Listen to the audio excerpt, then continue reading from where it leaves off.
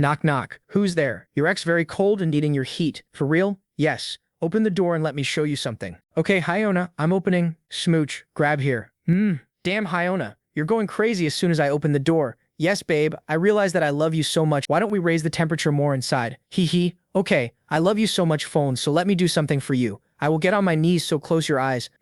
Okay. Whoosh, smash, blood and dead. With that, his ex and her new guy barge into his apartment to steal all his resources. Poor cliche at this point, I know, but after a betrayal like that, who doesn't want to see that bitch suffer as much as humanly possible? Because see, the world is freezing. Temperatures dropped drastically, to the point that planes froze into the sky and crashed. Earth had entered a new ice age. Food and heat became more valuable than any amount of money. This guy tried his best to survive, just to get deliciously betrayed in the end. But that's fine because he reincarnated, and in this life he will build the perfect survival base. So good that he will go to the sauna with the girls every day. While outside everyone else dies freezing to death. That is just right ahead. But right now he's excited for the arrival of the apocalypse, because when he woke up confused with strange red and green lights around his hand, for a second he thought it was some super strength, but he was more like super hungry. So he went to grab some soybeans, but the moment he threw them to eat, all of a sudden the thing turned into a full sprout, as if he had some sort of food creation power. He instantly understood the advantages he had in this apocalypse. So before anything began, he had to be ready. He instantly headed out of his home, walking and thinking about the fact that the power left him super tired, when suddenly warm lips call my bro, trying her best to weaponize her natural attributes. That damn Hyona again. But this time he ain't simping. For now though, he decides to be more low-key. First he needs to guarantee his survival, and then he will plan something diabolical for her. So when she tries to get all bubbly asking him to go shopping, he just ignores her, saying he has more to do. In this life he ain't simping. He went to the mall to buy food, and began writing an apocalypse survival guide. Of course in the need of money. Nothing beats getting loans from all the banks. While Hyona was fuming outside, how this trash poor loser who doesn't have a car dares to refuse her. But then a car approaches her, and who's inside? It's our G, who says hi. When she asks if it's his car, he says of course. His dad's business is killing it, so he bought it. Upon hearing this, her drama began, saying she's super sad that he ignored her invite to go shopping. He knows exactly what she's doing, so he starts to riz her, and she thinks that he's falling for her. We already are on third dimension chess plays here. Then Hyona asks him to Netflix and chill, but he replies that he has too much stuff to fix today. He bought a lot of things and even a present for her. She thanks him and says that she will be waiting for it, and with this smug face she thinks he's way too easy. But she doesn't know that our guy's plans had just begun. When the world end comes, she and that guy will suffer so much. He's already missing the apocalypse. The day of the apocalypse is only 2 weeks far. That day, immense heavy snow will cover the planet and the temperatures will drop close to -20 degrees Celsius. Over the course of the next month, all temperatures will experience a gradual drop, reaching the likes of -70 degrees, and the world will be fully covered in snow. Going outside will become physically impossible, and that's the reason food is so important. He's brought all the stuff back to his apartment, fully packing it with proper covering so that no one suspects him of hoarding supplies. For the most troublesome supplies, he's going to make sure to move them at night when no one's around. Speaking of the apocalypse, a secondary issue will come in the form of power supply. With its instability, fuel is going to be necessary. And it just so happens that Hanfeng has purchased a year's worth of fuel to make sure nothing goes wrong. To combat his next problem, he knows that the heating systems cannot function anymore, so he brought a construction crew to alter his house properly, adjusting it so that everything is reinforced and resistant against the apocalypse to come. Finally, he's made up a dedicated room for supplies and inventory, so that nobody suspects him and that he can access anything whenever he wants. By the time he wrapped up all of his preparations, July 14th was already upon him. Now there was only 1 day left, before the temperature annihilated itself to an uncontrollable degree. With all of his preparations finished, the final item on his checklist is to study his superpower. In order to get out of this winter apocalypse without freezing to death, even Hanfeng knows that relying on his supplies won't be convenient enough for him to survive. And it's here when his plant-based powers will come into play as a beacon of hope. In front of him are the same soybeans that he actually managed to grow using his own powers, and now it's time for the taste test. The issue is he's yet to figure out the main trigger for his ability. But anyway, Hanfeng decides to take a spoonful, and despite his fears, hopes that this food is edible at the least. After finishing up half the plate, it's safe to conclude that these beans aren't producing any terrible effects. This means that he can safely produce and eat food using this power. But the tricky part is figuring out how or what makes his hand glow like that. Based on his experimentation, he's only tried his ability on soybeans, so he inspects his fridge hoping to find some other veggies to try it on. Noon is quickly followed by the evening. A drowsy and weak Hanfeng opens his eyes, questioning if he ended up passing out just now. He's holding broccoli in his hand, and the kitchen is splattered with vegetables. He can't even think properly because of the exhausting effects of his own power. That's the only drawback so far. Eating the same soybeans from earlier, he comments on how this way he successfully managed to learn something new about his ability. Let's talk about what went down right before he went unconscious. He ordered a bunch of stuff down to test his power and used it on a different set of plants. Here's the strange part. Some of the plants were completely non-reactive, but But as for others, seeds, for example, grew into proper plants just like what he experimented with the soybeans. There's also a third category, some of them detonated right in his hand, which remains to be a mystery as to why Han Feng also discovered the charged substances that shared the appearance of coal upon their detonation. But it's a good thing, because these same substances can be stored and later reused to provide warmth. With this, he successfully found a way to keep himself warm in the harsh apocalypse to come. Excited, he concentrated on honing his powers and experimenting on a few more. While he was failing at first, when Han Feng tries focusing his power, the magical effects are prominent, giving him what he wants. The guy was deprived of energy and went down on the floor. Back to the present, he appears to be really confused about the logic of his own power. Some plants work, others don't. It's hard to find what works and what doesn't. Still, from this experience, he's realized the key part of the trigger. It's actually imbued into his consciousness. So he tries meditating on an ethereal experience where he is one with nature, an experience that connects his mind and body all the same. The fruits of his imagination end up becoming successful because right after opening his eyes, Han Feng is satisfied to discover his glowing green hand. This confirms his suspicion that his ability is linked to his consciousness. To test it out even more, he tries his ability on a bunch of meat for good measure. Poor guy finds himself disappointed when it doesn't work on meat, because that would mean he's got to live off of plants for the rest of his life.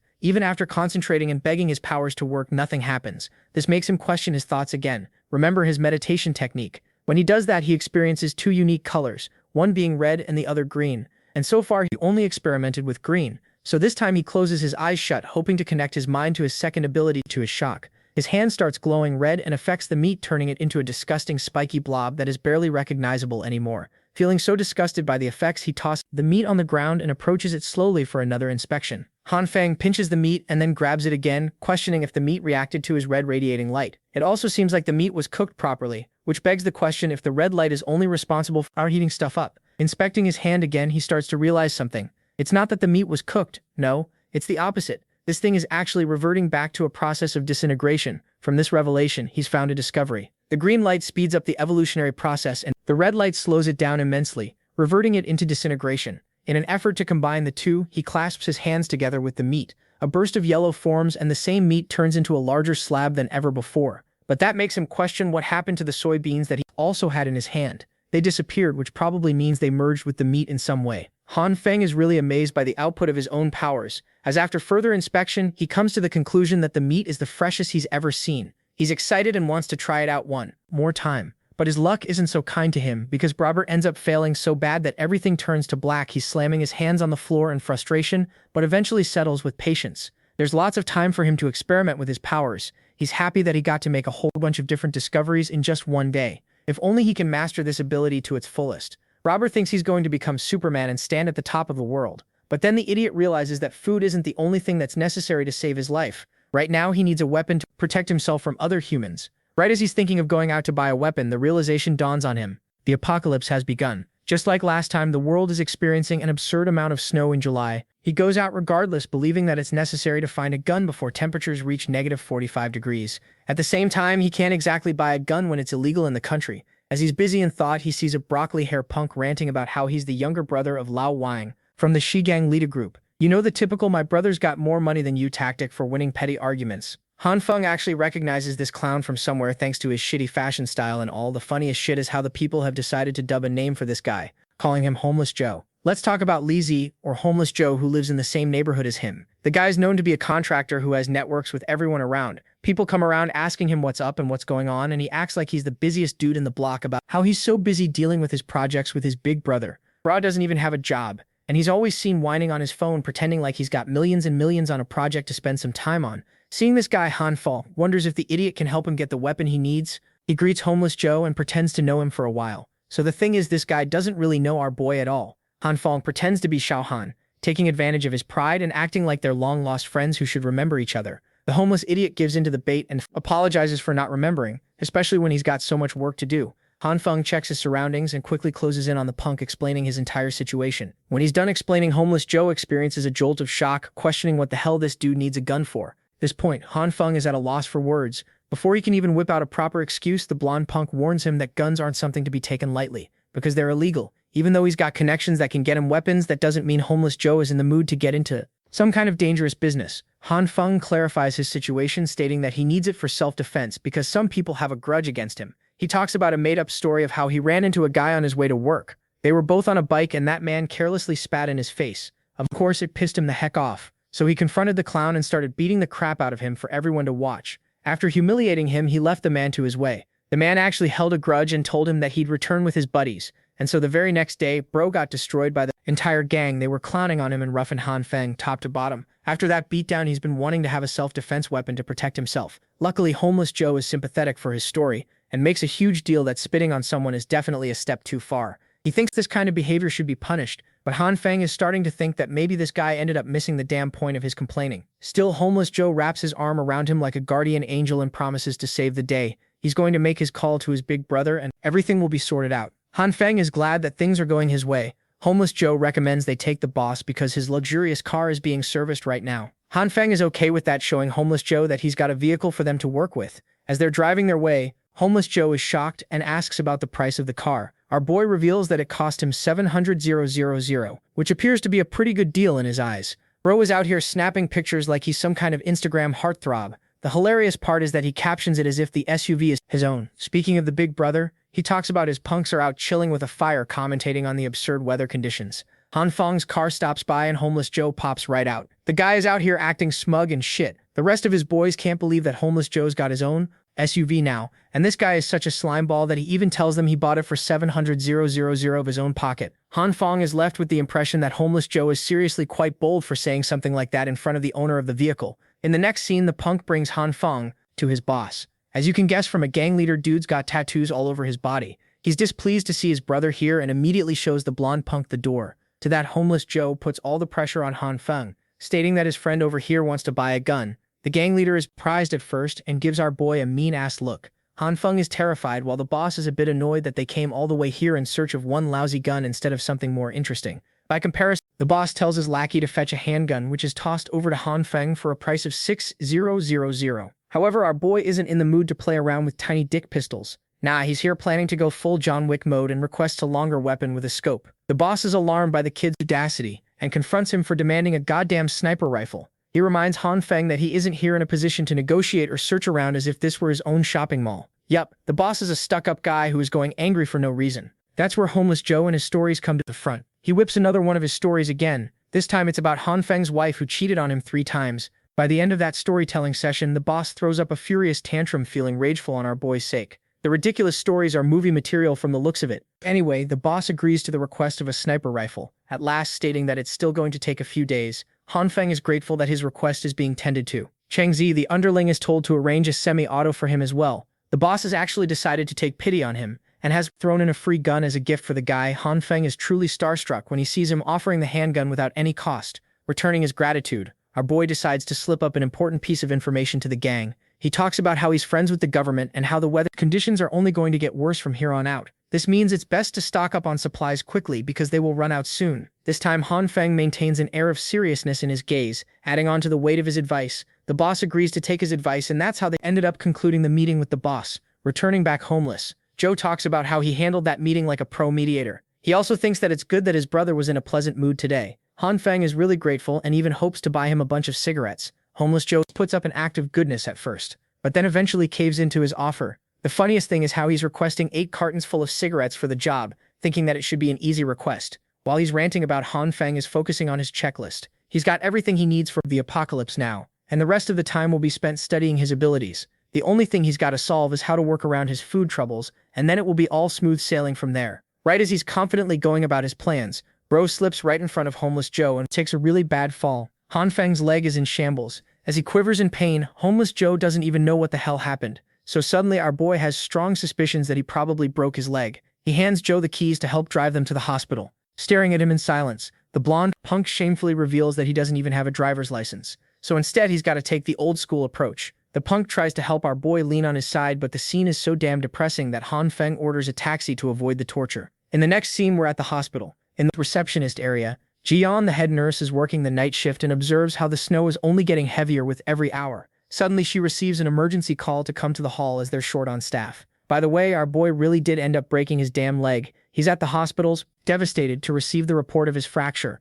An hour of observation is necessary before he can leave with his meds. He planned for everything just for a random factor to knock everything out the window. Brother Lee bids him farewell, stating that he's got a bunch of deals to take care of because of his super busy schedule and all. Well, that brings Han Feng back to square one. He's all on his own, and this time he's got a bad leg to take care of too. The hospital is swarmed with people. There's a sudden uprise in patients because of the insane weather conditions and alarming temperatures. It only shows how bad the situation is going to get outside in a few weeks. Han Feng is busy waiting for his medicines, but the queue is just way too long. He spots the pretty head nurse in the distance who is currently helping around by checking the patient's pulse. She's quite reliant in the hospital, so the doctors and other nurses are happy to make use of her. While she's doing her business, it knocks the wind out of our boy. Han Feng is swooned and fails to believe that someone can be a head nurse at such a young age. She's also extremely kind to every patient, not to mention her adorable looks from top to bottom. Yup, he's simping again, but this time for a different lady. While he's admiring her looks, an old man requests for her aid and she comes rushing to see him. He tells her that his back is suddenly hurting, but Jin Yan can't help but remind him that they're already short-staffed, so it's going to take a while to take his request. The real goal of this sleazy old man is to take advantage of the head nurse. He slips a camera just below her legs to take a photo while she's clueless and tending to the request. She promises to get back to him with an x-ray when they're less overwhelmed, but the old geezer doesn't stop there. He goes on full PDF file mode and grabs a hold of her body. The naive head nurse still doesn't suspect anything and assures him that a proper physician will be here soon enough to examine the patient properly. But here's the issue. The old geezer doubles down and cops a feel of the hospital's finest bakery. Before he can pull more shit, our boy throws his damn crutch in his face, making him fall to the ground. The head nurse is alarmed and questions if the old man is okay, while Han Feng apologizes for not knowing how to use a crutch. Yes, because when you don't know about something, you throw it right at someone with full speed. Han Feng acts like he's checking on the old man's phone right as the old geezer shouts at him to stop. Our boy spots the picture in his gallery and gets pissed. He can't believe that this bastard not only snapped a photo of the nurse, but also had the gall to touch her like that. He confronts him at once, threatening to call the security on him to have the old geezer escorted to a cell. After all, it would make for one less annoying patient in the hospital, especially one who is there to take advantage of others. Also, Han Feng is in no mood to return the phone, promising to release the report on social media if he catches the creep pulling stuff like this ever again. Unable to do anything, the old man runs away in frustration. Yes, the same guy who was having back problems 1 second ago can suddenly sprint faster than light, right out of the hospital. Even the head nurse is at a loss for words with how fast he ran. Meanwhile, Han Feng is left with the impression that some people are truly at the height of naivete in their world. He shows her the photo and points out how the guy had ill intentions from the beginning. Han Feng is okay with her handling this situation and even hands her the phone to report to the police. Jin Yun is really happy and retrieves the device, but she's also got an alarming question. Wasn't Han Feng's ankle injured? And that reminds him he's just fractured his damn leg and acted purely out of adrenaline. So this realization is when the pain really sinks in, as he shouts in pain. A while later, she quickly has him bandaged up properly. Han Feng luckily doesn't feel much pain anymore. The head nurse is really grateful to him and promises not to let any other people take advantage of her. But while she's saying that our boy's foot is being driven up right into her two personalities, Han Feng is under the impression that this girl isn't going to learn anytime soon. Jin Yun has called again for her duties, so she clumsily runs away, reminding our boy to return after a week for a proper checkup. Han Feng internalizes that, unfortunately, he will never be able to see her again because of what will happen in 1 week's time. He leaves with that depressing thought in his mind. The following day, the weather conditions take a turn for the worse. News reports of heavy drops in temperatures are being sprung all over the world. Even Dubai and Egypt are receiving heavy snowfalls, which is unheard of. The experts ranging from 46 countries have come to rush an immediate meeting to discuss what's truly going on. According to these experts, the severe cold is only temporary and will break after a few days. Still, the people are warned to stay inside and follow proper procedure to stay comfortable. By the way, Han Feng appears undisturbed in his modified room. He's got a heater with endless warmth and he's got nothing to fear. Honestly, the news keeps talking about how the disaster will pass, but he knows that it will never happen. It's just a lie to control the reactions of the public. It's pure bullshit, and it makes him feel like a clown believing in them the first time around. But this time, things are different. He's ready, really ready. He's fully loaded out with stocks and his heating system is up and running.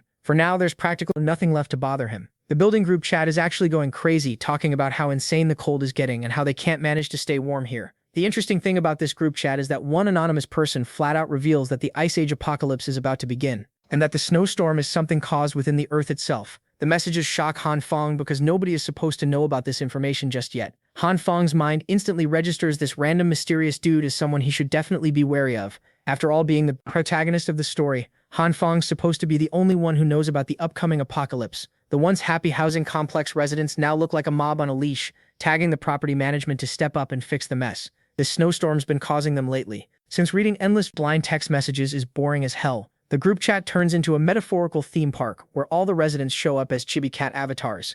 The angry residents are not thrilled with how things are going. If the snow keeps piling up in front of the exit, they won't even be able to go grocery shopping. They paid a fat chunk of money just to get lousy service. If anything, they want to have a talk with the property agent if management can't make their money worth it. On the other side, the property management team is in a state of panic too, apologizing non-stop for the inconvenience. But a few half-hearted apologies won't ease the frustration weighing on the residents because of the poor management. Honestly, they want refunds. This shit ain't not worth it. Amid all this chaos is our guy Hang Feng, who's clearly annoyed watching these residents drain their energy arguing over nonsense. It's not like the complex owner has some magic powers to undo the snowstorm, but not everyone in the complex has given up hope.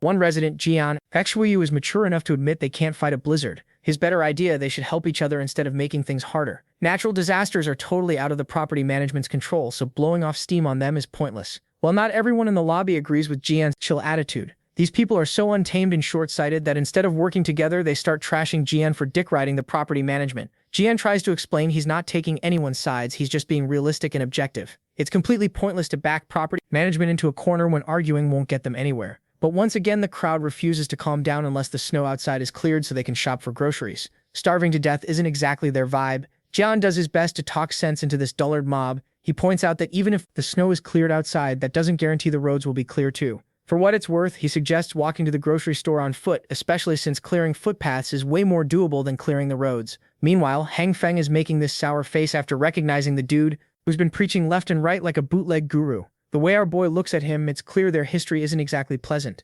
Suddenly, a BS repellents guy with an annoyed face jumps into the chat. No formalities, he just lays it out. If anyone wants to eat, they need to head outside and start clearing the roads. Otherwise, all the gossip won't melt the snow. Then he logs off. Another guy steps up, ready to head down and help clean the mess outside. This blunt-tongued thug seems to be another figure. Hang Feng is familiar with. Slowly but surely, the residents start joining the crew to clear roads. Even the delicate cuties are willing to get their hands dirty for this noble cause. Then there's the unforgettable Hyuna, who's also volunteering to help. Hang Feng isn't sure how a pussy like her even agreed to join. Turns out her volunteering is just a ploy to attract all the gooners who don't want a beauty like her to drain herself. When men are around, as expected, she milked the moment and dumped her responsibilities on others. What else do you expect from an opportunistic bitch like her? As Hang Feng logs out of the chat, the frustration on his face is obvious. This woman never disappoints when it comes to ruining his mood. Right now, she's actually texting him. Why, you ask? Well, because she knows this desperate gooner would do anything she asks, so she wants him to bring her food supplies. She even throws in a bonus pic of her bare legs, thick thighs, barely any clothes,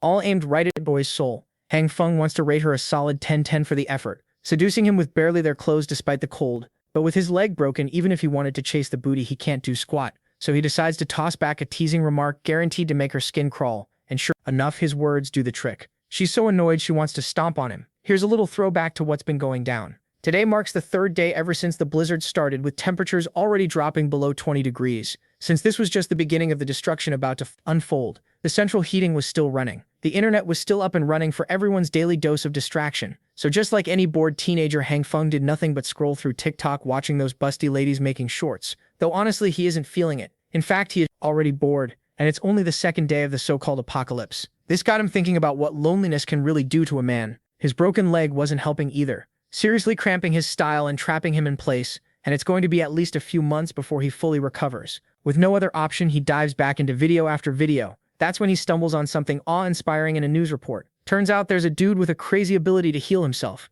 According to the doctors, this guy fell off the 15th floor, wrecking his internal organs and mangling his bones completely. But not long after, the guy started regenerating, like actually healing himself. Thinking about supernatural powers got Hang Feng remembering he had some tricks up his own sleeve. So he activated the familiar green light glowing over his hand and tried to heal his broken bone. But the green energy fizzled out without doing a damn thing. He tried again, but nope, only failure awaited him. After admitting defeat, he slumped back on the couch, disappointed that his hopes had been raised for just a moment. After hours of endless scrolling, he finally started drifting into the dream realm. In his dream, he was rocking some primitive garb, riding a massive goat. Not just one goat, a whole freaking flock of goats following him with goat heads flapping as they soared. In this zoomed-out shot, you can see this massive horde following him closely behind. Suddenly, the fun ride screeches to a halt when the goat slammed on the brakes, tossing him off its back. He hurt his leg in the fall, and one of the goats starts licking it. He finds this weird act of goat compassion pretty gross and pushes the creature away, which annoys the goat. Then the goat whips out its absurdly long tongue, wrapped it around Hang Feng's leg and jerks it right into the sky. The part of his leg the tongue is wrapped around starts to heal instantly. Right at that moment, Hang Feng woke up in a cold sweat, totally shocked. For real, that bizarre dream messed him up so bad he is literally sweating down to his balls. Suddenly, he notices his leg is glowing with green energy, showing signs of self-repair. Not long after, he carefully unwraps his bandages and gingerly plants his foot on the floor. Surprisingly, it didn't hurt at all. Looks like that green light did help him recover. but only after he fell asleep. To test this wild theory, he grabs a sharp knife in a morbid attempt to hurt himself, hoping to trigger the healing all over again. His hand trembles as he reluctantly slices a small cut on his index finger. While he is testing his newfound ability, let's cut back outside. There, the angry mob of residents is finally putting their energy to good use. Thanks to their combined efforts, they cleared the path in front of the main gate. All credit goes to Zhang for his unity pep talk that got everyone moving. Zhang then gives extra props to an old man who had worked the hardest of all. The old man in turn praises the twins who'd been grinding just as hard. Then there is everyone's favorite busted nurse, Jin Jian, struggling to walk on the slippery snowbed. The twins spot the damsel in distress and lend a hand to help her up. After that, the twins decide to get back to work in order to clear the path further, telling her to call if she needs more help. Jian notices the snowfall is getting heavier, so he urges everyone to make their grocery run, a quick dash in order to get back as soon as possible. Speaking of supplies, the old man suddenly remembers something, but he didn't think it's worth bringing up until Zhang insisted. The old man reveals a rumor from a few days ago. Apparently, a resident had been spotted bringing supplies on a small truck, acting like he was just moving in. While Zhang doesn't think much of it, it's pretty normal for someone new to haul their stuff when moving into an apartment. But then the old man adds an interesting detail. He had noticed the guy had gas tanks and a fireplace with him. That certainly doesn't sound like normal moving in stuff. It seemed like this person was prepping hardcore to survive the winter. Before they can mull us over any further, the twins return with a progress report. Suddenly, a guy appears out of nowhere, clearly eavesdropping on the old man's story and eager to learn more about this person who was prepping to survive the winter in advance. But this curious guy quickly gets smacked with a snowball from Li Shan, who wants him to stop slacking and get back to work. Zhang then steps in to stop the arguing and tells everyone to move out since the main path is clear. Nurse Jin is also hyped to go shopping. Meanwhile, the old man asks Zhang for his opinion, wondering if this new resident already knew about the blizzard coming. Zhang thinks for a second, then dodges the question carefully. He claims that the blizzard will blow over soon, so no need to worry. Worst case, if the storm doesn't stop, they're lucky to have a neighbor stocked supplies to help everyone survive it. So it's actually a good thing. As their journey to the store continues, the snowstorm intensifies, pushing everyone to move faster. Meanwhile, our lazy boy Han Feng is still knocked out in his cozy apartment. But his nap gets interrupted by a knock at the door. There is this familiar voice calling him out. When he opens it, the visitor turns out to be homeless, Zhao holding the fine stuff our guy had requested. This was the promised gift from boss Lu. Brother Li had agreed to bring it because he had stocked up on supplies beforehand and could now afford not to run around the city like crazy looking for supplies like most of the other poor citizens. But even so, Han Feng was grateful to him for coming in this weather. Brother Li also had some very interesting information that various rumors had already started to spread about. Last night, some unknown person had cleaned out the shelves of a supermarket in the Eastern District, and when the boss Liu gang cleared their way out of the snow yesterday, they were met with nothing but emptiness in the supermarket. To Han Feng, something like this seemed unbelievable. To completely clean out a huge supermarket in one night. Who could be capable of such a thing? However, there was no doubt in Brother Li's words, and it had definitely happened. Han Feng was now beginning to realize that something even stranger than in his previous life was happening around him. It looked like he wasn't the only one who had gained superpowers. For a second, his thoughts were interrupted by Brother Li. He advised Han Feng to wear more warm clothes and be careful. After that, he said goodbye and left. Finally, our hero could be alone and think things over. He kept trying to think of a logical explanation for what had happened last night. The only explanation he could think of was the theory that it could have been done by someone with superpowers from novels and comic books, someone capable of hiding unlimited amounts of supplies in his personal subspace. The only question was, could people with such abilities exist in this world? And the answer to that question was quite simple. Since he himself had superpowers, someone else could too. This was a disturbing discovery. Now Han Feng couldn't waste a moment. He needed to examine his superpowers more thoroughly, so that when he encountered other superpower holders, he would have his own strategy to counter them. He simply had to know his strengths and weaknesses as well as the limit of his superpowers. To do so, he opened his diary and began to study the already known facts about his powers. At this point, he already knew that his power could react with different foods, both plant and animal.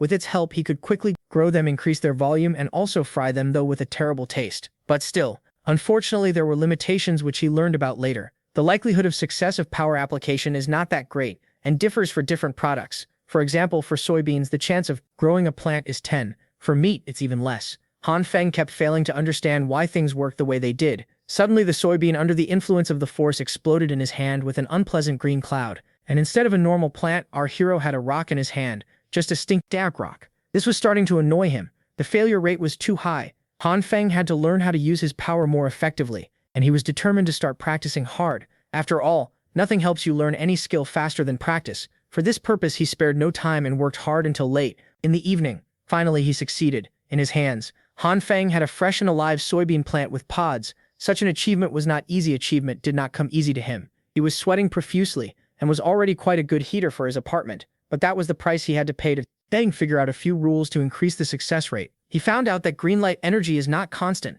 and for different products it is worth applying this green light for different lengths of time, depending on the nutritional value of the product. If you do not guess the duration of application, you will end up with a failure and get a burnt stinky stone. That is, you need to know exactly the ideal cooking interval for each product. This brings to mind Han Feng. Something familiar? One popular music and dance online game that came out a decade ago, where you had to press the right buttons and rhythm at the right interval. It was also conceivable that the value of energy could be compared to the directions up, down, right, and left, and the value of the energy input to the object had to be correct every second. And eventually a critical point had to be caught and the process had to be stopped. If you do it right, you will achieve success, and every will become a plant. After the success with plants, Han Feng began experimenting with meat, obviously. But meat was different from vegetables. If you did something wrong in the process, the meat would then turn into a disgusting black slurry. However, the principles in turning meat were still supposed to be similar. The first place to start was to determine how much energy the meat needed. Everything seemed to be working and going according to plan. But here's the problem. The chicken leg exploded just like the previous ones with a nasty black slurry. It looked like it would take him even longer to learn how to work with meat than with plant food. Time after time, Han Feng tried and failed. The chicken legs exploded one after another. There seemed to be no end to this series of failures. Finally, our hero's patience ran out. He even cried out in despair, cursing this damn ability with an increased level of difficulty. However, the hero was not one to give up, and while the snowfall outside the window only intensified and the temperature dropped even lower, Han Feng did not stop trying. Traces of it were all over the kitchen. And then came the moment of truth. The last chicken leg, up and down, left and right, red and green energy. It felt like an overly complicated mini-scale game to him. It was repeated one after another, and as soon as he made a mistake, he had to start all over again. The tension was at an all-time high, and this time Han Feng succeeded. He managed to grow the chicken leg to a gigantic size. With a snort of disdain, our hero said that it was worth it. And collapsed, exhausted, but happy on the floor. He had finally found a way to synthesize meat. The weather outside was getting worse by the day. The news announced that today, July 17th, was the third consecutive day of snow disaster. In every corner of the country, the same thing is happening, and it seems that mankind is facing a disaster that happens only once in a few thousand years. In order to ensure the basic livelihood of citizens, the authorities are actively fighting the consequences and taking measures to help citizens. It was to such news that Han Feng woke up the next day. How many times had he heard it before? Empty warnings and promises about how the heavy snowfall had paralyzed transportation, electricity, and internet, but everything would be repaired soon, and all they needed to do was wait a little longer. Soon humanitarian supplies should arrive in the disaster areas. Finally, the news anchor advised everyone to stay indoors and not to go outside unnecessarily. For Han Feng, there was nothing surprising in all of this. He had heard all of this in his past life. Suddenly a notification came on his phone, followed instantly by several more. Han Feng immediately saw that it was a group of residents of his house who had started making noise again, and he simply couldn't help but join in the discussion.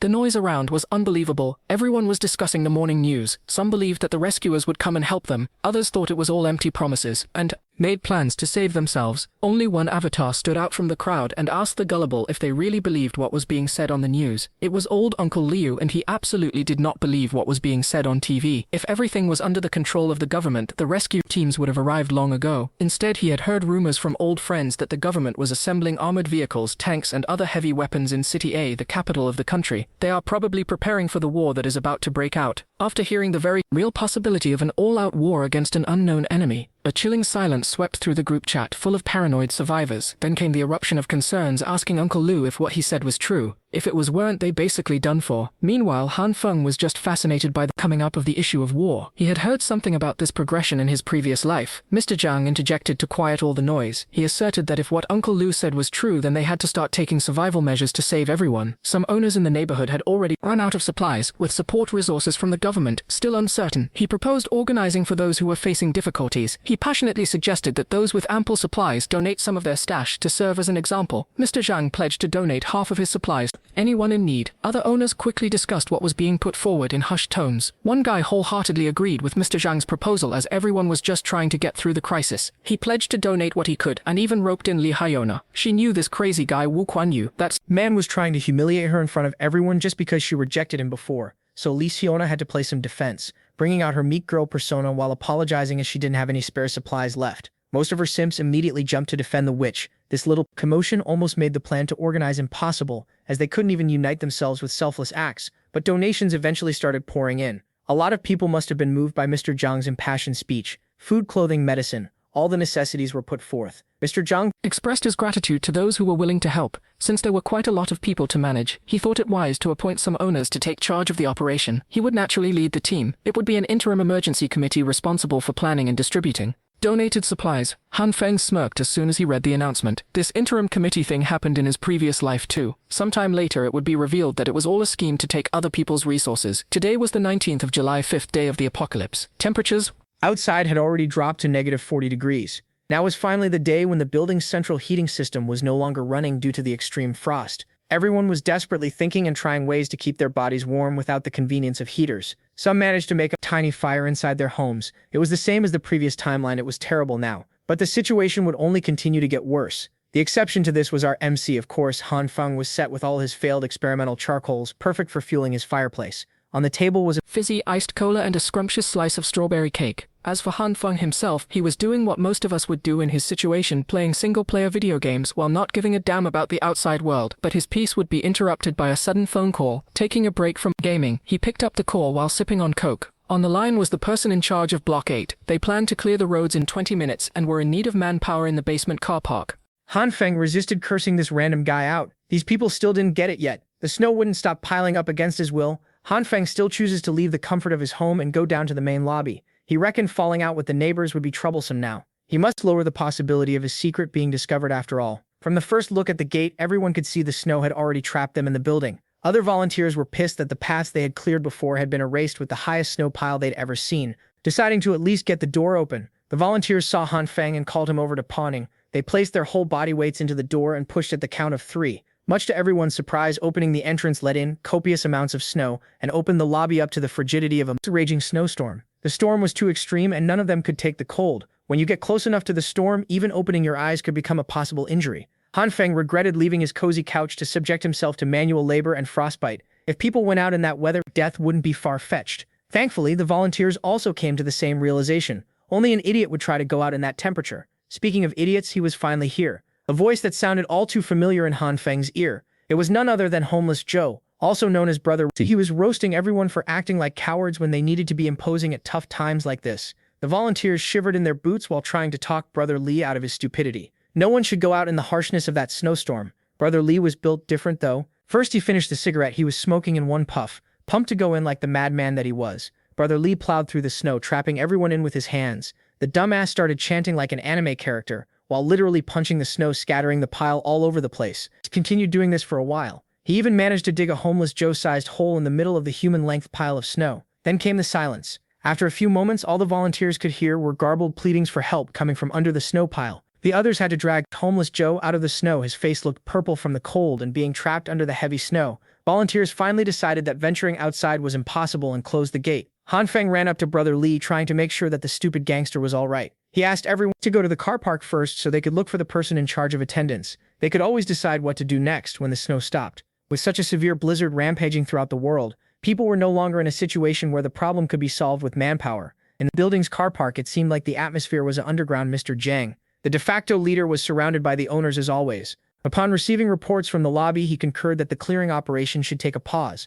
Also, from now on, the basement car park will be the designated donation and collection point. Han Feng stayed low-key in the background. This was the first time he had met that guy with the surname Zhang from the group chat. This meant that this was the guy who had spearheaded the establishment of that eventual scam committee. With his kind and well-spoken demeanor, Mr. Zhang would manipulate everyone with politeness and the illusion of support and unity. Mr. Zhang commented about the overwhelming downpour of donations from so many owners. These generous donations would help those who were struggling, and for that he was grateful. The general vibe in the car park was quite positive. People were feeling good about their selfless acts. It gave them a false sense of unity as they worked on the same goal of survival. Han Feng knew something they didn't, though. They just had to wait and see. As the disaster continued to go on for an eternity, they would soon regret giving up their resources. Brother Lee, still shivering from the stunt he tried to pull earlier, decided to head up first and say goodbye to Han Feng. Looking around the car park, Han Feng noticed someone eye-catching. It was that airhead nurse that he had met in the hospital when he broke his leg. She was wearing some type of cute winter onesie, while clumsily carrying a stack of boxes. She was clearly struggling to navigate her way through the crowd of people standing around the committee.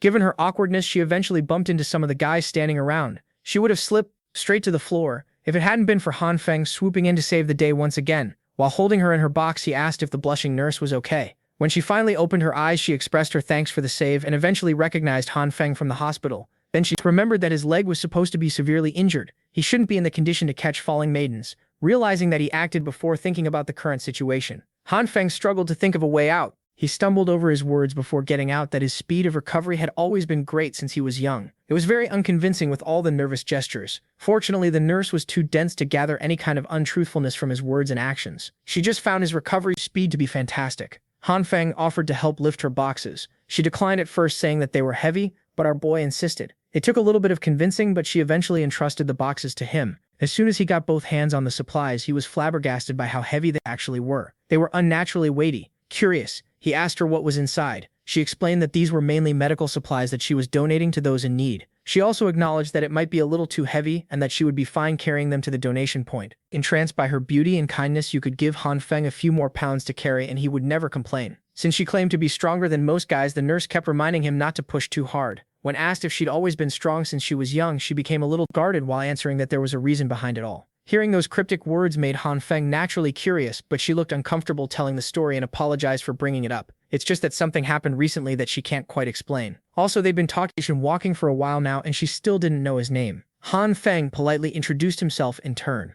The angelic nurse also dropped her name, Jin Shuo. Based on her big smile, it seemed like she really appreciated this unexpected meeting. He was speechless whenever he saw that smile he would have been in. But Nurse Jin asked what he does and he truthfully answered that he was unemployed. Talk about fumbling a baddie so close to the finish line, my boy. But thanks to Manhwa logic, an impatient man just happened to pass by, knocking Nurse Jin off balance. Struggling to maintain her balance, she eventually fell on Han Feng. He was the only one she could grab to stabilize. This also led to her soft breasts pressing into Han Feng's arm all of a sudden. Having zero riz, Han Feng just stood there and savored the moment. Nurse Jin immediately pulled away and apologized while Han Feng tried to say, or that it was no problem. This would have been a perfect first meeting if it hadn't been for Li Hyona rearing her ugly head to approach Han Feng like a sleepless zombie. You could see the effects of hunger and cold taking a toll on her. Like the parasite that she is, the witch immediately pounced on Han Feng, deliberately rubbing her chest against his arm, grabbing him slowly. She asked who the pink-haired lady was and if she was a friend. Nurse Jin immediately felt awkward and grabbed the box supplies away from Han Feng's hands. She just wanted to get her donations logged and not interrupt two friends chatting. Han Feng asked why Hyona was down here while he regrettably watched Nurse Jin scurry her way to the donation point. The witch explained that she came to get some supplies, noting that she was worried about Han Feng given his inactivity. He scratched his head and told her that he was just about to send a message. She called him a liar, seeing as he was happily chatting away with another lady just now. Then came the inquiries about whether he had any spare food supplies at home. She claimed that she was almost out of food and was wondering if she could share some of Han Feng's. He didn't get pissed off or anything like that. On the contrary, he smirked, continuing his simp act. Han Feng claimed that he didn't have much food left either but could spare some to share, but he'd only share food with people who reply to messages. Acting forward, he grabbed the witch by the waist and he asked if she would be willing to accompany him to his place for a few days. Not used to the more confident version of her supposed simp, the witch lost her composure for a second. She pushed him away and smiled. Li now insisted that if Han Feng wanted to chat, they could just do so online. Taking that as a flat-out rejection, Han Feng turned back to head up to his place. Being in a very desperate situation, the witch grabbed him before he could get far, telling him to wait up. She asserted that he had changed quite a bit recently. Hinana also claimed that she had always been very serious about her feelings with the most convincing puppy eyes imaginable. Hyona professed that she didn't want people to think that she was just with Han Feng for his money, so she's going to need a little more time for something more serious. Han Feng looked at her act with a blush on his face. Thankfully, he checked himself immediately. If he hadn't already died once by her hands, he would have believed those words. But right now, he just wanted to tear her ugly mask off. The thing is, he still hadn't found out who the man behind the witch was. Thinking about it now, why would he even go look for the guy when he could just act and proceed like he did in his previous life? Until Hyona naturally brought the man over. This time he'll be more prepared. Sure, they have a steel bat, but Han Feng has a sniper rifle. Realizing this, he decided not to rock the boat too much and joked that he was just teasing her. Now the witch was feeling a little ashamed of putting on another acting masterclass for a joke. Still, Han Feng asserted that he would wait for her message so he could deliver some food supplies the next day. With this, they finally bade each other goodbye. She even told him to hit her up if there was anything he wanted to talk about. As the witch exited the car park, an evil smile crept up at the corners of her vile mouth. Unbeknownst to her, Han Feng wasn't the one being played this time around. He really liked tormenting her on the low-key. 2 days passed without Han Feng contacting the witch. This turned into Li Hyona blowing up his phone with angry text messages about the delivery of the promised supplies. Han Feng was just letting all the salty messages pile in while he ate a piping hot steak meal paired with some fizzy drink. How good would it be to eat some good food while tormenting a witch who killed you in the previous life? Finally figuring out the method to make some blissfully delicious meat was a game changer. The cold weather outside was perfect for such nice and warm food inside. While everyone was miserable in the cold, this guy was actually sweating it out in his bathrobe. Absolute Chad, he hadn't been just lounging around these past few days either. He conducted numerous experiments that allowed him to confirm two important things. First, his meat could not be expanded limitlessly. Second, just like soybeans, meat could be reproduced without a limit. His experiments had already yielded pounds and pounds of it. For every full stalk of beans sprouted, he would use half to grow more beans and eat the other half. He could freely apply the same principle to meat. Under the red and green light, half a steak and a handful of soybeans could produce a whole piece of steak. Exploiting the same process over and over would yield an unlimited amount of steak. After conducting numerous tests to put this hypothesis to the test, he concluded that he wouldn't have to worry about eating good food in the future. Some TV stations were still sending out reporters to chronicle the unprecedented snowstorm on its 19th day. It was August 2nd now, and even the picturesque islands of the Maldives near the equator had reached average temperatures of -42 degrees. The entire island had been engulfed by ice and snow. Even the ocean was freezing at a speed observable to the naked eye. It was unreal. According to expert readings, the ice layer had reached 55 centimeters deep. Similar situations could be observed in other countries near the equator, the supposed warm territories. Watching through his massive entertainment center, Han Feng scoffed at the news coverage. In reality, the situation in the outside world was far worse than the media's portrayal. He was peacefully sipping on his daily red wine when a sudden noise from outside sent a shock to his system. Han Feng hurriedly made his way to the window and opened the curtains. He could see a building engulfed in fire from a distance. This was the 7th explosion incident in the past few days. Even Han Feng was clueless about the cause, but what was certain was that this was not a good sign. There had been a ramp-up in the number of military helicopters flying through the city too. If he was clueless, so were the rest of the survivors. The situation outside was causing panic among the residents. All of them were basically camping around the basement car park to trade for goods and food supplies. Human greed knows no limits, so there were many residents taking advantage of others, leading to several conflicts and altercations. At the center of all this was Mr. Jiang, who was still playing the role of the reliable leader, who provided necessary resources to the destitute for free. Today was a special day as Han Feng decided to go down to the basement car park with the other survivors. He'd only been out of his place for a few minutes and the cold was already getting to him. Every time he exited the comfort of his home, he regretted his decision. The real reason he came down was to gather some useful information. If it weren't for that, he wouldn't have shown his face to these people ever again. Before he was given the chance to reset, he remembered a rebellion sweeping through the neighborhood. If memory served him right, it should be related to the people in this basement. Right now, they were still standing by their promise to give away resources instead of outright scamming people. To find out what was really going on, Han Feng decided to do some detective work on this messy and chaotic gathering. Based on the long lines in the collection area,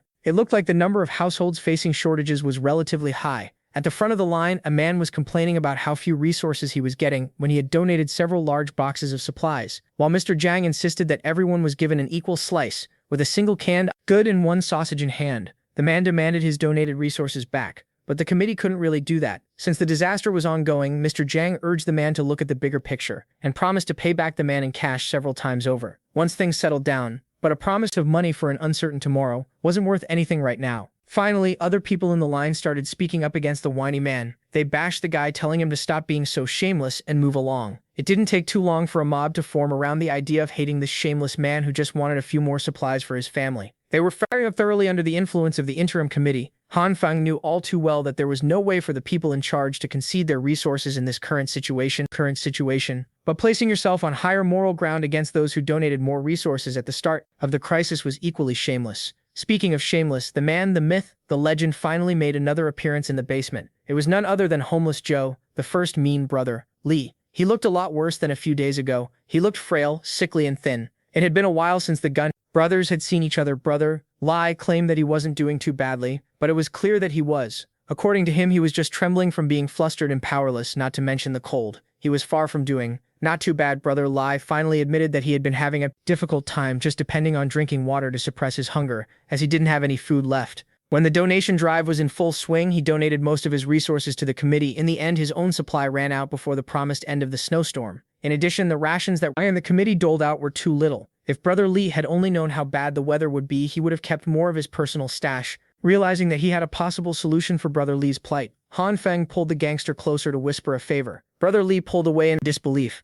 Little Han Feng just offered him 4 packs of instant noodles and 2 sausages to do a simple job. Han Feng made a point of asserting that this would put a significant dent in his supplies. The gangster took it as his little bro was looking for an excuse to give him food. He was moved to black tears, promising to remember his goodwill for the rest of time. Brother Li grabbed Han Feng with sincere intensity and assured him that this small matter would be settled without a fuss. As for the food, he could just swing by Han Feng's house later. But first, Brother Li really needed something to fill his stomach, so he lined up to get some rations. Han Feng was just pleased with the perfect deal he cooked up. With just a few packs of noodles and sausages, he wouldn't have to come down here personally to gather information in the future. He felt a little sorry for Brother Li, but sticking his nose That his core business wasn't as important as comfortably lazing on his sofa, eating delicious food, and playing games. Han Feng would have had a perfect journey in the basement car park if he hadn't been spotted by yet another familiar face. After hearing his name, the next thing he saw was a palm heading for his face. Li Hoyana's version of hello for today was a crisp slap across Han Feng's cheek. Not expecting to get assaulted so early in the day, he didn't know how to react to this absurd scenario. With anger in her eyes, Hyona told Han Feng that he had been a disappointment. The broke bitch proceeded to yell at him for not responding to her messages asking for food. She made sure to raise her voice so everyone in the car park could hear. Han Feng was stun-locked. He just stood there trying to process what was happening. The witch he had been messing with just slapped him across the face in front of everyone. He hadn't even settled her previous life debts yet. Now she's coming into his space and slapping him for no reason. This was blasphemous at this point. With his anger rising at an alarming rate, he reckoned that Li Hyona still saw him as that pathetic wimp, easy to bully. He remained silent for a few moments as she berated him for not responding. She called him deaf and mute and demanded an answer to her questions. Han Feng took a deep breath, the cold smoking up the air. Then he proceeded to put on another act, sincerely apologizing to Hyona. He explained that his supplies were stolen. He had placed the food he was about to deliver outside his door for a quick second to get his keys, but the boxes of supplies were gone by the time he returned. Han Feng claimed that he tried to look for the culprit but hadn't found any clues at all. At this point, she looked like a crackhead desperate for her next hit as she asked him if he still had some resources left. Tucked away, he answered that he didn't have much,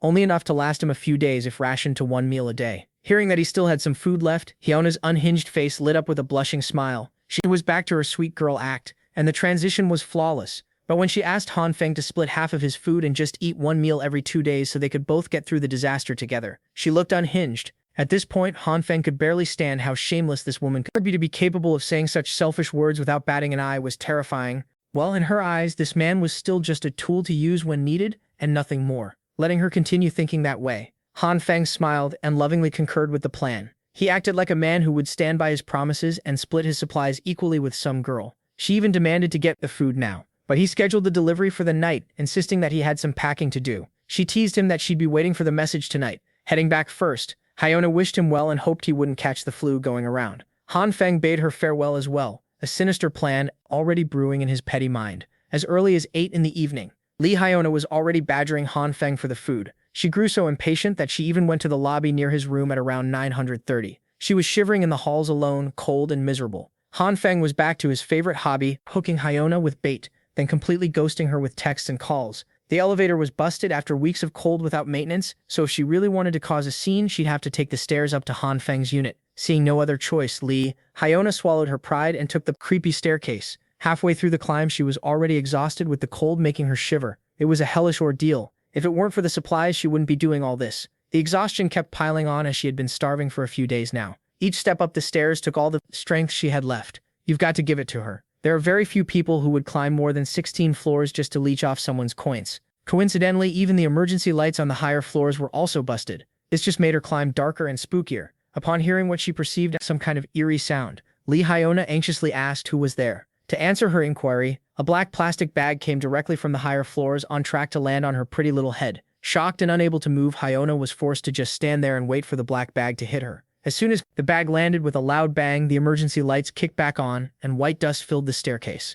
The always cheerful and smiling Li Hyona was blasted with flour all over her head, and in front of her was Han Feng. He claimed that he fell asleep and immediately came running down with the supplies when he saw her messages. When the light turned off, he accidentally dropped the bag of flour, leading to this situation, wiping off the flour and plastic from her hair and coat. Hyona felt disgusting as hints of her real nasty personality peeked through the mask. Han Feng was quite pleased with this sight. He had specially prepared this mean-spirited prank for her, and it wasn't done yet. He lifted another plastic bag, telling the witch that he packed up his remaining resources for her. Upon inspection, she noticed that most of the food and produce were already moldy. It looked more like trash than edible food. Playing the fool, Han Feng scratched the back of his head and claimed that he worked extra hard to keep these leftovers in stock. There was even rotting meat mixed in there. Then he expertly pivoted to acting offended, grabbing the plastic bag and telling her to give it back if she didn't like it. Afraid of starving for another day, the witch hurriedly grabbed the bag away, claiming that she wanted it. Han Feng looked at her carefully from head to toe. He scoffed at himself. In front of him was the so-called goddess he had been pursuing with all his might before.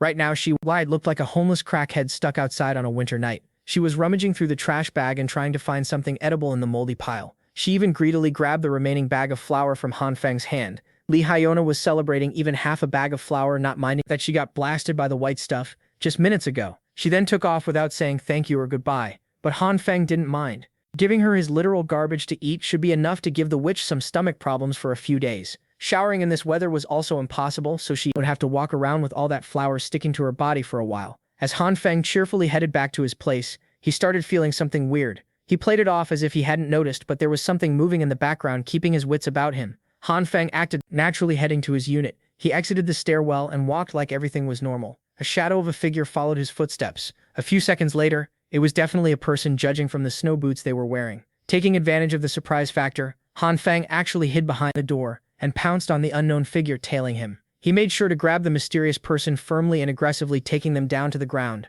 Just as he was about to punch the bastard, trying to spy on him, something made Han Feng pause his hostility. Dying down, the one tailing him turned out to be a girl with messy hair, sleepy eyes, and ultra-thick glasses.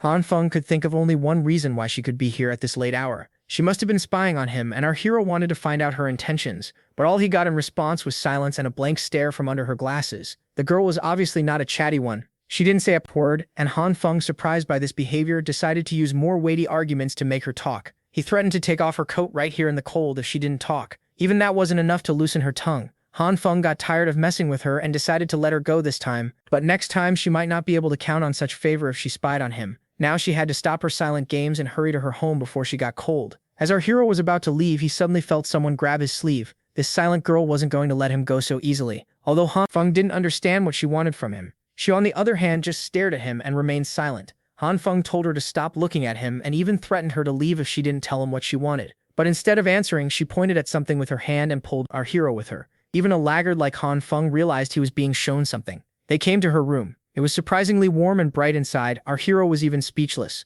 Looking around, he noticed piles of boxes of supplies. Of course, some of them were empty and the room was full of trash. But the fact that this girl had so many supplies weeks after the apocalypse began was incredible. Had she also prepared in advance? Han Feng directly asked her if she knew in advance that the ice apocalypse would begin. And surprisingly enough, she finally spoke. Although she said some strange things, it turned out that she had done the calculations herself and got the result that predicted a future ice age. She turned out to be the strange person who had been posting in the community chat about the coming of the ice age apocalypse before it happened. Han Feng, of course, didn't understand what she was talking about. It was hard for such a dumbass to realize that by doing research and calculations, one could sometimes know the future without even being a reborn regressor. But Han Feng knew that she probably didn't bring him here to talk about her research. And he was right. She had clearly shown him the real reason. The girl had a lot of screens in her room with CCTV footage on them, and on all of them was our hero. On the first footage, he was picking his nose while carrying a pile of boxes in an elevator. On the second, a delivery service was bringing a dozen gas cans into his room. On the third, Brother Lee brought him a gun case, and so on.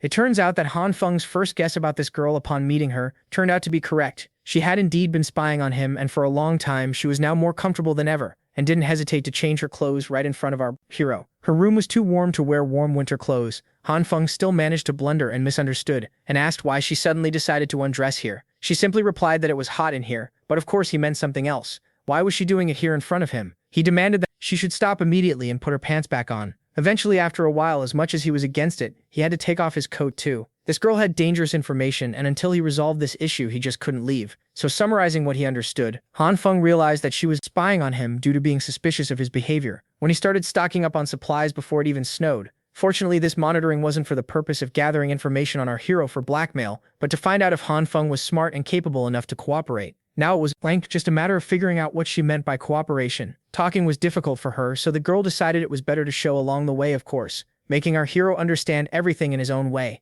Han Feng couldn't even imagine what she was going to do by making such movements, of course. Pulling out the generator from behind the bed instead of what you think she was going to do, she just wanted Han Feng to teach her how to use the generator. She was a master of all things computers and books, but the everyday skills necessary for survival were critically lacking. After a while, the generator was up and running steadily. We'll leave out the fact that running a generator in a room is a very bad idea. Let's assume that this generator was hydrogen-powered and was fairly quiet. Han Feng hoped that this would be the end of her requests, but that wasn't the case. Her blue eyes were asking for help again, this time with the hot water boiler. Our hero quickly set it up, and now she should have hot water around the clock, thanks to the generator's power. But still, Han Feng advised her to save water and remember to close the tap. Next, she asked for help with the refrigerator. It was an unimaginable mess, and our hero had to teach her that raw meat should be put in the freezer, not in the refrigerator. Otherwise, it will quickly spoil. Also, she had to keep everything clean, or he wasn't going to do all this for her. She had to do it herself. Han Feng couldn't understand how she had lived to this point without knowing such basic things. He even had to show her how to change and connect the gas cans to the stove. She had to remember the safety precautions and clearly repeat all his actions. It only got more complicated. From there, Han Feng had to teach her how to cook and roast food on the fire. Finally, when our hero was completely exhausted, a delicious dinner was ready, and he advised her to eat while the food was still hot. He himself couldn't understand how he got into this life. He had to spend all day babysitting an adult child. His new friend's ability to take care of herself was too low. Although she didn't seem to be embarrassed at all, the dinner was just too delicious. Han Feng realized that there was no understanding on this matter and awkwardly excused himself by saying that he was just joking. He was incredibly tired for the day and couldn't dream of anything else but his warm bed. Turns out he wasn't the only one tired during the day. When he turned his attention to the girl, she was already asleep, and the table with food as a bed suited her just fine. This was the first time Han Feng had ever seen someone fall asleep while eating, but still he decided to carry her to the bed. Who would have thought that he would spend the day teaching a child? During the night, the snowfall only intensified, and the temperature dropped even lower. Han Feng had just woken up, and he already had guests demanding his attention. It was the same girl again. She had brought gifts to thank him for his help. Even our hero was surprised by her generosity. She had brought so much. But after Han Feng took the boxes away, she continued to stand at the door and wasn't going to leave at all. That look, he already knew she wanted to ask for another favor. She had brought a generator with her and asked him to teach her one more time. She didn't seem to have memorized yesterday's lessons, so Han Feng had to start all over again. After a few days of talking to the girl, he realized that she was a complete idiot when it came to survival. She was also critically lacking in common sense and understanding of what was appropriate and what was not. But she didn't give up, and every day she dragged Han Feng to her room to be taught survival and everyday skills. After a while, she finally managed to cook something remotely edible and resembling a meal. Even such a cooking skill Han Feng considered an improvement. Previously, even dogs wouldn't want to eat such a thing. But in an ice apocalypse, even humans would line up for such food. After so long, Han Feng finally decided to find out the girl's name. She introduced herself as Zhao Xing, and it was still a mystery to Han Feng why she spoke so strangely and what was wrong with her. But he wasn't going to leave her to her fate. Meanwhile, downstairs in the basement, where supplies were being distributed to the needy residents,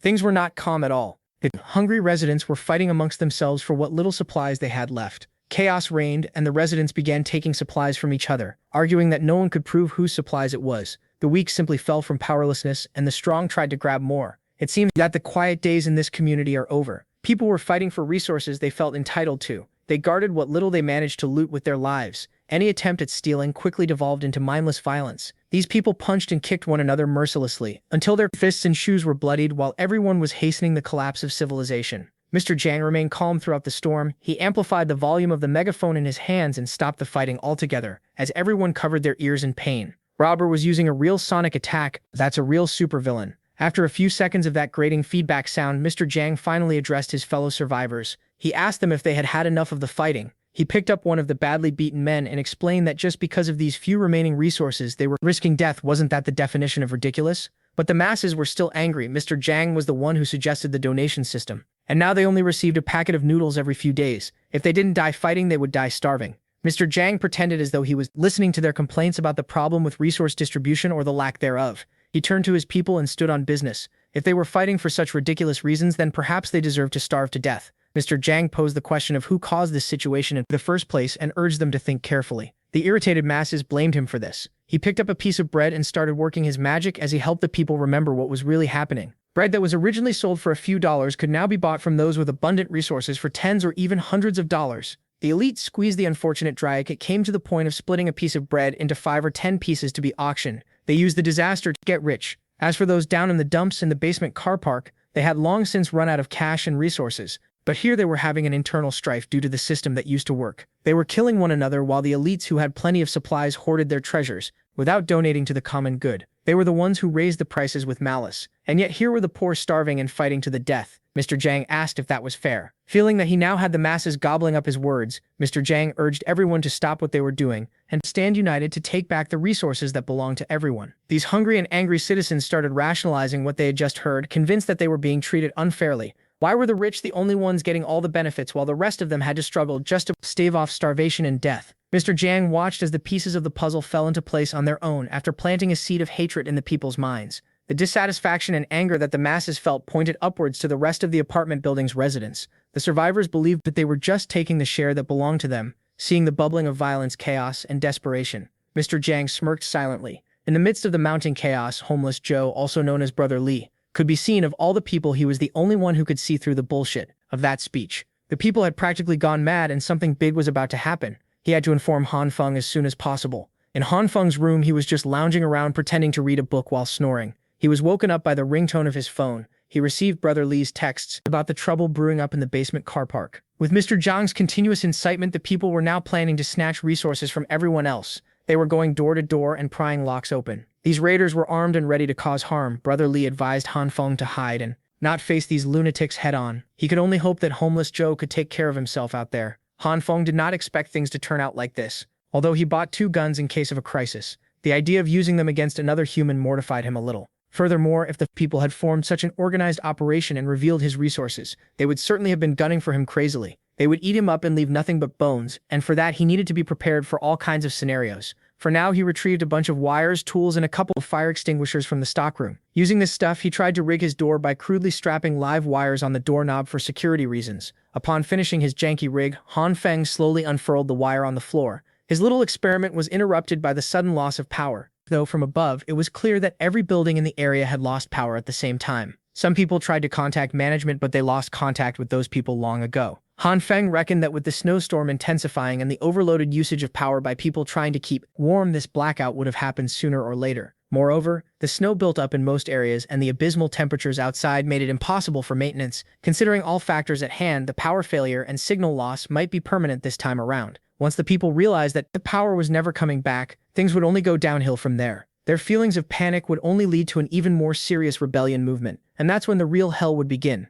30 minutes before the power went out, the witch Li Hyona was greedily shoving noodles down her gullet. Her current benefactor was bragging about how he bought resources at 50 times the market price some time ago, and those poor people could not resist, as they shut their mouths and sold for all the resources he had in stock. He only spent $500,000. He also started the practice of auctioning supplies, letting the poor fight just to get a crumb from him. Using this tactic, Blondie earned quite a lot. He ran his hand alongside Li Hyona's face and asked if she thought she had made the right decision to follow him. The witch smiled and cheerfully nodded. The rich prick was already thinking of doing anything he wanted with this pretty girl, as long as he had the resources to buy her obedience. Their moment was interrupted by the sound of hurried footsteps pouring into the hallway. It was the car park people, and they brought tools to break doors open in the middle of the night. Blondie overheard that he was being specifically targeted for spearheading the rise of prices in the group chat. The raider started banging and kicking his door, trying to force it open. Blondie might be rich, but could all that cash save him from what was coming? He stood there unsure of what to do as the people continuously tried to break in. Finally, the crazed cult of Mr. Jiang's hungry soldiers had gone full tilt.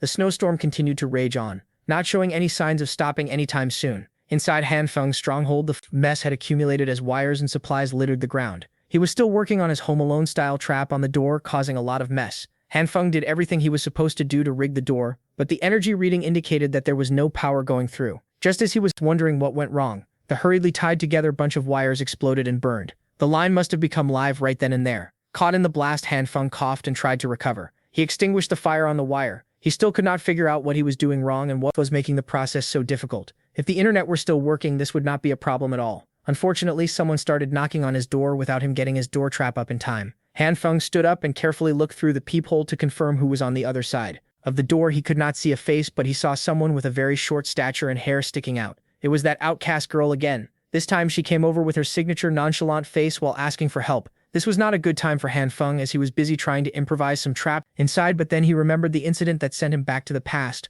when he was seduced by a witch and clobbered by a madman. He released his grasp from the door handle, fearing what might be lurking on the other side. Han Feng warned the girl that people were breaking down doors and robbing supplies instead of letting her in. He just told her to return home quickly, as he wouldn't open the door for her. Outcast girl stood in the gloomy, cold hallway. Silence filled the air. Then she started banging on the door even harder and louder. When Han Feng still refused to let her in, she chose to sit and shiver at the entryways. The cold was getting to her, and the voices of the raiders were starting to grow louder as they reached Han Feng's floor. They did not care how many residents lived on the 18th floor. They just came here to break every door open. 2 rough-looking men surveyed the 18th floor hallway and celebrated the fact that they were the first ones to arrive. They immediately divided up the rooms to ransack. Coincidentally, Han Feng's room was the nearest one. One of the raiders took a crowbar to start working on the door. They introduced themselves as people who deliver resources first to see if anyone was home. Inside, Han Feng had taken the girl and covered her mouth to prevent any noise. When the raiders did not hear any response from the inside, they proceeded to try and force their way into the room using a single crowbar.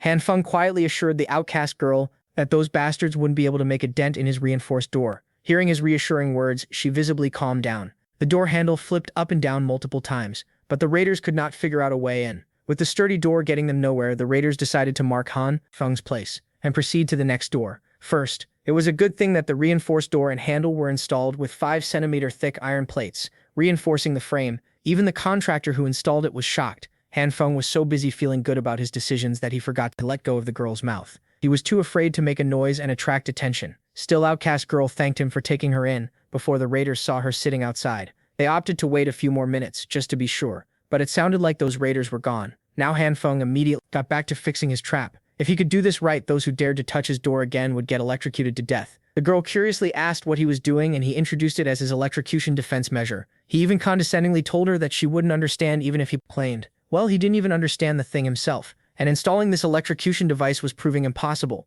Little did he know she was an expert when it came to anti-theft devices and voltage differences. These were very simple concepts for her, so outcast girl coached Han Feng from the side, instructing him to cut the power supply while wrapping the bare wire around the door handle carefully. From there, they connected the next wire from the circuit box to the handle, and for the finale turned on the power supply. When he measured the live current in the handle, the tester indicated a high level of electricity. When asked how she knew about this complicated stuff, she answered that the true eye of the evil king possessed the ability to see the truth of everything in the world. Since his trap was done with the help of outcast girl, he asked what she needed help with. She did not bother telling a story or anything like that. She just emptied out the contents of her backpack on the couch, ignoring Han Feng. Then the girl boldly declared that the true eye of the evil king would be staying in this place from now on. It took Han Feng a second to process what he had just heard. He was obviously very opposed to having this girl living in his private space and desperately urged her to go back to her house, quickly. Han Feng was so flustered by the idea that he tripped on the wires, coiled around the floor, his body launching forward. After wobbling for a few seconds, he fell on the solid ground, making a mess in the process.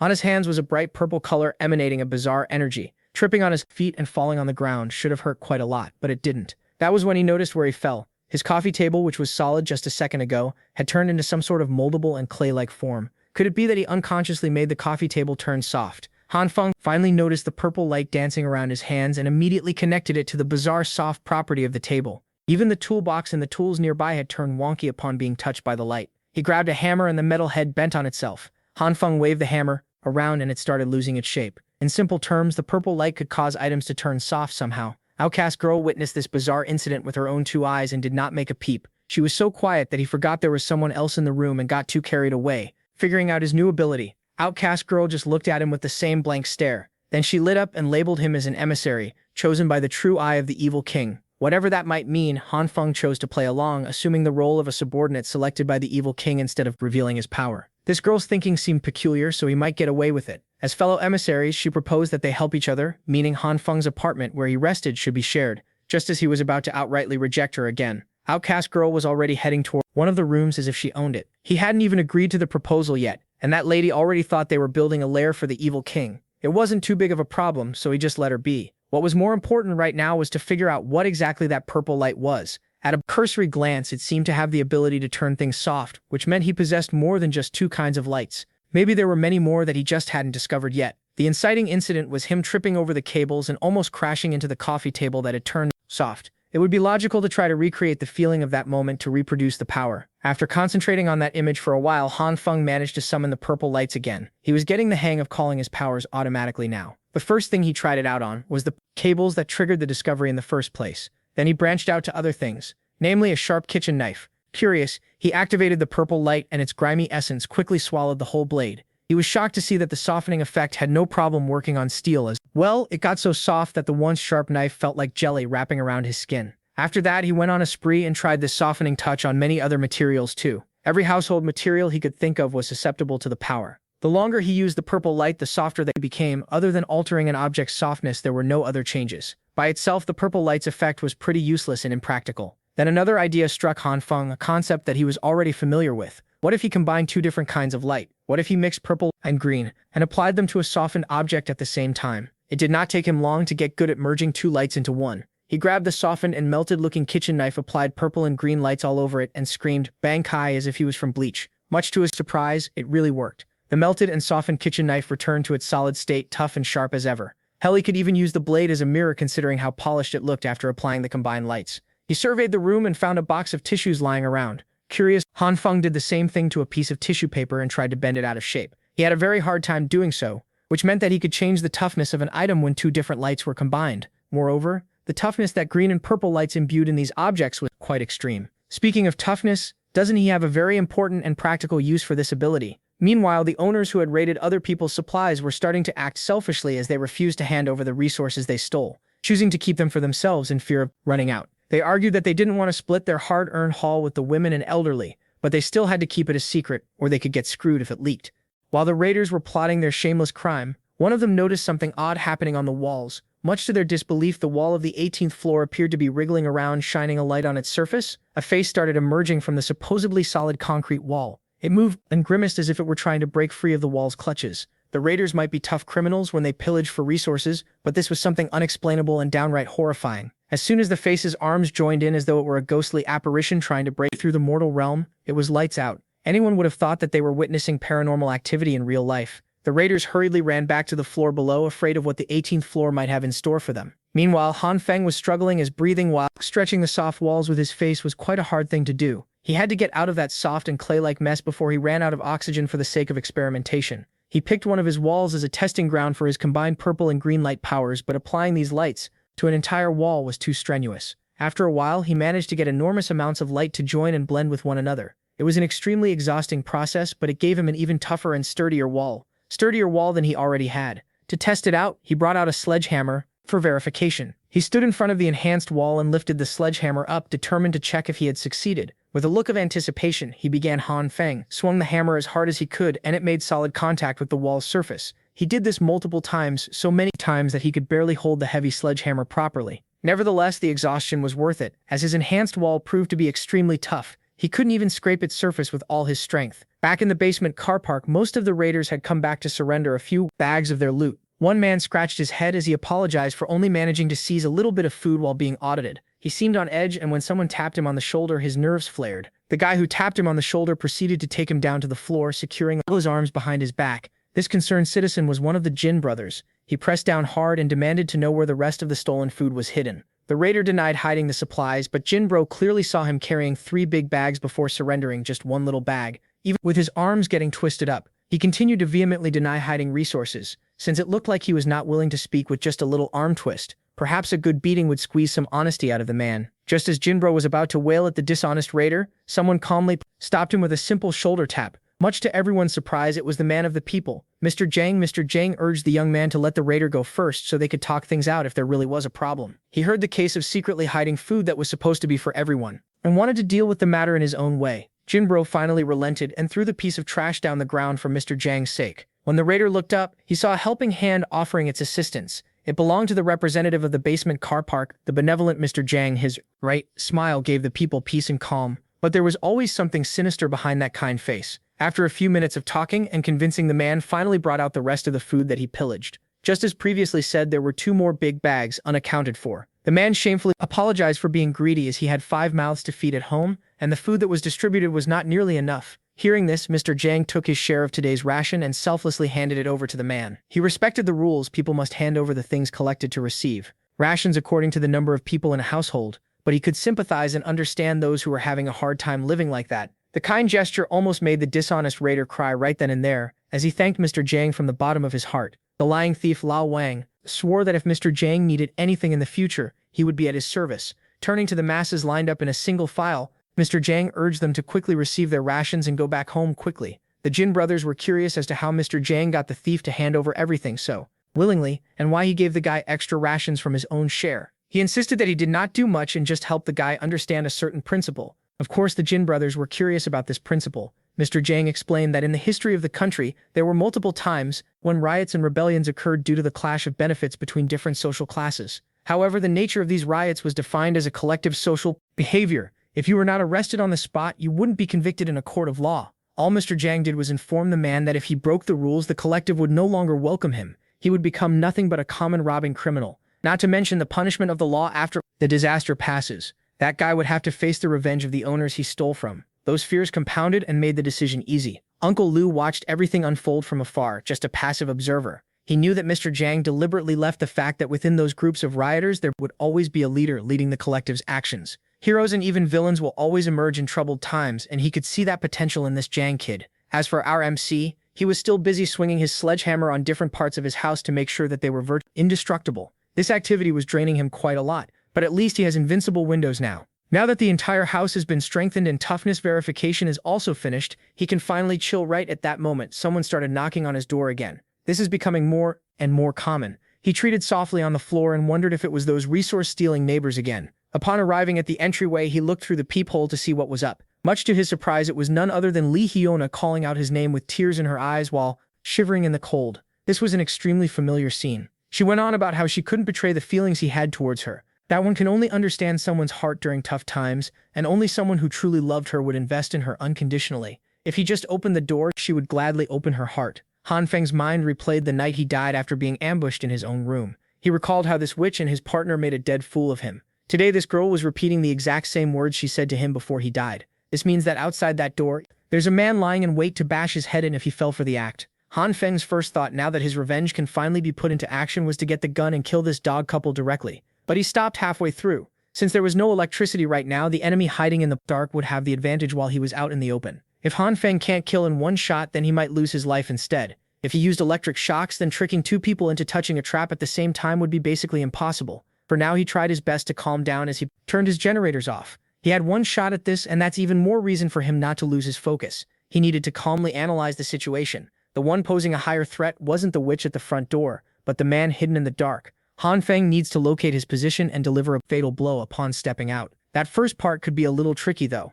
but he had prior knowledge of how this event happened in the past. As far as he could remember, that man should be hiding in the blind spot behind the door. He estimated the approximate position of his killer through the wall while clutching the sledgehammer tightly. Han Feng had an idea. Although he would need to spend some time to act it out, it could be his best shot. Touching the surface of the wall, purple lights coalesced in his hand as he hoped that this plan would work. Lee Hee-nor continued acting like a damsel in distress as she desperately called Han Feng's name to be saved. The man she brought to kill and rob Han Feng was already beginning to change his mind, but she insisted that this loser Han Feng had a ton of resources, truckloads of supplies delivered a day before the disaster. Anyone would jump on the chance to plunder enough resources to feed themselves for quite a few days, but they made the mistake of choosing the wrong superpowered target. The wall behind the killer morphed and moved like clay. A sledgehammer-shaped protrusion came out, seemingly trying to break through the soft wall. The killer was starting to hear some weird noises nearby, but Lee Hyuna was too focused on performing the scam. When the killer identified that the noise was coming from behind, he was too late to turn around. A freaking sledgehammer coated with a softened cement wall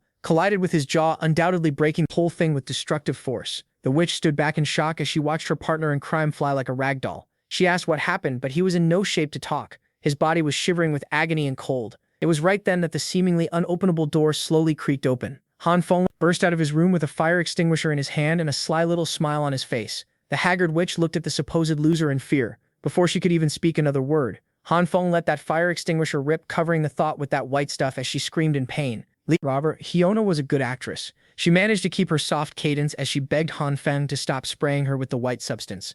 She even ingested some of it, which you weren't supposed to do. The witch coughed and coughed as her body began breaking down from the cold brought on by the extinguishing agent. When she opened her eyes, she saw the rich blonde prick she had brought as muscle to rob Han Feng, lying on the floor, convulsing uncontrollably and desperately asking for help. Unfortunately for him, Lee Hyuna wasn't in the best position to provide assistance either. Han Feng's hand emerged from the extinguishing agent fog as he reached for the witch. She reacted quickly, but he managed to grab her hair and scarf simultaneously. It must have been the adrenaline pumping through her system, but Lee Hyuna managed to break free, though she lost a handful of hair in the process. She was one slippery son of a gun. She managed to stand and run out of the way while screaming for help. Han Feng clicked his tongue as the witch escaped far too quickly. The same couldn't be said for the man he had clocked with a sledgehammer, though. He was still struggling to even stand. Fueled by anger and frustration, Han Feng kicked the rich prick in the stomach, just as he was about to stomp on the man who had killed him in his past life. The blonde prick pleaded for him to wait just a second. This fool started bringing up his dad's name and all that nonsense. He promised that if Han Feng touched him again, bad things would happen.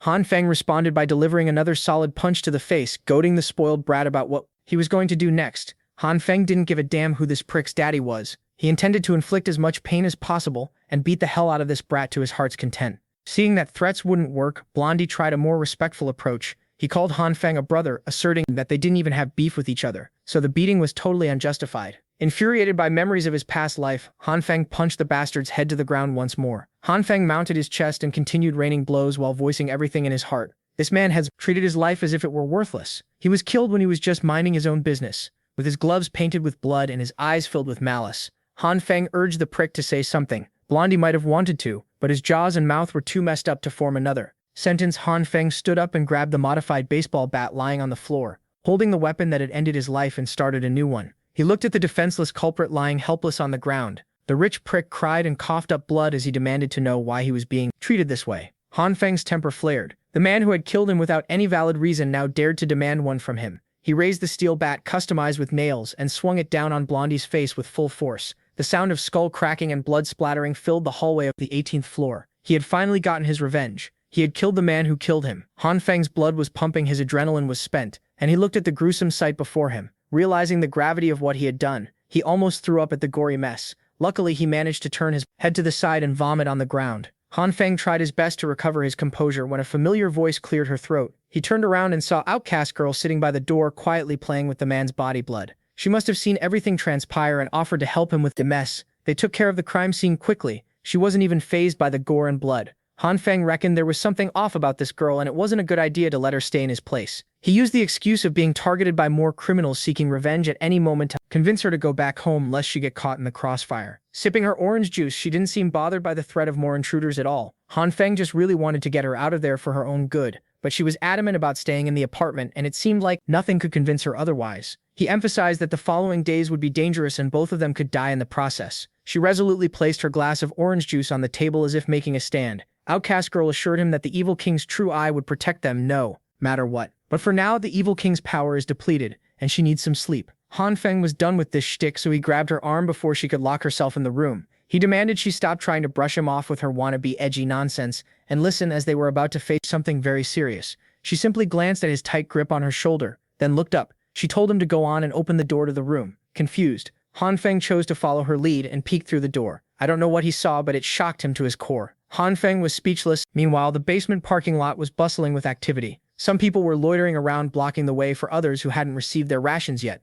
Nevertheless, the system worked once more. They were still short on supplies to accommodate everyone, but it seemed peaceful for the most part. Yahello, who had just escaped Han Feng's grasp, lined up with the plebeians to get her share. Now that she had nowhere else to go and no one to suck up to, she stated her name and apartment number and was given a piece of bread. The witch was still bitter about how everything had gone down the night before. Her wealthy sugar daddy hadn't returned after inexplicably collapsing. So suddenly the only logical explanation was that Han Feng had set a trap in advance. But that only made her more curious about what he had hidden behind that door. Before the commotion, she had seen a light flicker and felt a warm breeze coming from inside. That meant he had some kind of power source. Maybe he hadn't just stockpiled supplies. Maybe he had been prepared for the full snowstorm in advance. All she felt was bitterness. The sneaky bastard hadn't said a word to her about this impending disaster. He enjoyed the good stuff while she accepted his trash. She wanted to find a way to get a closer look inside Han Feng's place. While she was busy daydreaming and seething, she bumped into another man lined up for rations. The man recognized her, and a mysterious bright light flared right in Yahello's direction.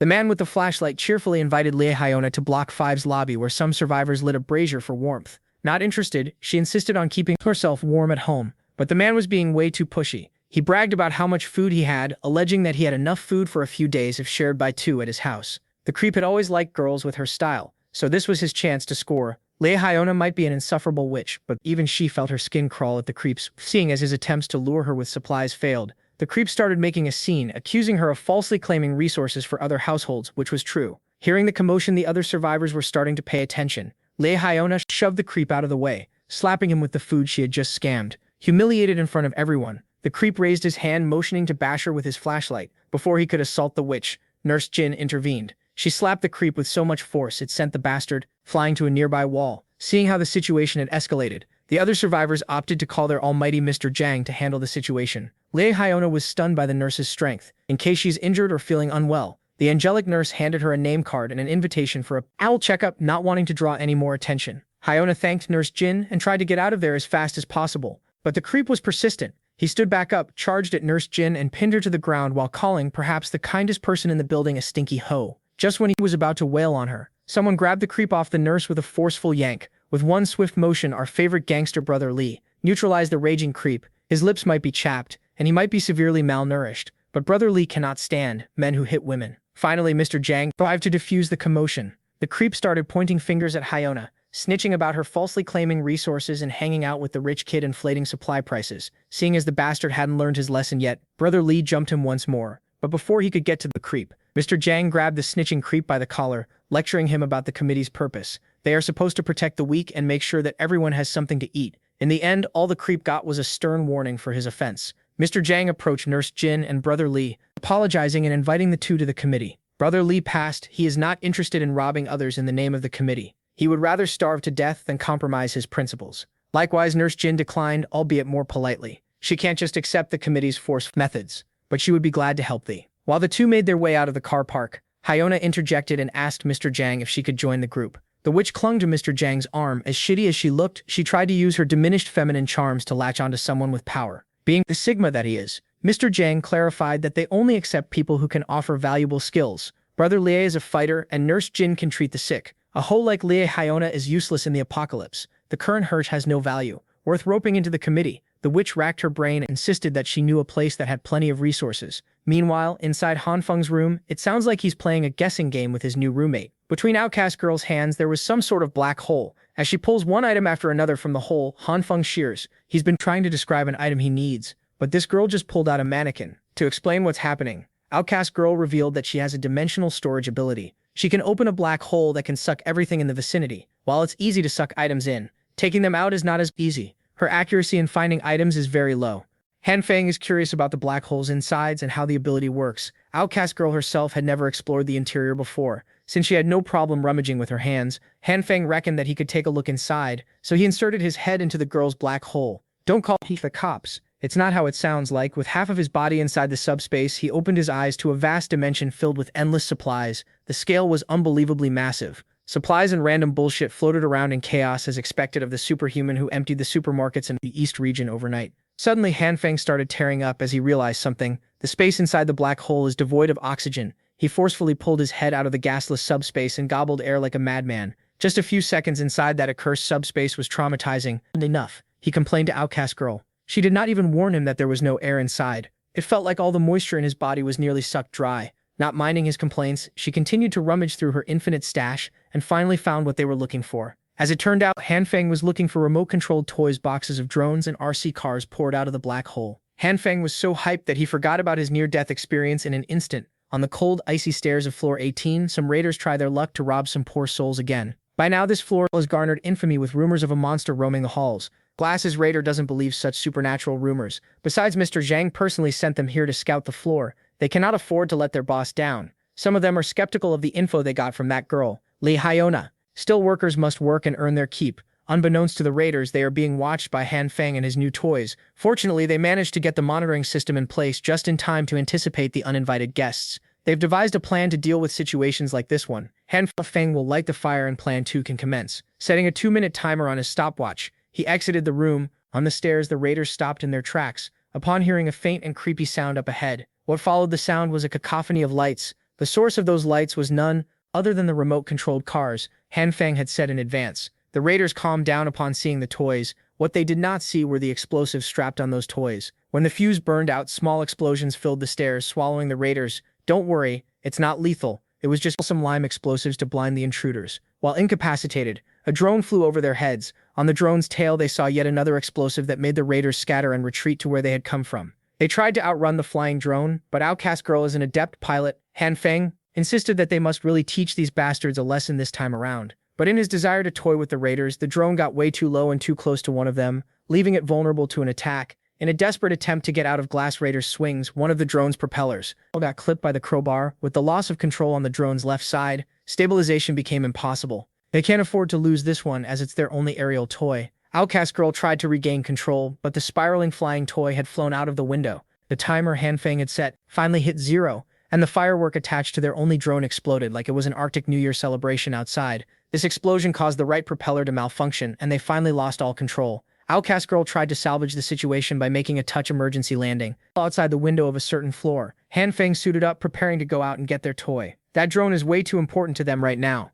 But their aerial camera caught something odd. Between the stairs lies what looks like a corpse. Upon zooming in, it became clear that the alleged corpse looked an awful lot like Brother Lee. Han Feng wonders what the gangster is doing out on the cold stairs. Maybe he was robbed too. Right now there are 2 reasons to go out there. Han Feng warned his roommate not to open the door for anyone. He packed some light essentials in case anything happened. The outcast girl also handed him a radio to maintain communication. As a final touch, Han Feng grabbed his pistol, loaded it up, and hoped that he wouldn't need to use it outside, flashlight in hand. Han Feng cautiously descended the staircase. The 17th, 16th, and 15th floors were safe, now that the scouting raiders had retreated. Based on the measurements from the drone, the temperature outside is already at negative 49.8 Celsius. Without any protective measures, humans will freeze to death within minutes if not seconds. Brother Lee is in a very precarious situation, and Han Feng needs to be quick if he wants to rescue his bro. Meanwhile, the scouting team relayed what happened to them on the upper floors. Mr. Jiang calmly listened and thanked them for their efforts for their troubles. All they got was 3 pieces of thick clothes and a pack of noodles each. Given how scarce resources have become, these noodle packs have become priceless,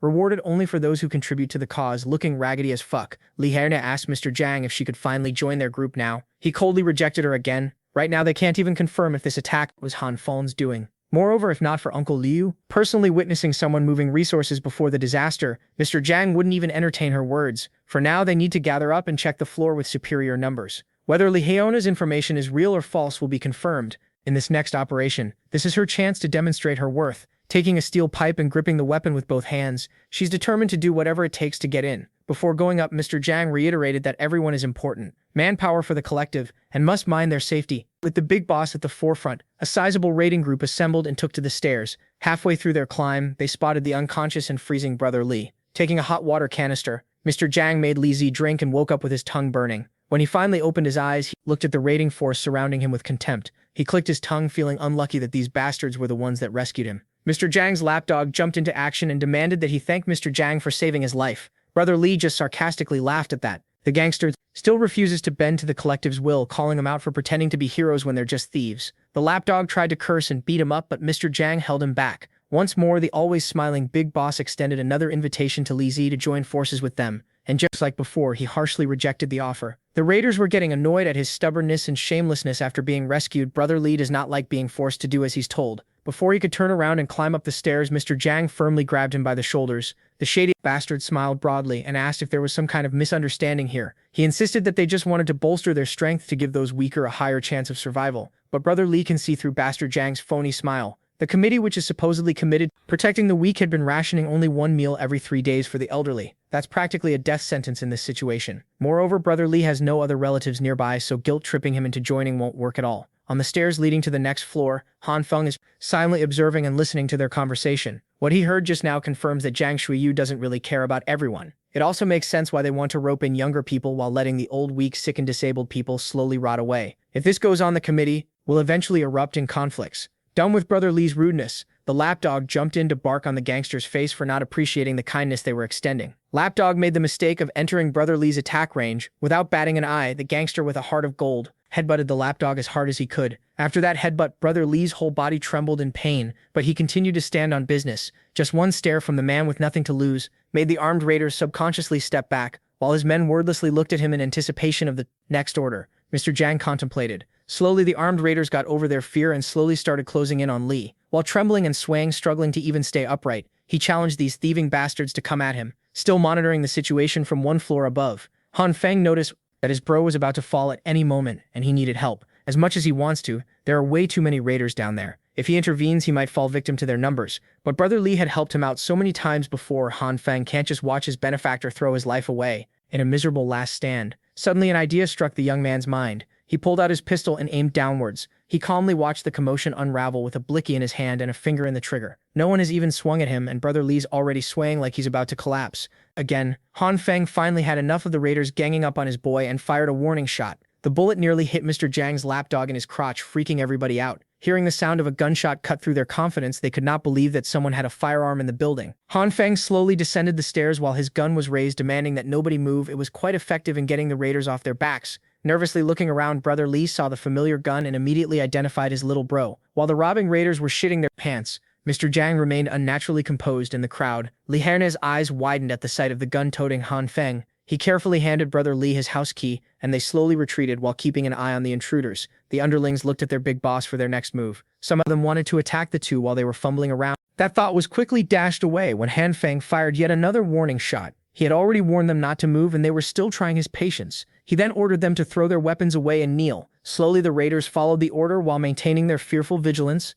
This should buy Han Feng and his bro enough time to go back to the room safely. After a few seconds of kneeling in silence and as the duo's footsteps got farther, Mr. Zhang was the first one to stand up and ask if anyone knew who the gunman was. Li Hyuna took this opportunity to snitch that it was Han Feng, the owner of the place they were aiming for in the first place. Zhang's lapdog directed his anger towards the witch for not warning them that they were targeting an armed man. Mr. Zhang de-escalated the situation, believing that Hyuna had no reason to lie. He also laid down what this means to his men. If that Han Feng guy even has such a weapon, isn't it only fair to assume that he also has supplies? The thought of stealing more supplies lit a fire under the brainwashed crowd's asses. Mr. Zhang is pretty much convinced that the deliveries Uncle Lu saw before the catastrophe are the real deal. While they have renewed hope of securing more supplies, it might be tough to proceed with their original plan given that any one of them could get shot. But Mr. Zhang believes that Han Feng is a wuss, incapable of murder, or he would have capped a few of them by now. Furthermore, no one can hide in their house forever and not come out right. Still, the big boss gave his men the rundown for a change of plans. For now, they will return and prepare some safety measures before coming back.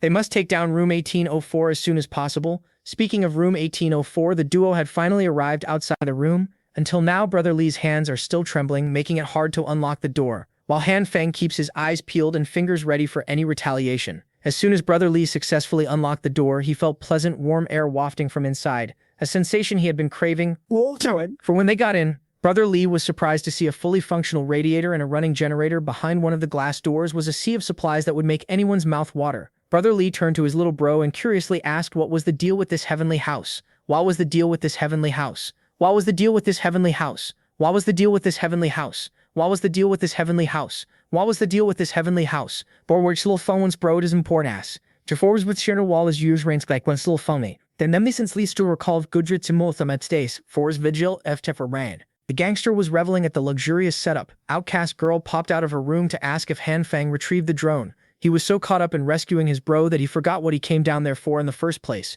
2 hours and several hefty meals later, Brother Li has finally been caught up with a portion of the true story. Han Feng simply told the gullible gangster that he had predicted the disaster and had prepared as much as possible. The young man also apologized to his bro for not looping him in. He was just worried about the information about his supplies being leaked, so he limited the number of people who knew. After finishing his meal, Brother Li stood up and bowed with utmost gratitude. If not for his little bro, he would have starved and frozen to death. The fact that he can enjoy a warm meal again is already an extreme kindness. When the gangster lifted his head, tears of appreciation were streaming down his face. Han Feng insisted that he was just returning the favor for all the help Brother Li had given him. Feeling moved to the core, Brother Li praised Han Feng for being such a good guy and brother. Now that he's here, Li also shared the overall situation in the building complex as of now. Things have become very different now. The last time he updated Han Feng about current events was before the power supply was cut off. Since that day, that Zhang bastard has been going around stealing supplies from everyone in the name of collectivism. He amassed a lot of followers but also made some formidable enemies who disapproved of his methods. Some people could not live off the minuscule rations and left the group,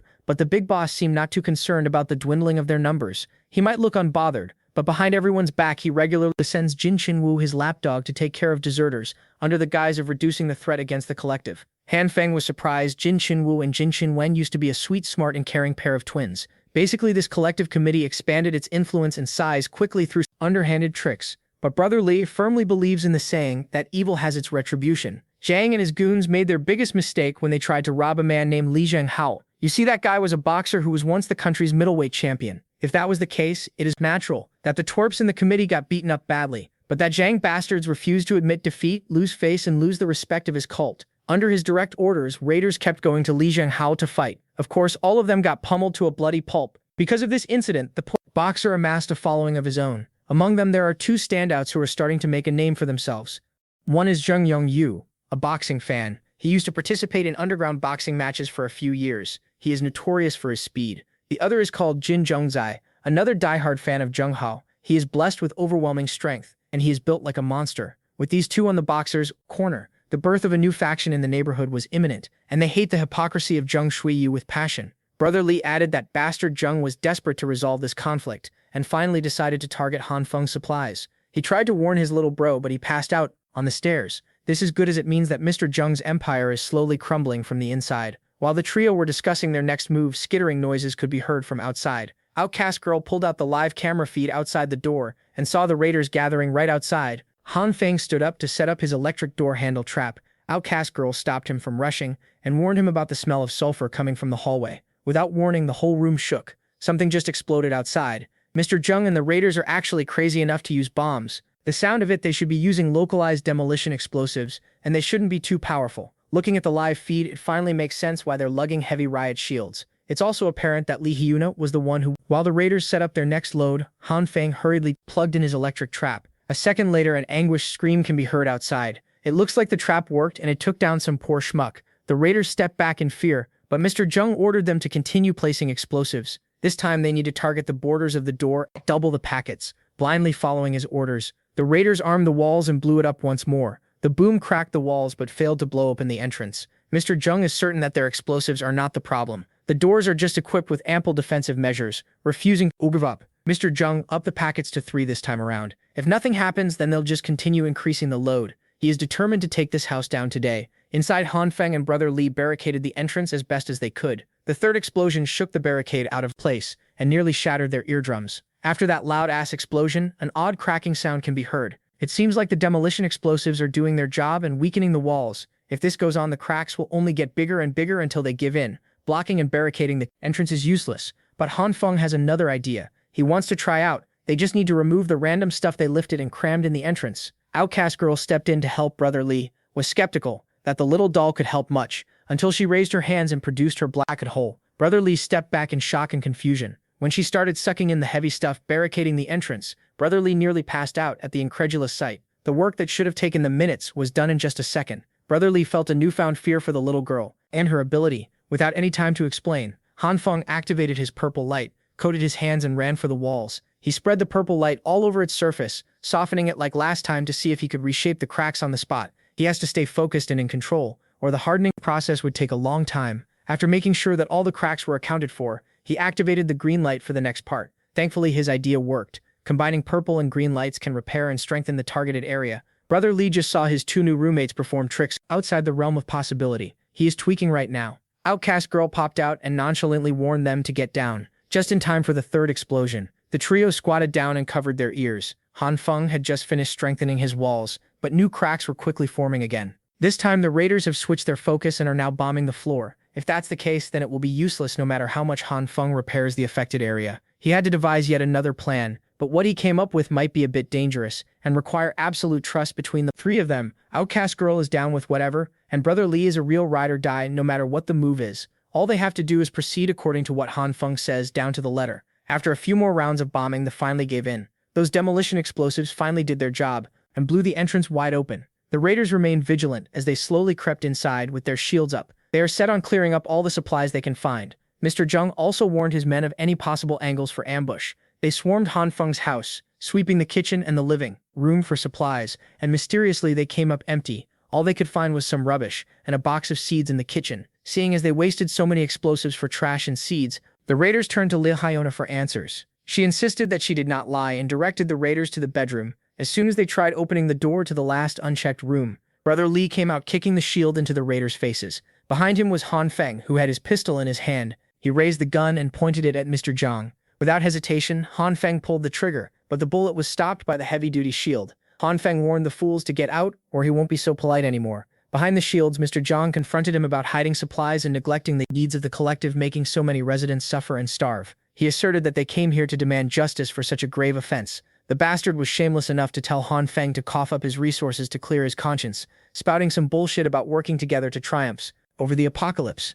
Han Feng cannot stand this man's unreasonably righteous, awe-inspiring but ultimately insane words, when all they're doing is moral kidnapping. But his men have completely bought into the insanity. They are hanging on to their leader's words while looking like a pack of starving wolves looking to vent. Instead of despairing, Han Feng sees this as a chance to manipulate the narrative. Putting on his award-winning offended face, he asked them what and where the supplies they were yapping about. Lee Hyuna interjected, insisting that they must have hidden everything somewhere. She reiterated that she saw the light and even felt heat coming inside the last time she was there. Tired of her, Han Feng fired another shot that made the witch buckle in fear. Unfortunately, the shield protected her from a clean headshot. Han Feng called her shameless for spouting lies. He added that if this witch had not scammed him into exchanging his food and necessities for useless seeds, he would not have been in such a poor state today. Slowly but surely, the raiders started turning on Hyuna. Unfortunately, Mr. Jang was level-headed enough to stop the internal strife from developing, and proposed a simple method to see who was lying. All they have to do is go into the bedroom to check if Han Feng's home is really empty. Han Feng acted tough, but he permitted them to do a thorough check, his finger still on the trigger.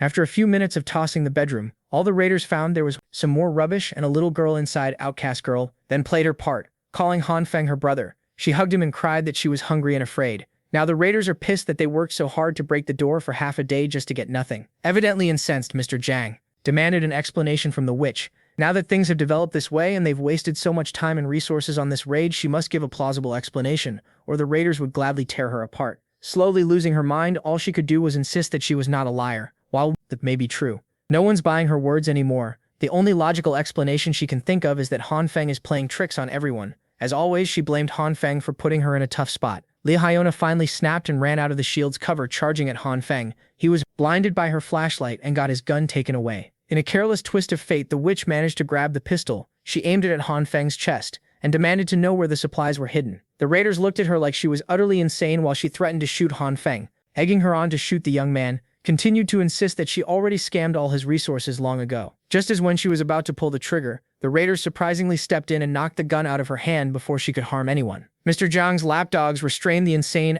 witch while she continuously claimed that she was not a liar. Before Han Feng could grab hold of his gun, Mr. Zhang's hand extended and picked up the blicky. He slowly raised the pistol while staring Han Feng directly in the eyes. His lapdogs continued berating the witch for leading them on a wild goose chase before they could start beating her up with metal pipes. Mr. Zhang intervened and stopped any more unnecessary bloodshed. Seeing his plan failed, he's in damage control mode now. He hypocritically reminded his men that the committee was not a violent group, and Han Feng's house was not an execution ground, scaring her with the gun. Mr. Zhang is willing to give her a chance to turn over a new leaf. He even apologized to Han Feng for causing distress and for everything that happened today. Surprisingly, he willingly handed the gun back to its owner and promised to give a proper explanation and an apology soon. Han Feng cautiously took his weapon back, and the Mr. Zhang extended an invitation for him to join the committee. He insisted that Han Feng should mull it over for a bit and get back to him with an answer. As he and his goons retreated, he urged Han Feng to answer at the supply collection, their spot tomorrow. And so the trio were left in the mysteriously empty and depressing home by themselves.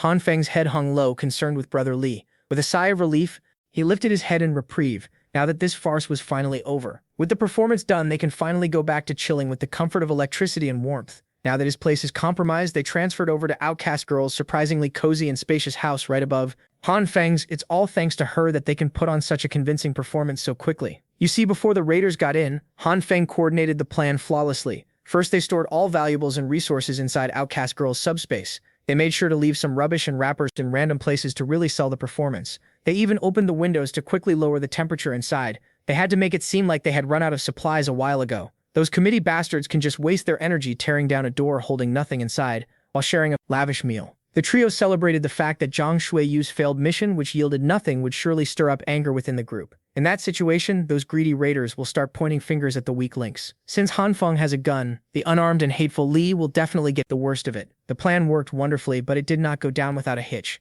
Han Feng's gun was even taken, but the young man had already accounted for that as the worst-case scenario. He was mostly certain that when Zhang Shuiyu gets his hands on the gun, he will most likely opt to resolve the situation peacefully to maintain his righteous image. If it did not go down that way and the madman decided to pull the trigger instead, Han Feng had already emptied the mag with the 2 shots he fired. That way, letting the raiders take the gun on purpose only enhanced the reality of the performance. Brother Li finally relaxed. He thinks that from now on, they just need to pretend to be suffering while secretly enjoying a luxurious life. But Han Feng corrected him. Their main mission from now on is to bring the committee down. Back in the car park, the distribution of poultry supplies continued. Even though they're getting less and less food, the people's gratitude for Mr. Zhang is still there. While everyone is busy with the distribution, 2 sneaky figures are moving in the background. They quickly entered the off-limits area where only a few were permitted entry. The committee members in charge of securing the supplies are just getting back to the car park. Those 2 sneaky figures, Han Feng and Brother Li, tried their best to blend into the background to remain undetected. Surprisingly, it worked. According to Brother Li's prior investigations, the first 4 floors of the building have been cleared out. The 5th and 6th floors house the logistics workers and their family members. Mr. Zhang and his inner circle reside on the 9th to 12th floor, and the warehouse is likely to be on the 7th and 8th floors. There will be guards posted up from the 5th floor onwards. The duo has to be sneaky, avoid firing the gun, and get by with metal rods as much as possible. As the 2 ascended to the higher floors, there was an odd absence of security. Without even needing to use their weapons, the 2 reached the 7th floor without a fuss. Brother Li is starting to doubt if they're on the right path at all. While it's understandable that the committee is understaffed, having no guards at all is a bit much, Splitting up Han Feng and Brother Li decided to search the entire floor for the warehouse. Han Feng was expecting some action but was pleasantly surprised with how smoothly they infiltrated this far. Since the committee still boasts superior numbers, the trio has to work smart and start from the inside to bring the whole thing down. As far as Han Feng can see, that thieving organization is only held together by the promise of supplies. If they can find that stash outcast girl, or the evil king as she likes to be called, they can go in and empty their coffers. Still, finding the exact room where they hide the supplies within an entire floor will take quite a bit of time, and they must watch their steps along the way. Eventually, Han Feng heard Brother Li giving him the signal. When he saw what Brother Li was clamoring about, Han Feng was flabbergasted. One of the rooms had the word warehouse blatantly stuck to it. This was such an obvious trap, even the key was left in the keyhole, but if Brother Li was alone, he would have fallen for it already. Look, this dumbass blondie might be a good homie, but he is not the sharpest tool in the shed. There are thin wires wrapped around the key and handle, indicative of the simplest trap there is. If these raiders can afford to bomb Han Feng's door, who knows what kind of trap they have set up. Han Feng had to direct Brother Li not to touch anything and all willy-nilly. For now, they just need to scout and know the key locations for their attack. While the duo was quietly discussing their plan to continue searching the higher floors, the door next to them creaked open. Two guards came out just as the dumbass duo were discussing their plan to clear the supplies out. They all stared at each other, taking a second to process what the hell was happening. Han Feng regained composure and bolted out as fast as he could with Brother Li in tow. They eventually reached the stairs, but the guards quickly caught up. Han Feng had to step in, save his bro from a nasty concussion, and block a metal rod strike with one of his own. Retaliating, Brother Li landed a painful kick on the guard's groin that bought them enough time to get back to the staircase and lock the door behind. Unfortunately, the commotion attracted other guards coming from the lower floors. With no other choice, they have to hurry and proceed upwards with hopes of not encountering any more enemies. When they reached the 8th floor, Brother Li noticed Han Feng clutching his right arm. It was probably fractured from blocking that strike earlier. For now, they must find a place to hide, and quickly. Just as they were about to look for a hiding spot, Brother Li saw something that made him stop in his tracks. Before he could warn Han Feng of the figure looming behind, the young man was snatched away into a dark room as if he were weighing nothing. As soon as Han Feng was dragged into a dark and isolated room, the door shut close. When he opened his eyes, the sight of a tall, hooded man towering over him freaked him the hell out. While Brother Li bangs on the locked door, the hooded man sternly asked what they were doing on these floors. Trying to salvage the situation, Han Feng lied and answered that they had just come to collect supplies, but his BS did not work. The man stomped on his arm, making Han Feng scream in anguish. Under the hood was an old man with gray hair and an unkempt beard. He urged Han Feng to stop lying as he was not buying it. He saw the duo deliberately avoid the 5th and 6th floors, clearly doing something shady against the committee. When asked if he was tailing them, the old man simply asked Han Feng why he thinks there are no guards around the higher floors. In the corner of the room, the guards who were supposed to watch and roam around the warehouse were unconscious and stacked on top of one another. Before they could talk a little more in depth, the sound of more committee guards flooding into the floor sounded outside. That must mean Brother Li has been caught. The old man clicked his tongue in annoyance and slowly walked over to the nearest window. He turned the freezing handle, letting the cold, frigid air into the dark room. Han Feng asked the old man what he was doing, opening the 8th floor window. He argued that the height is just equivalent to 4 stories. The piled-up snow has already reached between the 3rd and 4th floors. With all that snow cushion, jumping from such height should not be that big of a deal. With the battalion of raiders hot on their heels, they can either jump down or wait to get beaten to death. Speaking track of the raiders, they're already working on busting the locked door open. Han Feng is starting to consider the old man's words. The mad lad had already jumped down without hesitation. As soon as the door busted open, Han Feng chose to risk it all and follow in the old man's footsteps. As scary as it was, he jumped from the 8th floor, hoping that the snow would be enough to soften his fall. For added insurance, Han Feng positioned himself to fall hand first so he could use the purple light to cushion his landing spot. While he lands, the old man digs himself out of the snow completely fine and intact. Han Feng might have landed awkwardly, but he's alive, albeit a little winded. The raiders up in the window looked at the two like they were absolutely insane. Moving quickly, the old man ran for the nearest window and elbowed the brittle glass open. Even Han Feng was impressed with the old man's relentless survival skills. He followed him into the room, successfully escaping the clutches of angry committee raiders. Mr. Jiang's men did not have the balls to jump and make chase. They had to take the stairs like normies. Eventually, the old man led Han Feng to one of the rooms and lit a fire for a little bit of warmth. Han Feng admitted that he would have been caught if it hadn't been for this bearded old man. He practically dragged him back up to the 5th floor instead of settling for the 3rd. Those goons chasing them would naturally think they'd hide out in the lower levels and are now swarming the place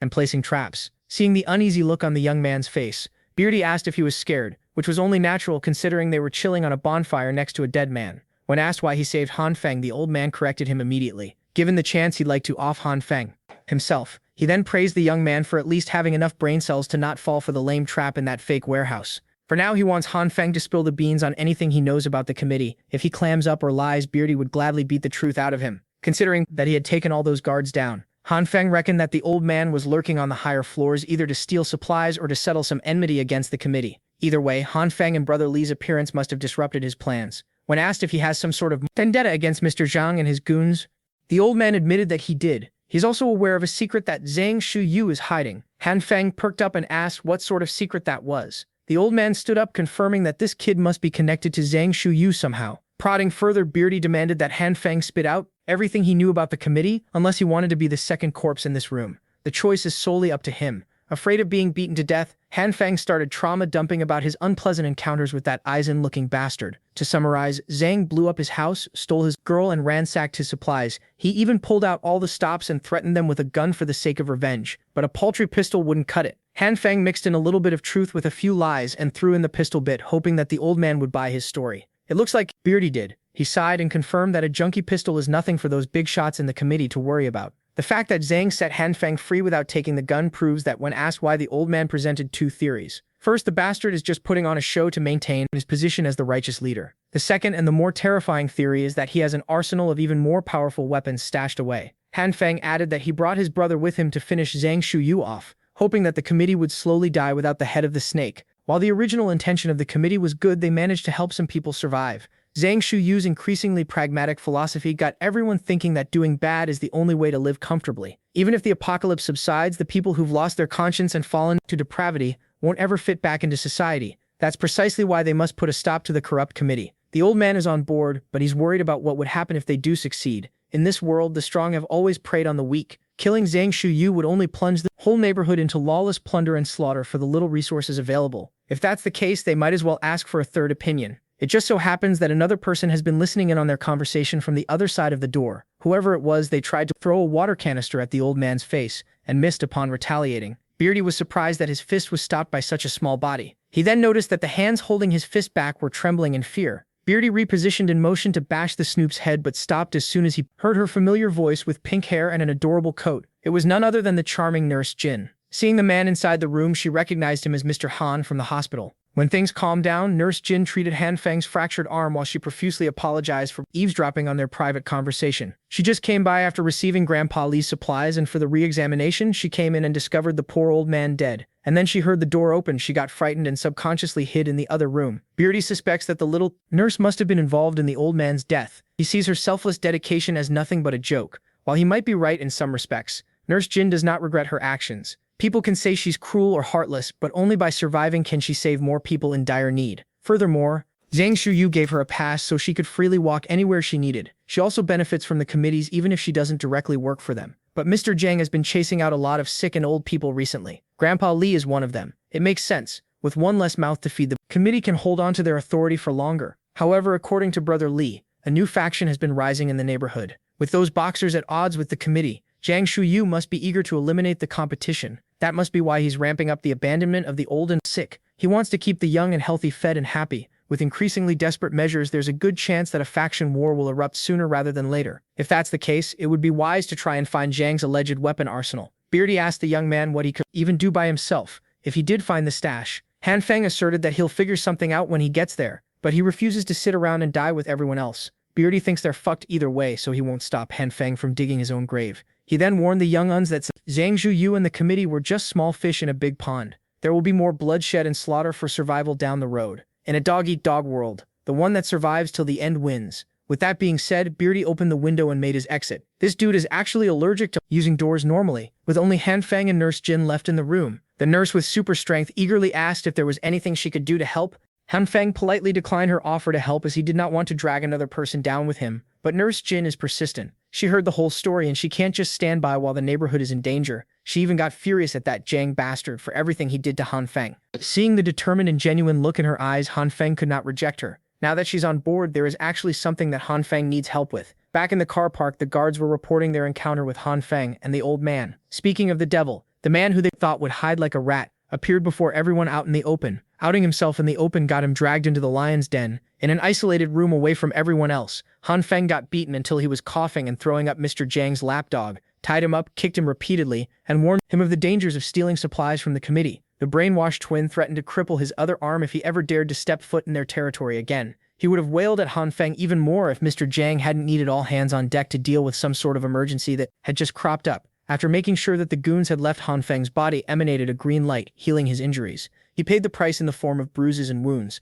but he finally made his way back to the committee's area. Han Feng intends to look for the armory. Once he finishes healing his injuries, he can't afford to waste any more time. Every second counts. After bathing his body with the green light, he softened the rope using his purple light. He even fixed his fractured arm, but using the green light drains way too much energy that he almost fainted in the middle of doing so. He really needs to figure out how to heal specific parts instead of blindly coating his whole body. Right after recovering and freeing himself, Han Feng heard footsteps coming from outside. The door creaked open and the goons tossed the tied-up Brother Li in. Fortunately, Han Feng moved fast enough to wrap the rope back onto his body, seemingly in a hurry. The goons exited soon after, giving Han Feng a chance to check on his bro. Brother Li's face was unrecognizable. Look, he's not the best-looking guy in his normal state, but his bruised-up mug is even worse. Han Feng added even more injury by slapping Brother Li awake. At least it was an effective way to wake him up. Brother Li just wished that little bro slapped the less swollen side. Now he can't even feel anything on the left side of his face. He then recounted how he was dragged through a different room before he got caught. He managed to get into the power distribution room and hid inside. In there he found a big out-of-place hole connected downwards to an unnaturally deep location.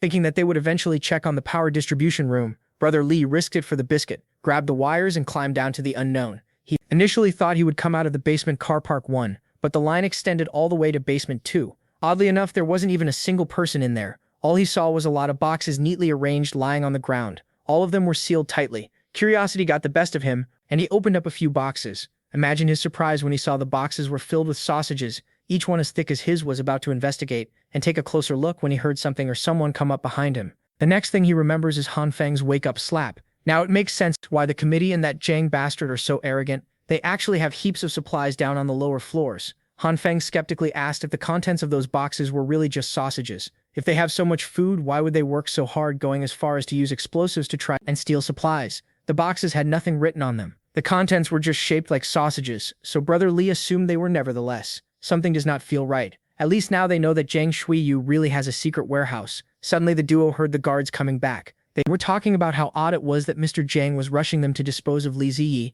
when they were trying to rope him in just the day before. Hearing that he has a kill order out there scared Brother Li out of his wits. When the goons entered the room with weapons in hand, the prisoners were gone. Confused, they searched the room. Unbeknownst to the poor goons, the duo had already set up a vengeful ambush, and so they turned the tables, jumped their captors, knocked them out, and tied them up. Since Zhang Shuiyu is going as far as to issue a kill order with his secret stash discovered, whatever's down there is definitely worth investigating. Still, there are tens of boxes in there. Brother Li wonders what they can even do once they manage to get back into the second basement. Han Feng assured him that it wouldn't be a problem once they got together with the evil king, retrieving and reactivating his earpiece. Han Feng contacted the evil king and asked if the big sister he had sent had arrived.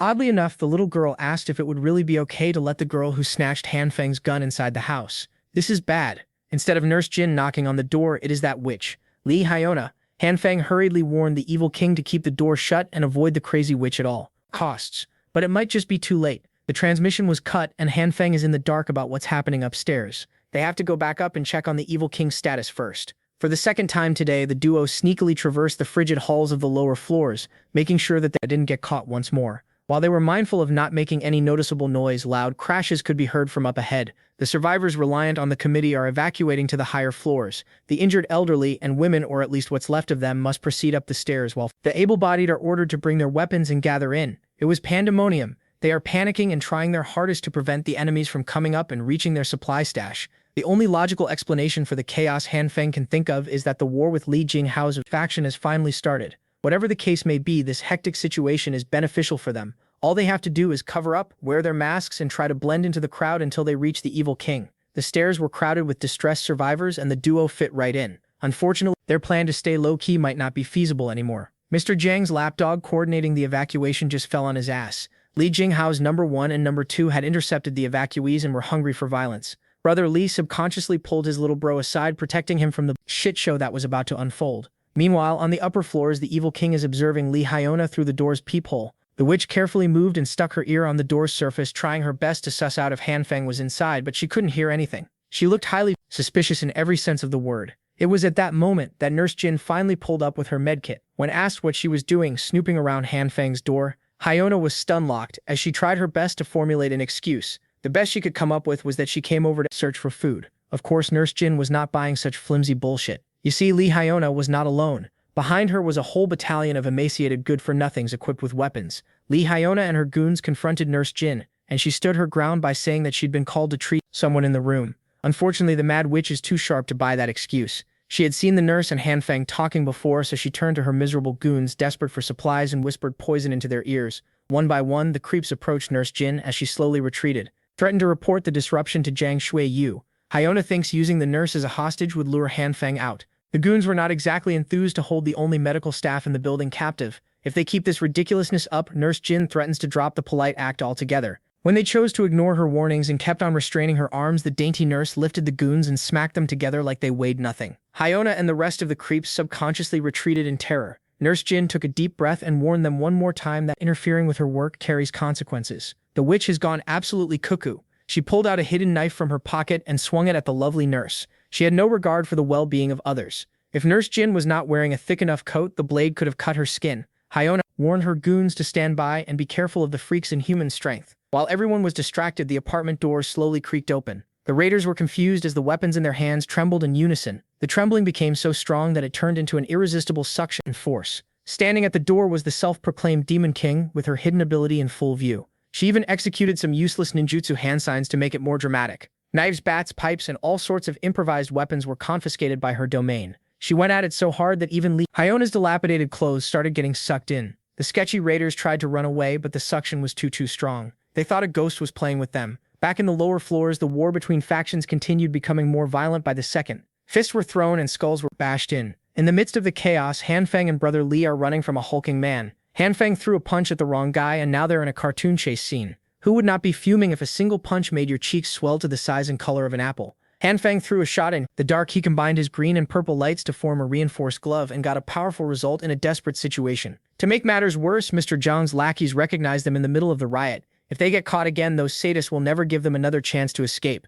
So Hanfang thought of a quick plan, separating from Brother Li. While the gangster picks up their little roommate, Hanfang will serve as the distraction. It's going to be hard to pull it off alone, but he's confident in his chances. Hanfang made a show of running around the basement parking lot, drawing as many eyeballs to himself as possible. He vaulted on top of a car and screamed at the top of his lungs, turning heads from every direction. Hanfang raised his middle finger to everyone in the room and falsely confessed that he was the one who raised the prices of supplies, so all the peasants would starve to death. What followed was dead silence. Every raider, no matter which side they represent, gnashed their teeth in anger. It was as though everyone forgot their differences. Now they are united with the same goal: to catch and kill Hanfang first. The first part of his plan was a smashing success. Hanfang vaguely recalls seeing the entrance of the basement car park closed off by a metal gate. Right now, tons of snow are bearing pressure on that gate, and it is waiting to be released. He single-mindedly ran for the gate and failed to notice one of the infamous twins hot in his heels. He got socked off his feet, tumbling all the way to his intended destination. With the metal gate on his back, the angry mob closed into the corner of Hanfang. He touched the cold metal, focusing on stirring his ability. With immense concentration, he covered the entirety of the gate with his bizarre purple light. In fear of the light, the mob stopped their advances. When the light was snuffed out, their anger rose once more. The final push was Hanfang screaming at the bastards to come at him. While the angry mob rushes forward, the once solid metal gate has turned soft and malleable. The angry mob rushes forward. The once solid metal gate has turned soft and malleable. The material is not nearly strong enough to hold back tons and tons of snow from rushing into the floor. Seeing the incoming indoor avalanche, the mob quickly forgot their beef with the young man. Now it's a run for survival. The avalanche was brutal. It had enough force to wash away the cars neatly parked in the basement. The warring factions were swallowed by the great white coldness, burying them in frost. Those who were fast and lucky enough were able to run towards the exit on time, saving themselves from the incoming disaster. When the avalanche settled, the entire basement floor had been rendered useless and inhospitable. Hanfang planned ahead and found himself a decent hidey hole. After confirming that the threats had been washed out, he dug himself out of the snow.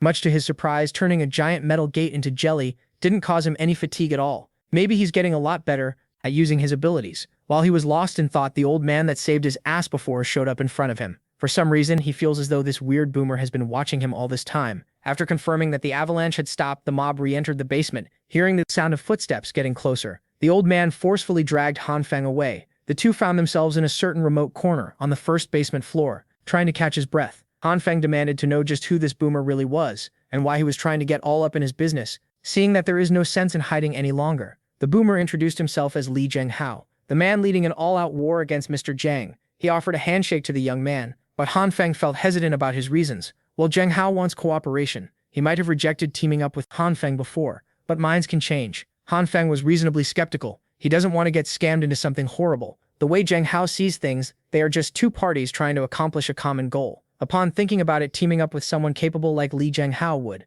drastically increase the chances of successfully dealing with Mr. Zheng. Although he doesn't fully trust the graying boomer, Han Feng is willing to enter into a temporary alliance. The two shook hands as their collaboration was officialized. On a lower floor, Mr. Zhang is doing final checks on all the vehicles he had stashed in the second basement car park. He's only now receiving news about the avalanche that swept through the floor above. The building's temperature is dropping fast, and their people have been scattered all over the place. In addition, their prisoners are nowhere to be found. Mr. Fiend remained calm. He believes that all of these side incidents won't mess with the bigger picture. Within earshot, Li Zheng Hao and Han Feng were sneaking around. Zheng Hao found this place filled with military jeeps a while ago. He also overheard plans about relocating some of the residents elsewhere. It's a mystery as to where anyone could relocate in the frozen wasteland outside. To find answers, Zheng Hao wasted no time and charged in with just his trusty fists. Completely unaware of what was about to happen, Mr. Zheng continued ordering his men around. Their tight-knit operation was interrupted by the unmistakable sound of gunshots coming from nearby. Before they could calm down and assess the situation, the sneaky enemy had already infiltrated behind enemy lines.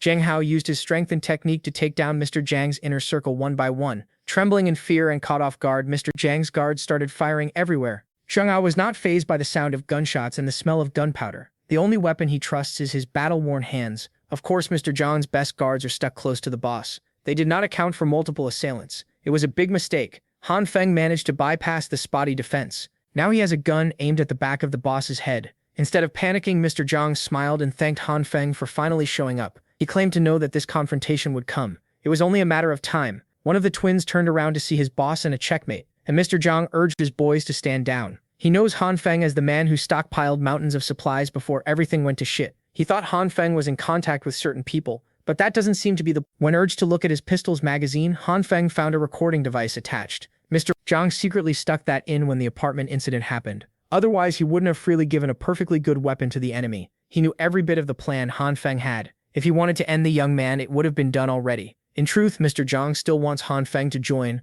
his faction. That way they can keep sending people to a certain group, so the majority can survive. Being a pawn is not really Han Feng's thing anymore, so he passed. With that being said, Mr. Zhang gave a hidden signal, and a bunch of soldiers clad in complete gear entered the scene. Looking at the experts and precise movements, they must be special forces. There were 3 gunmen, each of them aiming to riddle Han Feng's body with bullet holes. He would have kept running like a headless chicken, hoping that he could dodge all the bullets, if Zheng Hao didn't grab him to take cover. Absolutely mortified, he turned to the old man for an escape plan. Zheng Hao urged him to chill out. They're just against 3 special ops soldiers. It's no big deal. Li Zheng Hao will play the part of decoy, and Han Feng must find and exploit an opening. The plan was ridiculous. How can you even play decoy when the enemies are equipped with automatic rifles to prove that it was feasible? Zheng Hao left the cover, kept his center of gravity lowered, and charged head first. He was moving so fast that it looked like he was dodging bullets without so much as getting grazed. When he finally enters his effective range, the guns in his fists are equally lethal. His close combat skills and reaction time cannot be those of a human. While the old man is dancing with bullets, Mr. Zhang is getting ready to board one of the vehicles to make his next delivery.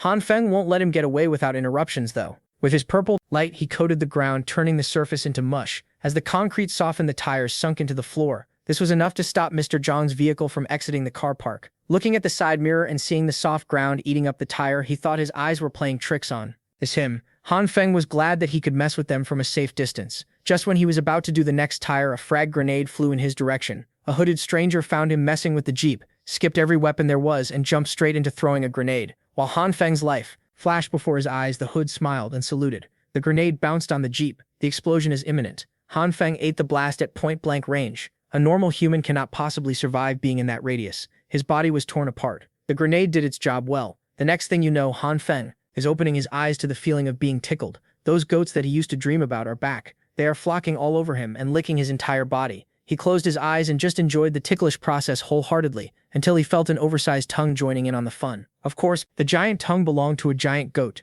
The enormous and slimy appendage wrapped around his naked body, traces of green light flickering. The tiny flickers continued to grow until his body melted and reformed around the green brilliance. In the real world, his body rapidly repaired itself as the green light chose and healed the damaged parts in the blink of an eye. Han Feng died and was resurrected when his power kicked in automatically. His body might have been restored, but his mind seemed absent. The Jin twin in the driver's seat managed to get the tire out of the sunken concrete and is now ready to drive away. Before he could step on the gas, the whole side of the Jeep swiftly crumbled into nothingness as a red light erased everything in sight. The light flickered ominously, devouring every matter in sight. With a single swipe of his hand, the unconscious Han Feng deleted half an armored jeep. After tearing the vehicle apart with a touch, one of the twins aimed his gun at Han Feng. He saw the barrel of the lethal weapon aimed at him with bloodshot eyes and grabbed that sucker with his glowing hand. The pistol exploded to pieces, dismantled into smithereens. The destruction continued, devouring the threads of Jin Chin-woo's clothes. Mr. Zhang's calmness had vanished alongside the jeep's roof as he scurried out of the vehicle. Exposed to the bone-chilling elements exacerbated by the avalanche one floor above Jin, twin shivered in pain. The cold quickly spread through his body as the red light devoured the top of his skin. Within seconds, the poor underling died from the cold. His twin brother saw everything happen and felt the desire to save him. Desire for vengeance brewing. Jin Qinwen charged the berserk Han Feng with a metal pipe in hand. He was eager to bust the guy's head open, but it won't be easy. When the metal pipe touched the red light, the material burst into pieces, dissipating in the air. Mr. Zhang called one of his men to request for reinforcements. This is beyond his expectations. Ignoring the surviving twin, the unconscious Han Feng sought a different target. With purple bouncy lights in both hands, he slowly strutted his way to a different armored jeep. The driver and passenger didn't know what to do as the gooey light devoured the entire vehicle. Suddenly, the exterior of the jeep started dripping like it was made of melting wax. The vehicle had turned almost liquid. The people inside the armored jeep screamed for help and tried to get out, but it was too late. With an unrecognizable shape, the materials hardened once more, turning the driver and passengers into metal statues.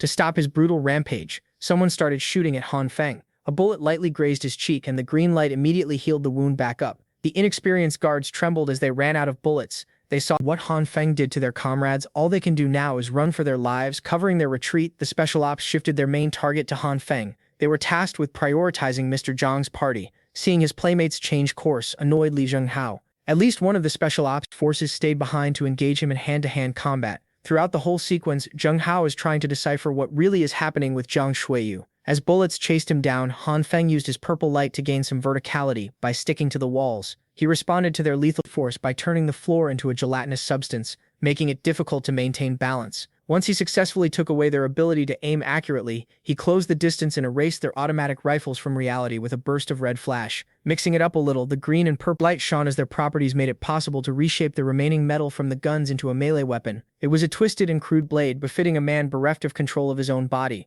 With one clean swing, Han Feng slit the throats of the special ops agents hounding him. After those last 2 kills, the exhaustion from using his power to its limits had finally caught up to him. As his body was shutting down, the vengeful twin jumped out of the shadows for a sneak attack. Before Jin Qinwen's metal pipe could crack his skull open, Han Feng collapsed on the cold, dark ground. Seeing as the terrifying monster had become defenseless, Qinwen thought he could land the killing blow. Unfortunately for him, Li Zhenghao is still around to protect his business partner's unconscious body. In a one-on-one, a single special ops bastard could not possibly survive his champion's fist. Today he learned that Han Feng is a madman when he loses control. After retrieving the young man's body, he heard some movement from outside and immediately ran.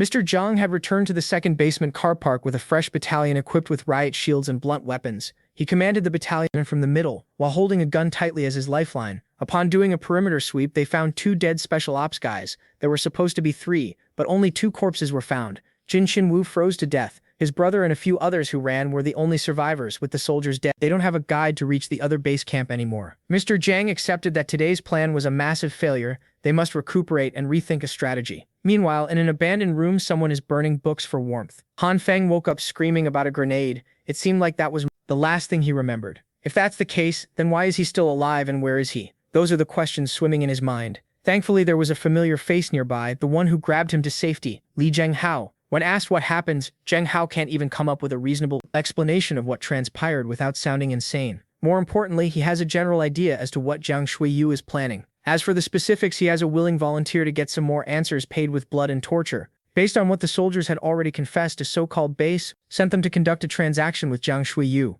Allegedly, they are bringing food and weapons in exchange for the residents. When asked why, the soldier awkwardly mumbled that they simply needed manpower for construction. Anyone with a brain could tell that that's a load of bull. In this situation, no one is trying to take on. The soldiers insisted that they were just trying to rebuild civilization while saving as many people as possible to prevent any more lies from being spewed out. Li Zhenghao continued with the torture by breaking one of the soldiers' fingers. It made him confess that the failure of today's mission would just lead to the base sending more people over. When asked if any superhumans would be involved, the soldier averted his gaze and tried to pretend that he didn't know what slang I was talking about. Well, that basically confirms that the base has mutated people. Making an enemy out of them would prove troublesome. Han Feng had just woken up, and now he's getting a close look at Li Zhengao's cold cruelty. Seeing as they won't be able to extract more information, Slango slayed the soldier in the most gruesome way possible. In his eyes, this new base is just another faction with unknown and possibly nefarious goals. They can either get rid of that group, or they can leave and find a new place to settle down away from chaos. For now, Han Feng would like to get back to his crew and discuss.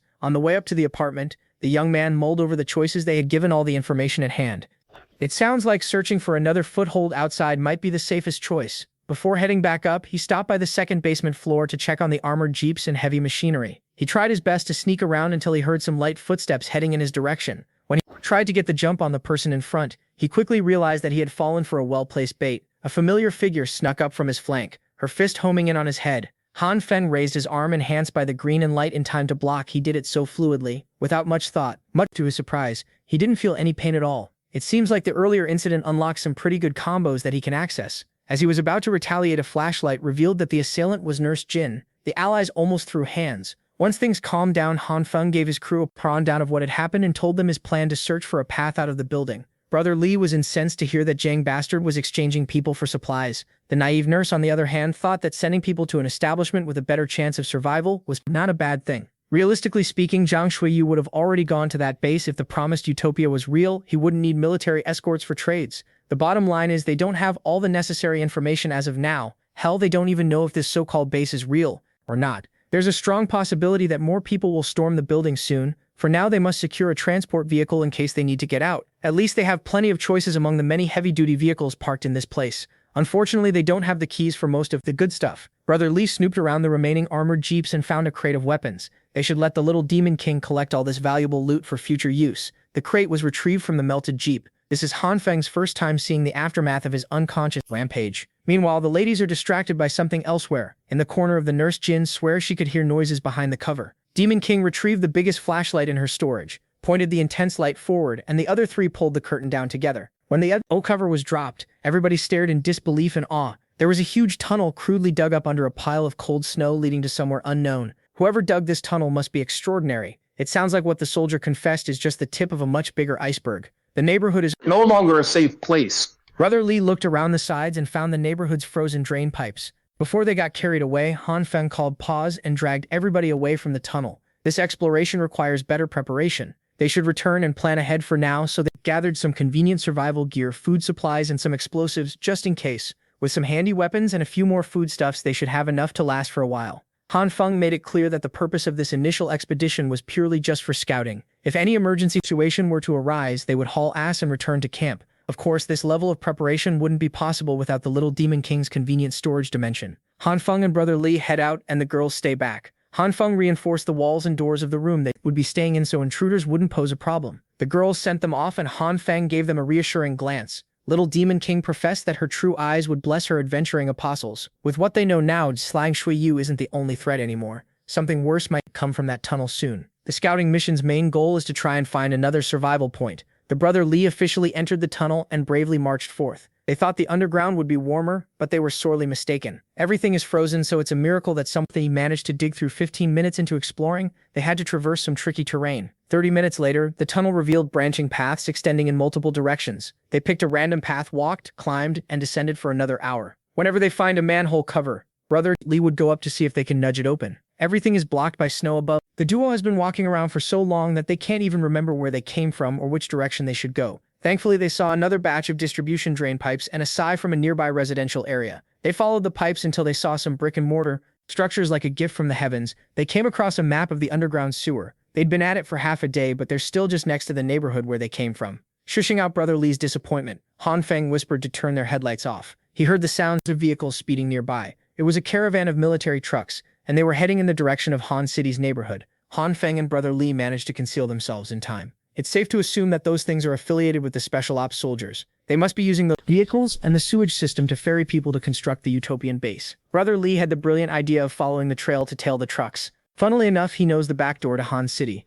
A year ago, an old lady from Han City fell into the sewers, and he swooped in to save the day. Swore that he could still remember the way to that spot, bragging about his memory that made him a straight-A student in high school. When they arrived at the place, he was boasting about the manhole cover was frozen shut. It might be a bit off from the location, but they might as well try the other manhole up front. Brother Li climbed and tried to force his way up 3 more times, but every single one resulted in embarrassment. When they reached the 4th and farthest cover, Brother Li almost cried tears of joy when it budged. Thankfully, they emerged in Han City's neighborhood basement car. Park, man. This series loves parking lots. Han Feng urged Brother Lee to stop bragging about finding a way in and lower his voice now that they're in unfamiliar territory. The duo stayed low and slowly crawled their way around the lot, making use of the cars as cover. Along the way, they saw some frozen corpses and obvious signs of fighting in the back wall. A few men are slaving away to tear down the concrete with sledgehammers. Supervising them was a pair of special ops soldiers who were dissatisfied with their assignment to guard people in a crappy neighborhood with shitty food. The assault squad has no control over their deployment. It looks like Han City is already under complete control of the militaristic faction. Suddenly, the ground started shaking vigorously. The soldiers yelled at the laborers to run away as the real workforce was about to penetrate through from the other side. The wall they'd been toiling over started to crumble and crack. Before the laborers could run to safety, a massive explosion sent them flying alongside boulder-sized debris. Emerging from the other side was an overgrown baby with a shiny bald head and an unusual glimmer in his eyes. That thing was so massive, it didn't even look human. It must be the one who dug the tunnel connecting to their neighborhood without anyone noticing. No matter how you look at it, Han City is a bad place to be. If the duo is discovered, they are finished. After digging a brand new tunnel, the big baby demanded his snacks, and the soldier overseeing the operation promised snacks after cleaning up the passageway. The big baby did not like the sound of that at all. With veins bulging along his neck, he struck the ground and shattered the flooring. The destruction reached all the way up to the duo's hiding spot. That's the biggest sign to get the hell out of this godforsaken place. They crawled away, careful not to attract any unwanted attention. Brother Lee was doing so well sneaking away until he breathed in the dust particles from the tremor. He could not hold it in and sneezed out loud. Hearing his partner jeopardize their clean escape, mortified, Han Feng. The soldiers took note of the bastards crawling towards the manhole and ordered the forces to give chase. Now that they're exposed, all they can do is run as fast as possible and not dwell on their mistakes. The big baby was fast. The duo had a decent head start, but the Palias superhuman was hot on their heels. When he entered his effective range, the big baby slammed into the ground and made the sewer system fall apart. The terrain turned jagged, making it borderline impossible to continue running. With no other choice, Han Feng urged Brother Lee to just run while he stalls for time. Now should be a good time to test his abilities against another superhuman. Using the purple light, he blanketed the torn-up floors of the tunnel. The big baby marched forward and felt his boots sink into the jelly floor. He tried to lift himself out of the sinking ground, but his weight made the process super fast. He's now realizing that Han Feng is a superhuman too, someone worth capturing alive. That's going to be hard now that the young man is mixing in his green light to harden the floor that he softened. The restoration of the soil's original properties was quick and easy. The big baby was infuriated. Now he just wants to kill the dude trapping him with weird powers. Han Feng was sweating bullets. Even with his combined power, the big baby is about to break free through sheer strength and frustration. Brother Lee, who was making some decent headway in his escape, saw that his little bro was in danger. He saw some loose metal pipes strewn around the floor and was struck with an idea. With tenacious and consistent power activation, the big baby is slowly drained just a bit more, and Han Feng should be freed to trap their sole pursuer completely. He would have won the battle of attrition if it wasn't for Brother Lee's overprotectiveness of his superhuman little bro. The boastful gangster abandoned the escape plan, grabbed the metal pipe, and burst in to contribute to the fight. With the big baby rooted on the ground, he was able to land a clean hit to that big bald head. Unfortunately, he didn't even deal damage with his full swing. All it did was anger the fat bastard even more. This is the second time Han Feng was screwed by Brother Lee's blunders. The steadily weakening big baby hit his second wind, fueled by the desire to bury two pesky bugs underground. Brother Lee quickly turned around and ran. Han Feng was forced to abandon his trap. The duo is back to square one. Brother Lee had good intentions. He didn't want to leave his little bro alone, but it did more harm than good. After a few more minutes of endless running, they miraculously shook the oversized meatball off their trail. With the path behind them walled by loose boulders, they should be cleared from immediate danger for now. Now they have a different set of problems to worry about. First is finding out exactly where they ended up running. Brother Lee assured Han Feng that the map they had seen earlier had been firmly imprinted in his genius brain, so he'd lead the way to safety. The gangster merely picked a path and confidently strutted forward. Han Feng was not in the least bit convinced. 10 minutes later, Brother Lee yelled that he recognized the sewer layout on the left. 20 minutes after that, he continued following some random pipelines. By the 40-minute mark, he was starting to doubt his navigating skills. Thankfully, Han Feng felt a light whisper of wind coming from nearby. He finally wrestled control of where to go and followed the wind. They eventually reached a path going upwards, a literal light at the end of the tunnel. Brother Lee jumped to the front and acted as though he was the one who found the exit. They climbed a wall of ice, being careful not to slip on the icy grooves. Finally, they reached the end of the line and laid eyes on the outside upper crust world. It was dark and gloomy, but the snowfall had somewhat subsided. The world they used to know no longer exists. Everything is cold and frozen in time. Brother Lee jumped out of the sewer tunnel and confirmed that the surface that used to be water had already hardened. Han Feng carefully observed his surroundings and identified a structure that looked like the Dingfeng building. The Dingfeng is supposed to be the tallest structure within 5 kilometers northward of their neighborhood. That means they wasted a lot of time heading in the wrong direction after running away from danger underground. To illustrate, Xingfu District is located within the southern third ring of Hanchuan City. Right now they are in the northern fourth ring. With the tunnels compromised, their only option is to travel on land in hopes of returning to the district. Do that, they must first pass through Jingshuan District. Under current conditions, it's practically impossible to get home within the day. Once again, Brother Lee bragged that he has plenty of contacts in Jingshuan. They could probably find a hookup for a good meal and a place to rest. While he was prancing around the snow-covered roads, his foot slipped. Thankfully, the snow cushioned his fall. That's a sign of moving slowly, given how slippery the roads have become. As the night deepens, the snowfall gets heavier. Perhaps they need to find a decent shelter for the night, so the duo tried to cover as much ground as they could while keeping an eye out for a possible camping spot. They are about 3 kilometers out of Jingshuan District, but the blizzard is getting worse. If they endured and powered through the cold for another hour, they should be able to enter a familiar territory. A few more minutes.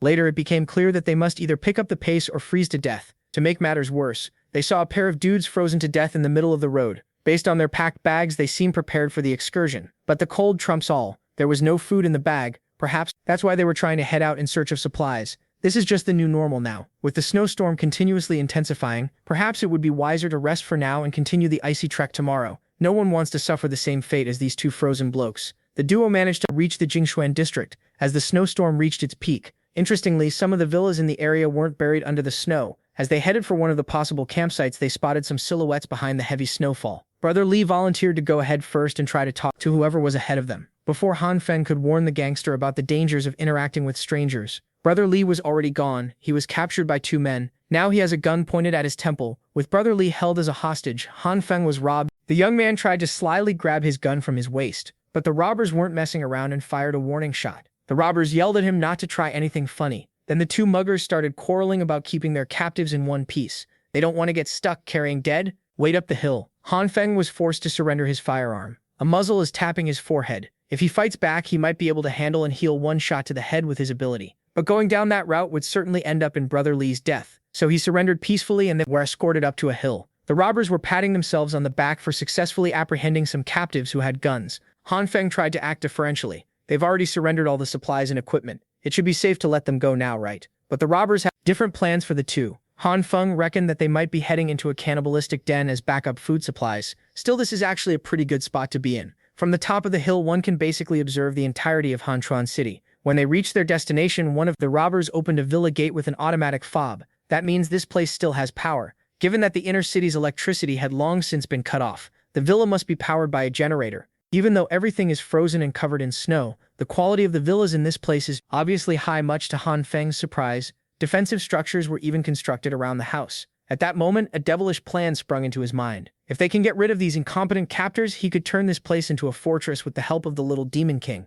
His sly giggle at the notion was noticed, and it earned him a crispy slap on the back of his head. Finally, the robbers ordered them to finish digging near the protective wall. If they did as they were tasked to do, the robbers promised to let them go and even return their supplies. All they have to do is keep their heads down and stop trying to pull any tricks. Kaozi, the bigger and dumber one, was assigned to the first shift of watching the new manual workers. Big Kaozi over here is actually starting to get annoyed at how bossy the smaller one is. He turned to the captives and threatened to fire at will if they didn't start getting to work. When asked to at least remove the cuffs, Kaozi snapped and pressed them to dig with the cuffs on. So Brother Lee and Han Feng did as they were told. The superhuman and the gangster were reduced to simple laborers. It is uncertain whether the bastards would even keep their word and let them go after the job is done. Han Feng looked around the massive yard and saw a huge pile of snow near a truck. Upon closer inspection, he found a bunch of frozen legs, arms, and other body parts sticking out of the pile. This does not bode well for them. Han Feng quietly pointed out the pile of frozen corpses to Brother Lee. The hardcore gangster almost passed out when his brain finally comprehended that he was looking at dead people. It is possible that their captors were the ones who made that pile of death. One thing's for sure, they can't just sit and wait for their own deaths. Han Feng devised a quick plan and relayed it to Brother Lee for execution. After they went over the details, the plan kicked off with the two yelling and hurling insults at one another. They acted as though they were fighting about their shoveling methods, making the work much harder than it was supposed to. Kaozi took note of the scuffle, aimed his gun at the two, and urged them to get back to work. The duo continued bickering, completely selling the act. Finally, Kaozi gave up trying to stop them from arguing, but asserted that the digging must be done before the sun sets. As soon as he nonchalantly turned his back on the duo, the wrangling abruptly stopped. Kaozi slowly walked back to his post, unaware that the flat side of a shovel was about to strike the back of his head. The bigger captor is down, and the duo just regained a firearm. Inside the villa, the smaller robber is sitting comfortably, with a dirty magazine in hand. He was practically drooling at the pages, thinking that no one was going to interrupt his gooning time. Before he could get his pecker out, a light flashed in his face. He looked up at a gun's muzzle, staring him down. The duo waved the handcuffs provocatively and teased the robber for being such a gooner. Within just a few hours, the situation was completely reversed. The captors are now the captives. According to them, they are just debt collectors who came by the villa before everything went apocalyptic. They swore to their gods that the pile of corpses outside had nothing to do with them. They might be hardened debt collectors, but they draw the line at massacring dozens of people. Han Feng holstered the gun. He believes their story. Since the pair of robbers aren't too bad, they can freely go now. Brother Li did not buy the story at all. He thinks they shouldn't let such threats go. While Han Feng promised freedom, of course that comes with a little stipulation.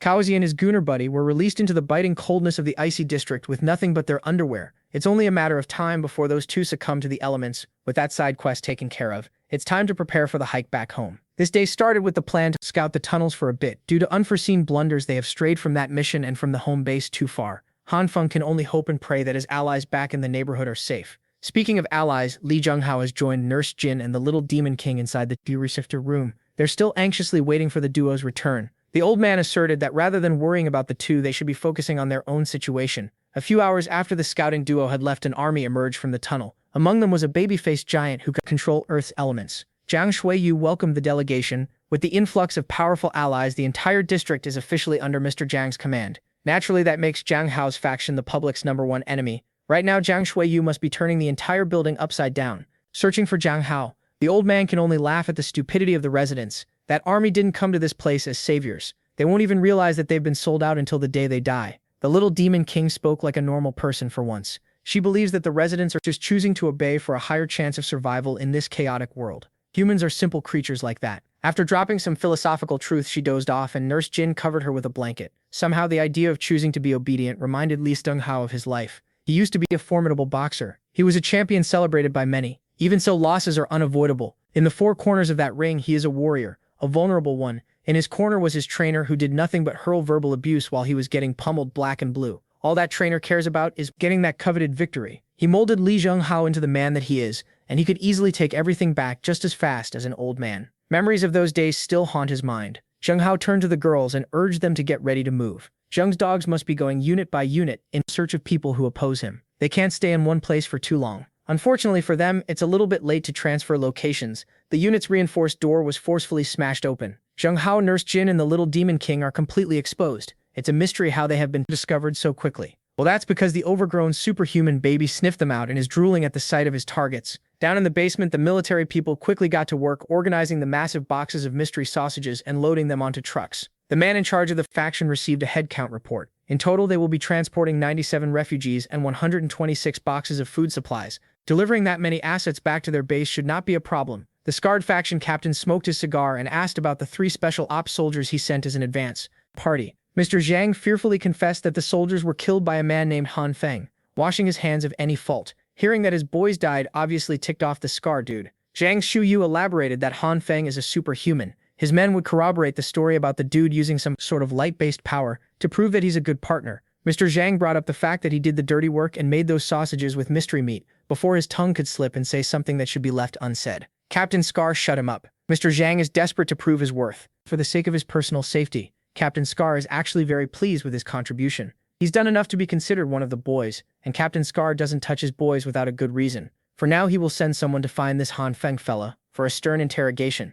You see, he hates liars. The sleuth he sent to track down the alleged superhuman was none other than the big baby. After busting the door open, the simple brute asked if Han Feng was around. Li Jianghao grabbed the little demon king and shielded Nurse Jin with his body. Anyone who could destroy the door, reinforced by Han Feng's power, is bad news. More alarmingly, Li Junghao's instincts are telling him to flee. The overgrown baby in front of him is giving off the stench of a wild beast. His years of fighting experience is telling him that he won't stand a chance in a brawl. They need to get the hell out of this room. The old man tried to shatter the window using his elbow, but almost shattered his bone upon impact. Unfortunately, the glass was included in Han Feng's strengthening project. Since they can't find a convenient escape route, Zheng Hao urges the girls to run away while he tries to hold off the beast before things get crazy. Nurse Jin calmly approaches the big baby and insists that they don't know anyone called Han Feng, so there must be some sort of mistake here. Surprisingly, the beast bought her innocent act and even apologized for making a fuss. Nurse Jin breathed in relief while Li Zhonghao was speechless. On the way out, the big baby double-checked the unit number posted outside and read number 1804. He was on the right floor after all.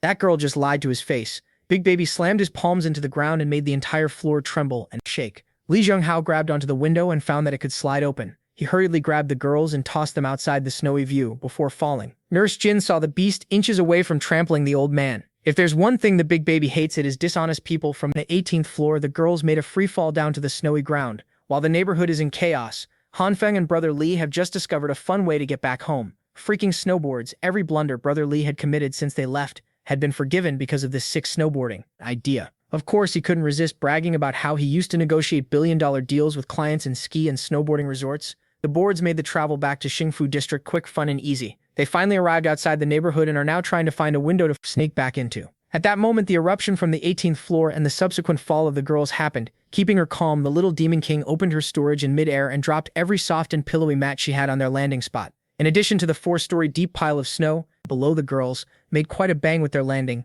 They almost fell on the duo below. Thankfully, the mats and the snow were enough to absorb the shock from their fall. Han Feng jumped into the crater they made to help them up, confused as to what was happening. Nurse Jin detailed how a monster suddenly broke into the unit, muttering Han Feng's name. Speaking of that monster, it looks like he's not patient enough to take the stairs himself. Running purely on adrenaline, Nurse Jin grabbed Han Feng and their chibi mascot out of the snow crater. The beast doesn't like being called a monster. He is a good baby. Just when Han Feng thought he was safe from the tunneling beast, he encountered the same big baby on the surface. So soon, straining over her limit, Nurse Jin yelled at the deadweights to try running by themselves. While the group runs, they all turn to Han Feng for a quick plan to ditch the monstrous pursuer. They are on the brink of a very painful fate. The big baby is hungry, and he wants to snack on human flesh. Finally, Han Feng was struck with an idea. He stopped running, urged the other three to continue ahead, and fished something inside his pocket. He found a bag and wound up before doing a baseball throw enhanced by his green light. He threw the bag for the big baby to snack on. The contents of the bag quickly reacted with the green light visibly growing at a stupendous rate. The big baby welcomed the bag with his mouth open. He bit down like a starving animal and tasted some delicious soybeans. Han Feng apologized for what was about to happen before his green light was completely triggered.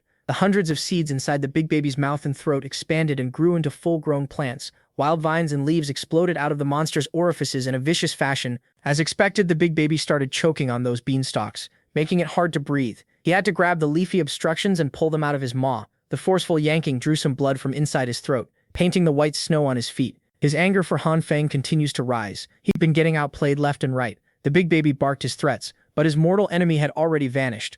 Like the child that he is, he throws a tantrum on the snow. He looked like a spoiled brat who denied his snacks. Finally, the special forces got their asses out of the basement to line up and lock down the perimeter. Captain Scar gave his men a brief pep talk. In a world filled with deadly ice and nowhere to hide, they should be able to smoke some rats out. He made a beeline to his injured star pupil with curiosity. The big baby recounted what happened and how the beans instantly grew inside his mouth. Captain Scar's interest was piqued with Han Feng's ability. The food shortage problem can be easily solved. He radioed his men, captured the old man from upstairs, his mind working on a plan to lure the superhuman out. The group managed to run away and put some decent distance between them and the pursuers. Nurse Jin recounted everything that happened while Han Feng and Brother Li were out on their scouting mission. She warned Han Feng about being specifically targeted by that anomalous monster. Someone who can easily destroy reinforced doors and walls is someone to be wary of. After all, Han Feng's strengthening managed to endure even against explosives. Nurse Jin's tears almost fell when she recalled how Li Zhenghao sacrificed his safety just to save the girls. Han Feng coldly accepted that it was highly likely that Zhenghao was dead.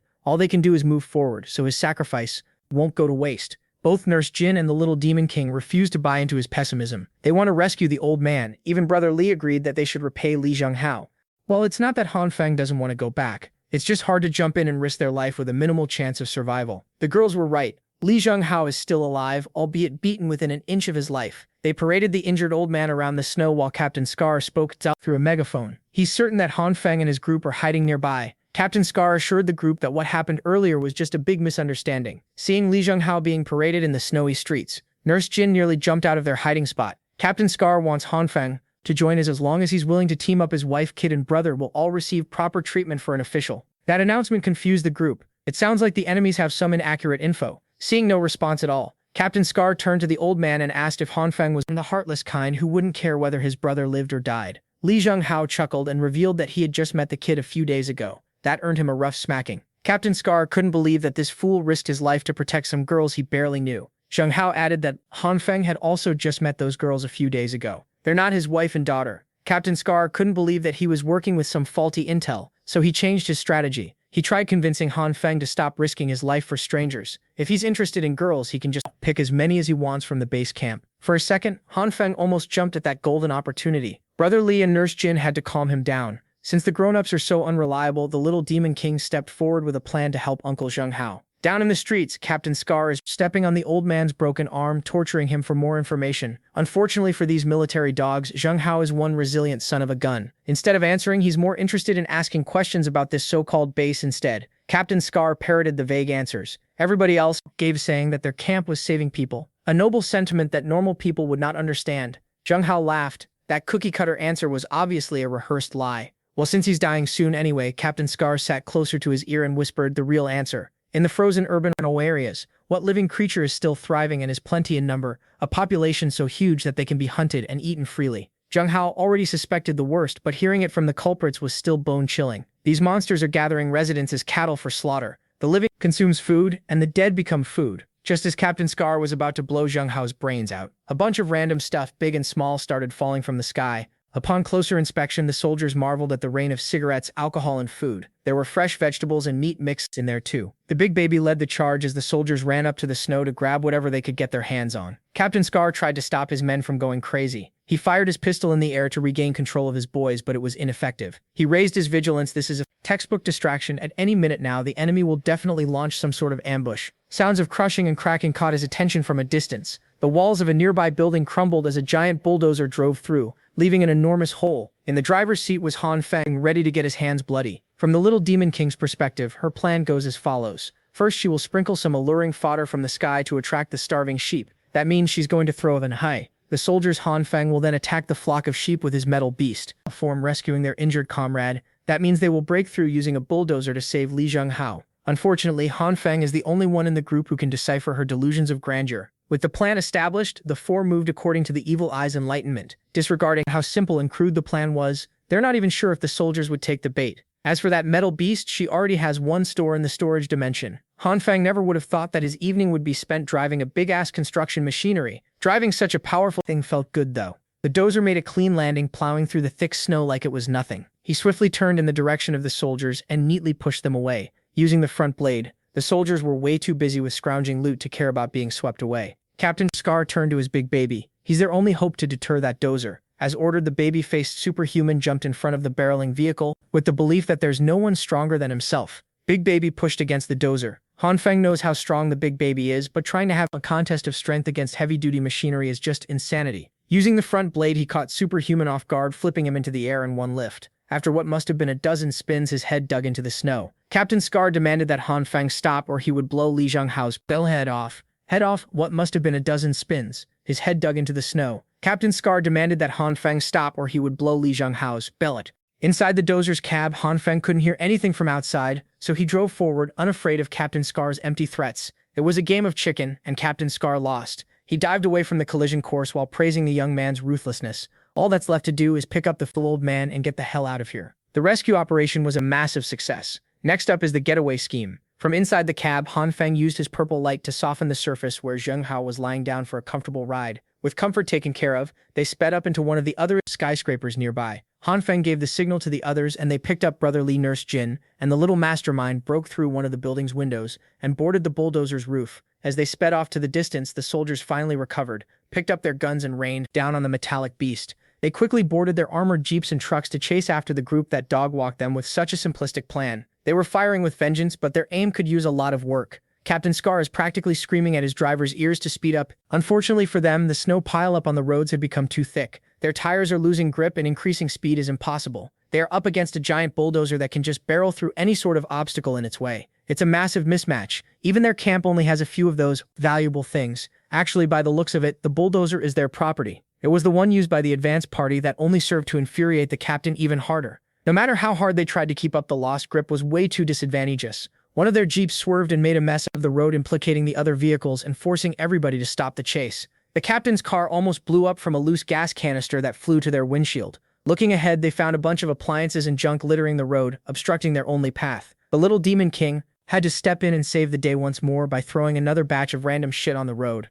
this time as a deterrent. She stood on the dozer's roof, extremely pleased with her contribution to this mission, making the enemies despair before her power. She looked badass until the cold made her sneeze, adorably. The group drove for a few more hours, making it certain that no one could tail their trail. The rest of the group had long since entered the cab with Han Feng, and it was crammed in there, Brother Lee wants to get a turn in the driver's seat while the old man is freezing in the back. Their next destination is the hillside villa. Hanfeng and Brother Lee found. It's a decent place where they can camp. Everybody agreed with the plan, but the bulldozer is starting to falter. The warning on the meter is blinking and it seems like they've run out of fuel. Thankfully, they have the Evil King's storage dimension. So Hanfeng politely asked her to bring out some oil. This damn delusional freak opened her dimension and pulled out bottles and bottles of cooking oil. At least it's not baby oil. No Diddy is safe. At that moment, the dozer's engine finally died. The cab was flooded with bottles of cooking oil and Hanfeng felt a headache coming from it. He cleared up the confusion and asked the little one to take out the fuel he prepared beforehand. The little demon king fumbled around her storage dimension for a minute, growing more embarrassed by the second.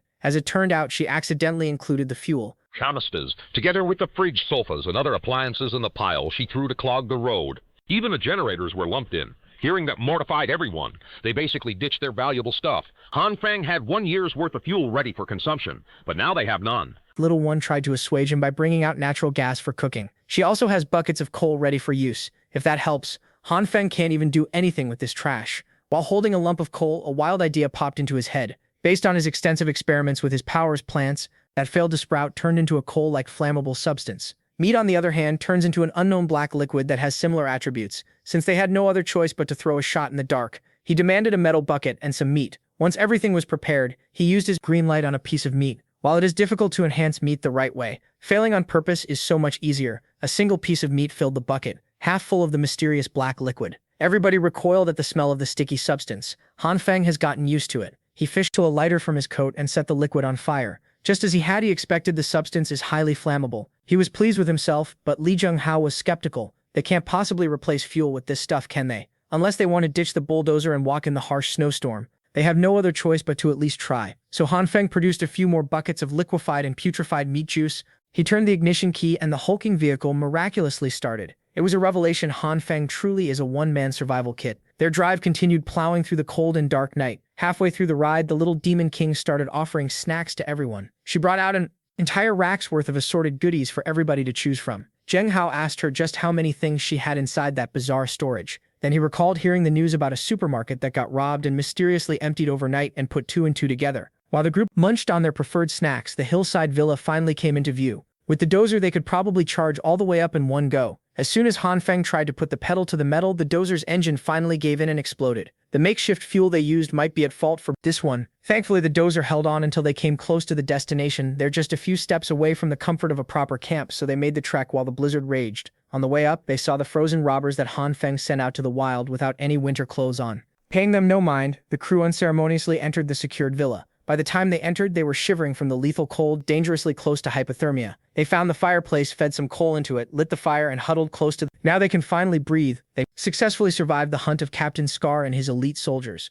There is nothing more comforting than huddling around the fireplace in the middle of a deadly blizzard. Even the ever-so-serious old man smiled. He had to admit that the villa district was a great place to hole up in. The wind blows the accumulated snow downhill, so the hilltop shouldn't be buried in snow. It's also hard for intruders to climb the hill without getting spotted. The location is easy to guard and hard to attack. If they want, they can use this place as a long-term base. While Li Junghao was asking serious questions, everybody was busy reorganizing the furniture around Hanfeng. Took care of the generator, the Demon King brought out the TV, and Brother Li was gushing over a Gen 9 XPS game console. Yeah, these guys are staying for the long term. Since the generator they prepared has been thrown away, they're lucky that the previous residents of this villa had prepared and fueled a generator beforehand. Hanfeng tinkered with the control system for a bit and successfully turned it on. Finally, they have the convenience of electricity again. He announced that they should have a celebratory feast tonight, but the girls were more interested in using the water heater to take a bath. Nurse Jin was particularly pumped upon hearing the word bath. She admitted that she hasn't had a shower since the snowstorm started, so warm water would be greatly appreciated. She got that good stink.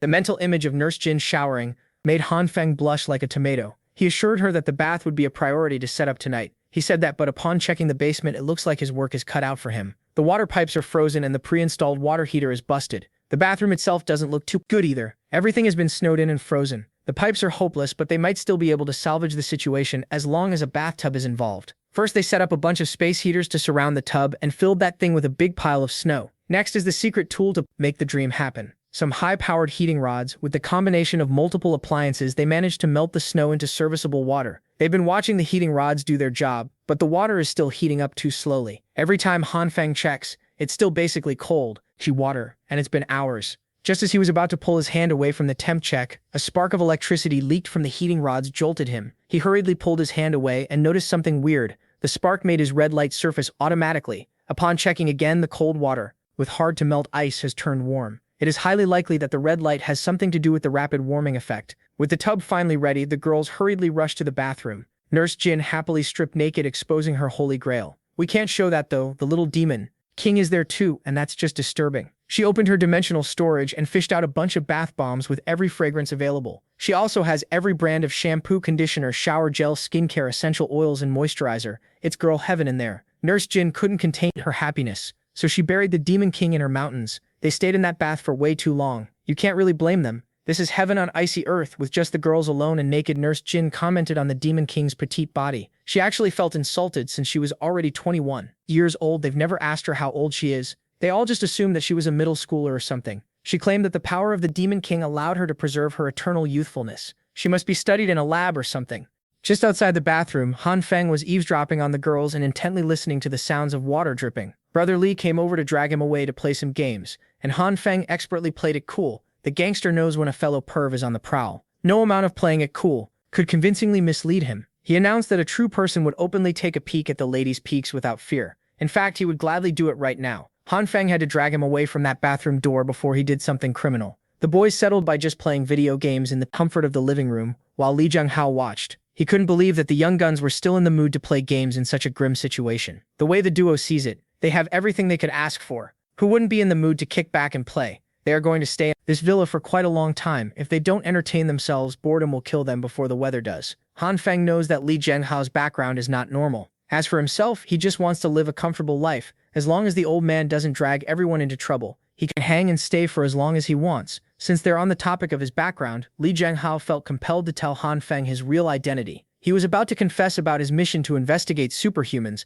before the young man cut him off. Han Feng doesn't want to be implicated in anything complicated and troublesome, and he'll stand by that. The two looked at each other dead in the eye, and the old man saw the seriousness of Han. He sighed and respected the young man's stance. Jiang Hao swore that he would leave as soon as his arm was healed. Brother Li and Han Feng continued gaming and talking trash to each other. At that moment, the girls came out of the bath with new cutesy coats on. Brother Li wrapped his arm around Han Feng and invited him to bathe together so they could conserve water. After scuffling and struggling, Han Feng was forced to accept that this bath sharing was happening whether he liked it or not. He was forced into the water, but it admittedly felt nice. Once everyone was nice and clean, the long-awaited feast finally happened. They went all out and prepared a spread of all kinds of dishes. After stuffing themselves full of good food, everybody retreated to their rooms and had the best sleep of their lives. For the next few days after settling into the villa, Han Feng went to work and strengthened the walls, roof, and fences. Since he has all the time and the means, he also modified one of the rooms on the top floor of the villa into a fully functional shared sauna. He mainly hangs out in there to sweat, and uses the massive watchtower window to observe the situation at the bottom of the hill. At the same time, today there are a few silhouettes walking closer and closer up to their fortress.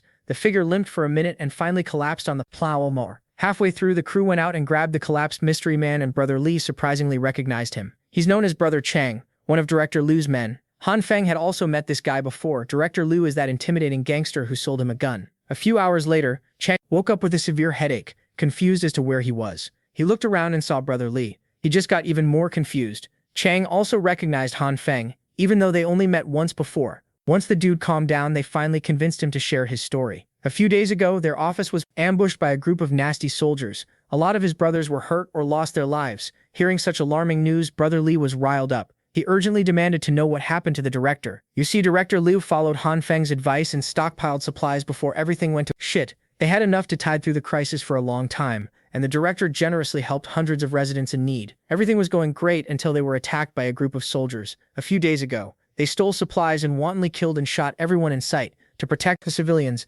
Director Li gathered his men and led them to a fight to the death. Most of the brothers were injured or worse. The director himself got shot in the leg and was captured by the invaders. Without their leader, the brothers scattered and agreed to meet at another location where most of the supplies were kept. That location is one of the villas in this hillside region. The story made sense. No wonder Chang appeared limping at the foot of the hill. Brother Li was concerned about the director's well-being. Fortunately, it was obvious that the soldiers were trying to capture him alive. Brother Li owed that man a great favor. If it hadn't been for Director Liu, he might have died in the streets long ago. Fired up and motivated, Li dragged Chang out of the couch and demanded that they save the director together. Chin reprimanded the gangster for trying to drag him into a suicide mission. With just two people, they stand no chance against an armed battalions. The way Li Zi sees it, they should take the chance and gamble on the sliver of hope, even at the cost of their lives. Li Zhenghao overheard the story and asked if the director Liu they were talking about was from the Uprising volunteer group. When he was an underground boxer, that man was the one who paid his ransom, brought him out of the seedy underworld, and allowed him a second chance in life as a free man. If they are going on a rescue mission to save that dignified man, Li Zhenghao will gladly lend them his strength. He still has quite a few connections in the city. If he can get in contact with them, they can have the manpower needed. Chang finally recognized Zheng Hao as the wild dog of the boxing arena, the legendary fighter with 30 consecutive victories under his belt. Han Feng laughed at the old man's corny nickname. Even Zheng Hao felt awkward upon hearing that moniker. So 3 people threw their hats in the ring to rescue director Liu. Han Feng just sat silently in the corner. He couldn't believe that the gangster who sold him his guns was such a righteous guy. Nevertheless, he has no reason to risk his life for a stranger. So he preemptively announced that he would be staying inside the safety of his villa. He might not be able to contribute directly, but he won't let the 3 go out into the wild empty-handed. Also, he wanted to remind Zheng Hao and Li Zi to keep the superhuman shenanigans secret for obvious reasons. While Chang was recuperating, Han Feng took care of the guy within reason. They can't bring out lavish food today, or they might incur suspicions. They even prepared the most basic room imaginable for Chang so as not to look too extravagant. When the day of their departure arrived, each bag was packed with plenty of supplies, guns, and ammo. Han Feng could understand the demand for firearms and ready-to-eat food. What confused him was Chang's request for so many cigarettes. Outside of the world, fiat currency is useless now. When major factions exchange supplies, they usually use cigarettes as solid currency. Equipped with some skis, Han Feng saw the 3 off with a smile. Chang bowed in gratitude to brother Han and sister-in-law Jin. He swore that the Uprising volunteer group would repay this generous favor. It took Nurse Jin a few moments to understand that the guy mistook her for Han Feng's wife. Upon realization, she blushed, her face heating up so hot it could melt the ice around her. With just Han Feng and the 2 girls in the villa, he felt more driven to keep everyone safe. To have better surveillance around the hill, he installed some cameras around the perimeter. He riddled the whole neighborhood with CCTVs, so he could have a clear visual of anything that happened around the area. With security taken care of, he returned to a carefree daily life filled with snacks and video games. Today, Nurse Jin came running and screaming out of the kitchen with a knife in hand. She trembled as she tried to explain what happened to little Choo Choo. It was a nightmare. They are now down to their last head of cabbage. Han Feng demanded to know just how many more essential fruits and vegetables they had in stock, and Choo Choo answered that they still had a lot. By a lot, she means about 3 carts. She doesn't really like vegetables that much, so she didn't grab too much when she emptied the supermarket. The only vegetable she loves is cucumbers, so she has a shit ton of those. This is a big mistake. They have been using and consuming supplies without doing a proper inventory check. If this goes on, they might run out of fresh supplies. As of now, Han Feng can only use his powers on soybeans, wheat, broccoli, and meat. Every other product he tried ended up as an utter failure. With the last cabbage they have left, he needs to figure out how to produce more. Everyone's health and happiness are on his shoulders. He brought the cabbage back to the living room and racked his brain for a solution. The only real option is to pray to God and hope that his green light will succeed. The first trial ended up reducing the delicious leafy vegetable into a pile of coal. He stripped another leaf and tried one more time. Without changing his crude method, he just produced more coal. He repeated this process multiple times until the cabbage ran out. Refusing to end at a loss, he moved on to carrots and potatoes. The girls just watched him from afar as entertainment. By the end of the day, he wasted every vegetable he touched without even a single fluky success. When Nurse Jin checked on him, Han Feng naturally felt horrible for turning their entire supply inedible little Chew. Q doesn't really mind the loss as she has her unlimited cucumber reserve. Besides, they can just make up for the nutrient deficiencies with vitamin pills. Since the superpower-like route didn't work, Nurse Jin proposed that they try growing a garden. She used to grow some vegetables on her apartment balcony throughout the year. As long as there's sufficient light and proper temperature, they can make it happen. First, they need some gardening racks, soil, and nutrient fluids. They can also use LED light as a substitute for the sun. While the gardening plan is taking shape, Chu Q, who supposedly robbed an entire supermarket, asserted that she doesn't have any of the items needed.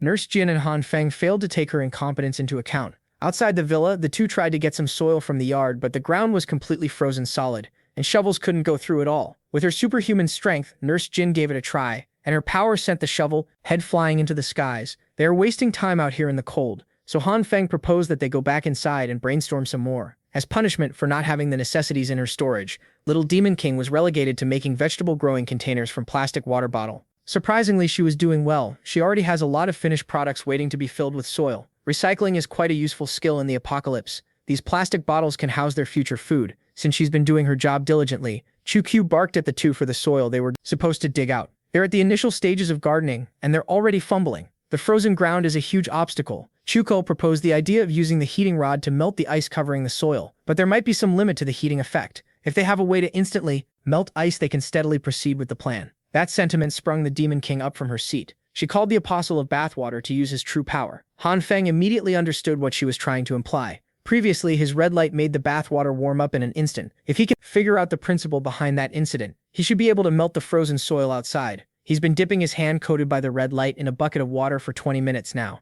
and it's not working at all. Han Feng tried to recall every detail that led to the creation of their warm bath, carefully examining what triggered the heat. Then it hit him. The secret lies in electrocution. He turned to the Demon King and asked for some tool that could shock him. She immediately brought out a high-power strip. When plugged in, Han Feng can just stick a finger in there and death would be instant. She's basically trying to tell this boy to kill himself. After rifling through the storage, she finally found the perfect tool. A low-voltage self-defense electric baton, or as she calls it, a basic electromagic staff, although the label states it only has a slight numbing effect. Han Feng still felt nervous about using it on himself. Choosing to trust the little Demon King this time, he turned the electric baton on and dipped his hand into the bucket of water. Do not try this at home. The numbing effect was a little too strong. It made his eyes roll into the back of his head. At least it worked. The water heated up. Han Feng hurried outside, excited to electrocute himself for some soil. He doesn't quite understand the complete principle behind it yet, but he knows that it works. He put his red-lit palm against the ground and carefully stabbed the electric baton on his arm. This time he tanked the shock better, and the thick layer of ice integrated into the soil exploded and melted away. In his hand was a little puddle of warm water, and some good old usable soil. Han Feng was hyped. This was the first time in a long time that he laid eyes on some normal dirt. He dug up enough to fill the makeshift pots they prepared, and the initial prep was finally done. Thankfully, Kyuchu has a lot of different seed packs in her storage. Han Feng wanted to grab a few random packs and call it a day, but Nurse Jin asserted that the temperature would make it impossible to grow most plants, as expected from a farming hobbyist. She picked out a few that could theoretically survive the cold. The crew used the empty basement for superior heat preservation and filled it with high-power LED lights and furnaces. They went all out, but the temperature was still outside the ideal range. If they can't warm the from enough, the seed will not sprout. Since they already have a pretty good setup, perhaps Han Feng could try supplementing the growth with his green light. He tried giving it a shot, completely in tune with the seed. He expertly controlled the energy and tempo like he was playing a rhythm game. Much to his surprise, it worked. He made some leafy vegetables sprout. Afterward, he used the green light on the other seeds. The results varied, and there were quite a few failures. With continuous experimentation using new seeds, Han Feng and Nurse Jin made dozens of sprouts. Unfortunately, the sprouts started dying a few days later due to the persistent cold. Even though they amped up the heaters, they can barely go up to around 10 degrees. They need to think of a way to somehow increase the room's temp to at least 20 degrees. They could add more furnaces down there, but there's a limit to what these things could do if they can't improve heat preservation. Logically speaking, the deeper underground, the better the heat preservation should be. Maybe they can dig deeper from this basement. Nurse Jin agreed with the idea. With her monstrous physical strength, adding another lower floor to the house should not be a problem. Before they resort to manual labor, Han Feng wants to test if he can expedite the process using his light. He knows that green and red are practically useless against concrete. Maybe he could use purple's softening capabilities. As expected, it was quite effective. Unfortunately, the softened stones might look and act like mud, but they remain as hard as they originally were. At his wit's end, Han Feng tried combining all three of his light arsenal, rearranging the orders of combination, and changing the rhythm of energy output. Unfortunately, they were all failures. Failure turns plants into coal and meat into fuel. Stone, on the other hand, doesn't change its properties.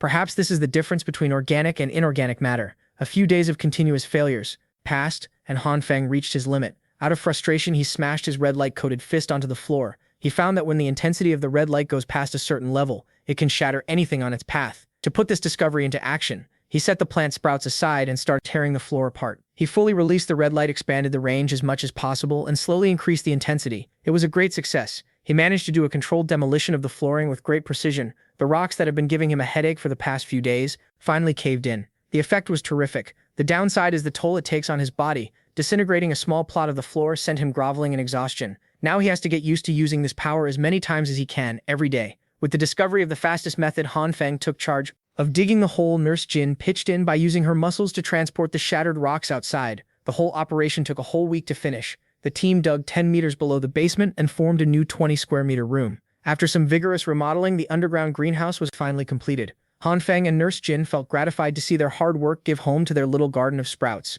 Next up will be Han Feng's favorite segment of the past few days. Whenever they climb up to the first basement using the narrow stairs, he always lets Nurse Jin go first, so he can savor the sweet view of victory. He is one of us. If everything goes well, they should be able to enter harvest season in 2 months' time. They started this little project 2 weeks ago. Their last stock ran out 4 days ago, and the three have been eating tons of broccoli since then. Han Feng can't possibly endure those green bastards any longer, but he has no choice. That's one of the veggies he can reliably grow with his green light. Maybe they could try planting some bean sprouts. Those things are quick to grow and ready to eat. Or maybe Han Feng can eat some ass coming from above. Nurse Jin's foot slipped and a pillowy cushion descended upon his face. He was caught off guard and wasn't able to savor the experience. When they got back up to the basement, Han Feng repeatedly assured Nurse Jin that he was fine. He's bleeding out of his nose, but there's a decent chance that this is not. Because of the crash, Nurse Jin tried to take a look at his heavy bleeding, but he was too embarrassed to let that happen. When they ascended back to the living room, they were greeted by a very weird scene. QQ drew an occult symbol on the carpet and put a laptop in the middle as she danced and Elich.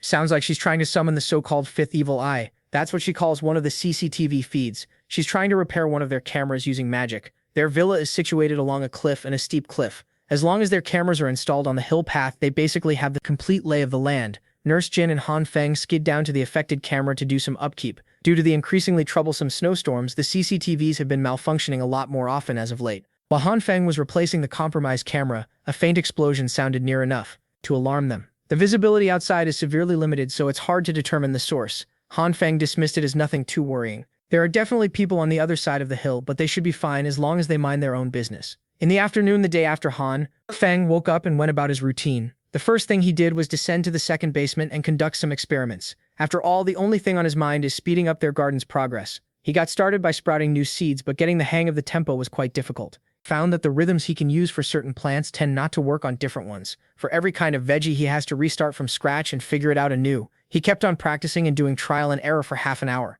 Today is a bad day to have a plant in the garden. In just 30 minutes, Han Feng turned most of their sprouts into coal. Thankfully, he didn't touch the first batch of vegetables close to being harvested. Maybe he's overdoing it. Maybe he only needs a very faint usage to speed up plant growth. Risking their progress, he tried exposing the first batch to just a little bit of a green light for another half hour. He's careful not to overexpose the greenery, so he only uses limited lighting every day.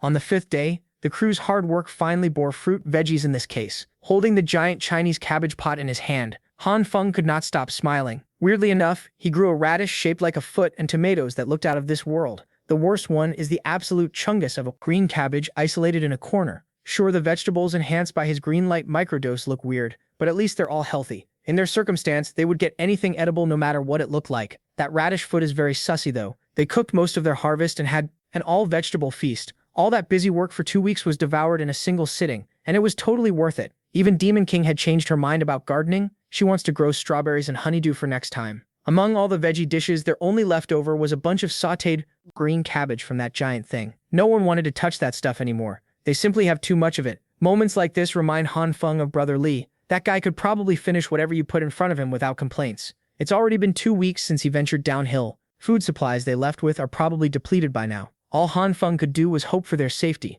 While they were finishing the feast, another explosion boomed from afar. Today is the 6th day that they've been hearing such alarming sounds. Confident in their pristine location, it's not too big of a worry. The explosions only happen once a day anyway. 3 days later, the blasts ramped up exponentially. This time, a barrage of detonations shook the hillside. It's gotten so bad that it is messing with Han Feng's peaceful life. Those annoying eruptions are getting under his skin. Finally, he grabbed a ladder and climbed to the villa's roof to scout what exactly was happening down there. Even with the help of his binoculars, Han Feng could not make out what was happening in the other icy hills. He wonders who's brave enough to cause such wild commotion. The culprit must not be afraid to reveal their location. Although there's still quite a bit of distance from the villa, if the bombing continues to get closer, it will definitely prove troublesome. Han Feng doesn't want to test if his strengthening can withstand a full-on blast. The problem is, their wall, it's a bit too low and thin. Maybe he should do some more remodeling. Although what's happening out there is still a mystery. Upgrading their walls to be taller and thicker just in case sounds like a good plan. QQ doesn't have any cement in her storage, so conventional means are not an option. Thankfully, they already have nice materials ready to use, piled up nearby. They have tons of rocks lying around, dug up from the basement. First, they pile up the stones neatly, then you just pour some water over that thing. Before long, the water will freeze and form a pretty strong ice wall that will never melt. With the temperature at a constant low, an ice wall filled with stones can even be stronger than a regular cement wall. The Three Stooges went all out on this new project. They built taller and thicker, each one playing their role diligently. When the stones ran out, Han Feng got some more by tearing down the empty villas next to theirs. With non-stop hard labor, they completed the giant ice wall in just 3 days. They built that thing so tall that it covered the whole house. They can finally rest easy for now. The bombers didn't even give them a moment to appreciate their handiwork. The explosion started once more. This time, the blasts are near enough to be clearly visible from the villa. To make matters worse, the blast epicenters are getting nearer with every explosion. The bombing increased in volume. The next one hit one of the villas in the neighborhood. The blast sent debris flying all over the hillside. Some of them even hit the newly constructed ice wall up on the roof. Han Feng was grazed by a tiny wild stone. That little thing flew so fast that it cut his cheek. They're lucky to have finished the wall when they did. It could have been really bad if they hadn't. Han Feng hurried back inside the house and urged the girls to get to the second basement. They hid in the underground garden for exactly half a day before heading back up. On the second night, while he was bathing, the bombardments restarted and nearly drowned him in shock. He had to hurry to the basement with just a towel to cover his junk. On the morning of the third day, the villa right next to theirs got blown to bits, and one of the bombs directly hit the ice wall. In the afternoon of the fourth day, Han Feng was about to drop a bomb in the toilet when the real bombs made him pucker back up. To make matters worse, he almost exposed his Johnson to the Demon King. On the fifth day, he's finally had enough. Han Feng grabbed his sniper rifle and put on ski gear, ready to venture out into the war zone. They've been hiding in the basement every day. They can't eat, drink, or sleep properly. It is torturous. Armed to the teeth, pissed off, and absolutely dripped out of his mind, Han Feng intends to find out who's the madman turning the icy world into their personal bomb site. He reminded the girls to take care of themselves and follow their protocol until he gets back. The ski down the hill went on without a hitch. On the way down, Han Feng saw the destruction caused by those bombardments up close for the first time. He found remnants of military uniforms scattered around, the area a sign that the military might be involved. Maybe that Big Baby and Captain Scar are mixed into this bullshit. As he went farther and farther into the center of chaos, Han Feng saw more and more blown-up corpses along the way. To be safe, he decided to go to higher ground to observe the situation below. The higher he got, the worse the cold got. It was very tough on his lungs. Looking through the binoculars, he found a huge cave that looked like a secret military facility of some sort. Hidden up in the walls were a bunch of cannons. Maybe those are the source of his headache for the past few days. Outside the cave's entrance, the soldiers were acting sneaky as though their enemy was inside. Then they entered the complex while letting their trigger fingers go nuts. Maybe this is some sort of internal strife. Before the soldiers could fully funnel into the cave, they were vigorously blown out by a domineering invisible force. One soldier was pushed out high enough to land where Han Feng was spying. When he carefully looked at the poor sap, all he saw was a pile of mangled body parts. It seems like that group of soldiers got wiped out in just a few seconds. Turning his attention back to the cave, Han Feng saw a group calmly walking out. There were three of them, a little girl with a bazooka in hand, a little boy who had some decent drip, and a white-haired woman wearing glasses and a stylish coat. For a split second, she looked as though she had just detected something interesting. Woman looked directly at Han Feng's concealed position and smiled, her purple eyes bewitching. This is peak mommy design. If you ask me, Han Feng felt his blood run cold. He was hundreds of meters away and above her, but he felt like a helpless prey being hunted. Han Feng stayed in a prone position, no survival instincts at all. When he looked through the binoculars a second time, he saw the little girl holding the bazooka aiming at him with an unhinged smile. She pulled the trigger and blew up the top of the hill he was hiding on. Fortunately, he managed to slide out of the blast radius in the nick of time. It is basically confirmed that he was spotted from afar somehow. Those three are bad news. Han Feng decided to hide further before deciding on his next decision. Following the explosion, sounds of gunfire filled the air. There were still some surviving soldiers trying to hold their ground against the trio. They are fearfully retreating while emptying their mags. Unfortunately for these helpless soldiers, the little boy is there to cut their escape route by manipulating the snow to surge like a tidal wave. He did so while wearing a blank expression on his face. When he pressed down harder, the snow imploded and caused a massive icy blast. Han Feng has to accept that he is out of his depth at this point. The implosion caused an avalanche and he was in no position to dodge this one. Tons of snow came rampaging down the hill unimpeded. It went on for seemingly forever until the terrain was altered. Once things have calmed down a little bit, a red spark can be seen leaking out of the snowy surface. Using his red light, Han Feng managed to dig his way out of the deadly pile with another person in tow. He almost got smothered to death, but he survived with quick thinking. Now he's dragging an unconscious soldier down the snowy path. Luckily, he spotted a dam and moved to use it as cover. Otherwise, he would have been pressed down by that white mass, miserably dragged to his death. That little nonchalant boy must have the ability to control ice and snow. That's the most overpowered ability in this apocalyptic snowscape. Hopefully, the soldier he rescued will be able to provide him with some useful information about that three-person army. Han Feng walked around for a little bit and finally found a building high enough not to be completely buried by the snow slip. He dragged the soldier into a derelict room and tied that dude up for safety. Now that they're out of danger, Han Feng slapped the man with his gun for a wake-up call. When the soldier opened his eyes, he immediately folded and begged for his life. Han Feng hasn't even asked his questions yet, and the dude is already down to snitch. He had thought of so many interrogation methods, it's a bummer. He won't be able to use them today. Han Feng pulled out a chair and demanded to know about that woman and those kids who dog-walked an entire military complex. The soldier shuddered at the mention of his worst nightmare. Those three are simply inhuman. One practices ice magic, the other can release energy waves, and the last one is a walking bomb. Han Feng demanded a more thorough description of those superhuman abilities, starting with the woman. That demi-mommy can release energy waves at the wave of her hand. With a simple gesture, she can send an entire battalion flying like loose kites. The crazy little girl is an explosion magic superhuman that can turn anything into a deadly bomb. And that boy is a menace to society. He can freely manipulate ice and snow, making him untouchable. While the soldier is cursing out the superhumans for being monstrous beasts, Han Feng is deep in thought. Given his own overpowered abilities, he can't really fault those three for using theirs freely. As time goes by, more and more superhumans are cropping up left and right. Han Feng has one more question for the poor soldier boy. He wanted to know who was directly responsible for the bombing near the hillside villa. The soldiers swore that they had nothing to do with the bombardments. Their camp has long been taken over by those three monsters. Today was actually the battalion's last effort to retake the camp after getting reinforcements from their HQ.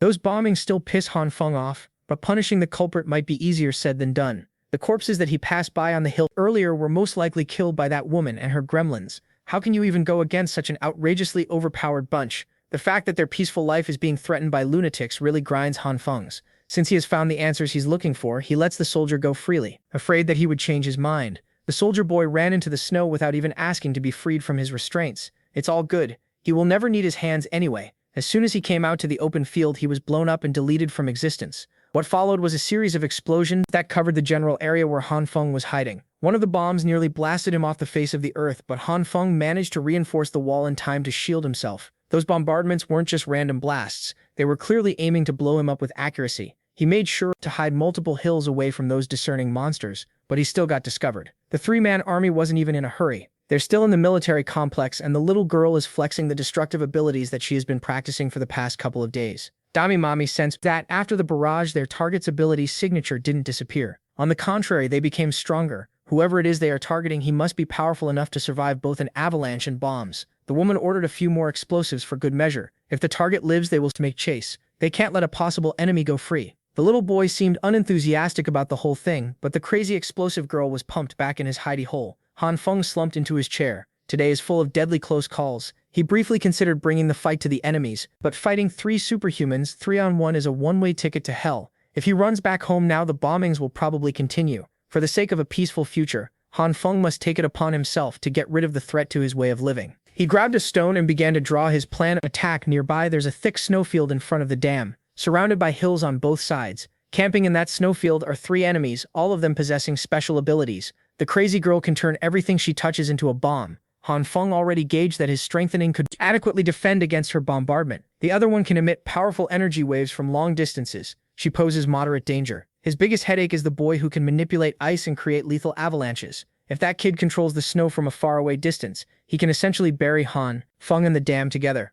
Currently, he has a sniper rifle on deck. At least he can use it to fight back from long range. Unfortunately, he's not a trained marksman. If the distance is too far, he'll most likely miss the shot. If the enemies hit on the hills around the dam, it would be impossible to scope out. Han Feng racked his brain for other methods that could get rid of the threats. Maybe he should try setting up a snow trap, but that would require knowledge of their route. In addition, the boy could just control the snow and render the trap useless. Then it hit him. He might be able to lure the trio to the lower level of the dam, open the gate to release the water and flush them away. It's a promising plan, but how would Han Feng lure them to the lower levels? If he physically goes down, he wouldn't be able to open the gate above. By his estimate, the gate stands at around 7 meters tall. Han Feng once heard that when ice fishing at the North Pole, the ice layer typically measures up to around 2 meters thick. Given the gate's height, he should be able to access the water below. To confirm his estimates, he decided to check it out, just in case. Using the red glow, he easily dug through the thick pile of snow. If he went through all the trouble of setting this plan up and the gate doesn't release any water, he would be done for. Hidden by a snow pile, he made the purple glow crawl down to the bottom of the gate. Upon reaching the desired spot, he intensified the light and softened up the cold concrete. Gate with the tiny portion of the gate's softened water spouted out. To avoid blowing his load too early, he repaired the gate using the green glow. The test was successful. He can access and release the water at will. If he can just lure those three to the lower level, his W is secured. While Han Feng was crafting his genius plan, the trio was barreling through the frozen woods, completely undeterred by the snow. The woman leading the charge used some mental trick to locate his precise location. Excitedly, the crazy girl pulled out her rocket launcher, eager to blow shit up. Dami Mammy stopped Crazy Zixi from doing anything reckless. She asserted that the boy Yuan Yi should move first to drive the vermin out of the house. Yuan Yi obediently followed orders and manipulated the snow to form a wave. Starting from an uphill position, the wave quickly snowballed into a full-blown avalanche that swallowed Han Feng's hidey hole. Inside the house, he was desperately trying to strengthen the walls to defend against the incoming snowslip. Han Feng's reinforcement prevented the ruined outpost from collapsing under the destructive force. Grabbing his rifle, he used the scope to spot the enemy's position. Tracing the origin of the avalanche, he easily found his targets. With his crosshair aimed at the woman's head, Han Feng didn't hesitate to pull the trigger. The high-caliber bullet whizzed through the cold air. It covered a large distance, thirsty for a headshot. Unfortunately, Dammy Mammy saw the bullet coming and put up a barrier on time, making the bullet ricochet away. From that point, Han Feng turned trigger-happy and made it rain and emptied his clip with increasingly inaccurate shots. Accuracy didn't matter anyway. Every bullet was blocked by that barrier. Since the snow slip didn't finish the job, its crazy 60s turned to blow shit up. With the bullet-stopping barrier still up, the trio rushes to his location. The shots he missed didn't bother him. It was all part of the plan to lure them in. Han Feng calmly packed his gear and climbed up the table he fashioned into a ladder. The table propped him up as he reached the ceiling and started cracking a hole open, using the red glow. Out on the open roof, he took a deep breath and prepared to hurl all the vulgarities and trash talk he came up with to rile the enemies up. Han Feng unleashed a flurry of insults and curses that would make a veteran League of Legends player cry. The trio was so shocked to hear such fucked up things that they stopped in their tracks. Their initial shock quickly turned into anger. She wanted nothing more than to bomb him to death. She raised her arm and noticed that her rocket launcher was gone. Dammy Mommy already grabbed it for herself. The cold air turned even colder. She did not appreciate being called a run-through floozy at all. To retaliate, Dammy Mommy went sicko mode on the trigger, launching explosives to signal her wrath. Even though clouded with rage, her accuracy was deadly. Unfortunately for them, Han Feng was already on to the next part of his plan. This dude jumped from the roof and opened a parachute for a slow descent to the dam. Seeing his figure retreat to the lower snowfield, the infuriated trio made chase. Dammy Mommy was so irritated that even the usually unhinged Zixi was trying to calm her down. The rage bait was just too strong. They ran after him on foot, slowly gaining on the descending parachute. Unbeknownst to them, that parachute was carrying nothing but a decoy. Han Feng stayed above the dam to execute the most crucial part of the plan. As his purple glow softens up the gate's surface, he quietly bade his enemies a frigid farewell. The leak started slowly, but as the softened wall opened wider, the flood finally broke. Through water cascaded down the snow, pushing forward with unstoppable pressure. Han Feng wasn't satisfied with just one gate. He wanted more. He hopped through the top of the wall, opening the second, third, and fourth gates. The combined force of 4 open dams was unrelenting. Suddenly, the trio found themselves in a bind. They've gotten quite far trying to locate the man who trash-talked them to oblivion. Dammy Mommy tried to use her mental trick, but she couldn't detect any ability fluctuations nearby. The first one to notice the increasingly loud sound coming from behind was Yuan Yi. By that time, it was too late. The flood had already reached them. Realizing that they had fallen into a trap, Dammy Mommy pulled the kids close to her. Yuan Yi touched the snow beneath, lifting the pile to gain a higher elevation. But his ice bending couldn't outrun the rampaging tsunami. To protect the group, Dammy Mommy put up another barrier. Yuan Yi tried to snow surf away from the flood, but the surrounding snow had melted and there wasn't enough to use. Inevitably, the barrier shattered and they were on the brink of being swallowed whole. Despite being tripped up, her instincts kicked in and she grabbed the kids to avoid the worst-case scenario. She managed to conjure another barrier in the nick of time. The transparent orb was the only thing protecting them from a miserable fate. In just a few moments, the frozen surface of the dam turned into an actively moving body of water. The man who made it happen was posted up on the wall with his binoculars. His view was being blocked by the hills, so he couldn't see the situation downstream. He reckoned that if they survived drowning, those 3 villains should succumb to the cold. This should be enough to be at ease and go back to the cave base to destroy all the cannons. Han Feng can already see his beautiful carefree days coming back soon. He fashioned a makeshift footwear to traverse the thick snow pile without sinking and headed in the direction of the military base. It would be nice if he could travel through the snow as if it were flatland, but that's not a possibility right now. The journey took a while due to the terrain, but he managed to reach his destination. He picked up an assault rifle on the way and cautiously approached the cave entrance. Although he's taking care of the immediate threat, it's still better to be safe than sorry. It would be a shame if he dies from normal bullets after expertly playing 3 ability users. Using his purple glow, he took care of the 2 cannons outside, altering its properties. The solid metal cannons melted away. He was about to do the same thing with the shells, but considered the possibility of them exploding. Once they melted, a massive explosion could attract other people and even more problems. Han Feng decided to leave the shells be for now without the cannons to fire them. They are practically useless anyway. With the exterior taken care of, he slowly and quietly approached the cave tunnel. Inside, he found rows of huge weaponry with plenty of shells to destroy a small city. Luckily, his villa was only subjected to the small mortar cannons previously. If the bigger artillery weapons had been used, the snow wall they made would have been useless. Those huge shells sent a shiver down Han Feng's spine. These things are basically weapons of mass destruction. No matter how many times he strengthens the villa's defenses, 1 extra large shell is all it takes to blow his peaceful life to smithereens in an instant. So melting the massive cannons was a no-brainer. Han Feng got to work and rendered the hunks of metal useless one by one. It took a while, but he finished the job handily. He turned the lengthy and girthy pipes into sad and melted hunks of metal. Heading even deeper into the base, he found an abundance of supplies. There should be enough here to gear a decent-sized military troop. It's no wonder those soldiers were trying so hard to retake the place from that super trio. Han Feng is just one man. He can't take all these valuable supplies by himself. Still, he worries that someone else might discover the crates of firearms stored in this base. If that little delusional girl were here, nabbing everything would have been easy as pie. Just thinking about such a beautiful image of Chukyu absorbing everything into her storage space excited him. Maybe he can go back to the villa and bring her here. It would be safer to have all this firepower at their disposal. After finishing with his thorough sweep of the base, Hanfeng made his exit. On the way out of the tunnel, he was greeted with a bunch of loose rocks thrown his way. Upon closer look, he saw mystical handprints on each of the rock's surfaces. Immediately, the rocks lit up with a crimson hue in unison. What followed was one massive explosion of combined power from tens of charged explosives. The culprits were standing on top of the cavernous entrance. Sixi finally felt better now that she had finally blown up the slippery Hanfeng. Using her mental trick, Dami Mami tried to check if the target was dead. Her calm demeanor was replaced by shock upon scanning the blast radius. The dust of the explosion slowly dispersed, revealing Hanfeng stalwartly standing while emitting a faint green and purple glow. Upon noticing the explosive rocks in his feet, he hurriedly covered up with his winter wear and strengthened his outfit. It was frightening, but he survived. If he didn't have gear that covered his whole body, he would have died for sure. It looks like the rocks came directly from right above the cave. Cursing his luck, he activated the red glow and targeted the walls of the cavern entrance. Since the enemies are resorting to ambush, he's down to retaliate by any means necessary. The red glow quickly covered the tunnel's mouth. Immediately, the concrete walls gave in and collapsed, disintegrating under the effects of his ability.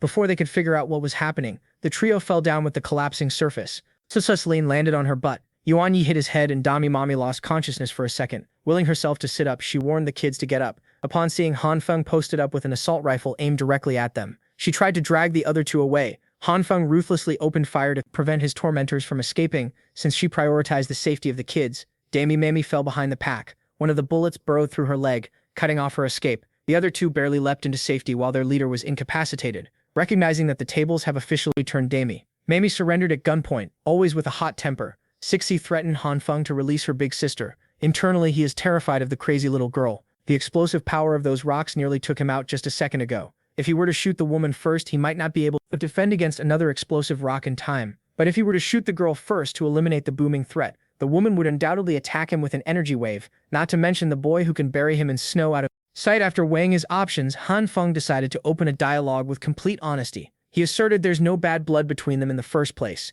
If they stop bombarding his house, he's open to a peaceful agreement. Dami Mami was confused while Sixi looked like a deer caught in headlights. The crazy girl asked if Hanfeng lives in one of those hillside villas uphill. Hanfeng passionately complained that he's just minding his own business, yet he's being bombarded by dangerous explosives every day. He wouldn't even bother going down to this dangerous place otherwise. Confronted by her big sister, Sixi apologetically explained that she just can't stop blowing shit up. She even feels uncomfortable if she doesn't do it every day. In addition, when she thinks of all the rich people staying at those fancy houses, she just wants to bomb them to death. Someone has to lock this girl up. Now, it's starting to click that Hanfeng is not at all related to the soldiers who tried and failed in ambush today. He just appeared at the same time as those noobs thanks to an unfortunate coincidence. Now both parties realize that they are trying to get rid of each other due to sheer miscommunication. With tears in her eyes, Dami Mami wholeheartedly apologized for the misunderstanding. She even buttered Hanfeng up by calling him handsome. Even with an absolute beauty in front of her, Hanfeng's annoyance couldn't be appeased. He called her out for her fake tears, but she was actually tearing up due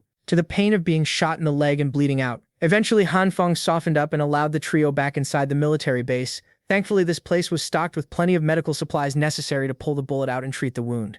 Hanfeng was still holding them at gunpoint while observing the operation. While the bullet was being removed, Dami Mami was too calm. If he were in her situation, he would be screaming and crying from the pain. He also took note of the little girl's skillful handling of the treatment. Whatever it is, this group's background cannot be simple. Once the wound was wrapped up, Hanfeng asserted his terms for peace. From today onwards, the hillside villas shall be a no-boom zone. Both parties can just coexist without disturbing each other. Dami Mami readily agreed and apologized for Zixi's recklessness once more. To show her sincerity, she allowed Hanfeng to take any resources inside the base. Zixi tried to argue against it, only to be met with a death glare. If it wasn't for her insane compulsion to bomb the rich neighborhood, this misunderstanding would not have happened, and she would not have gotten shot in the leg. She'd better kneel and ask for forgiveness properly. Moments ago, they were at each other's throats trying to kill one another. Now the woman's demeanor completely changed. Curious, he asked about how she was able to precisely pinpoint his location earlier. Before answering, she asked her to put the gun down first, since they had already reconciled. But Hanfeng wasn't stupid. A little bit of sweet talk wasn't enough to establish trust.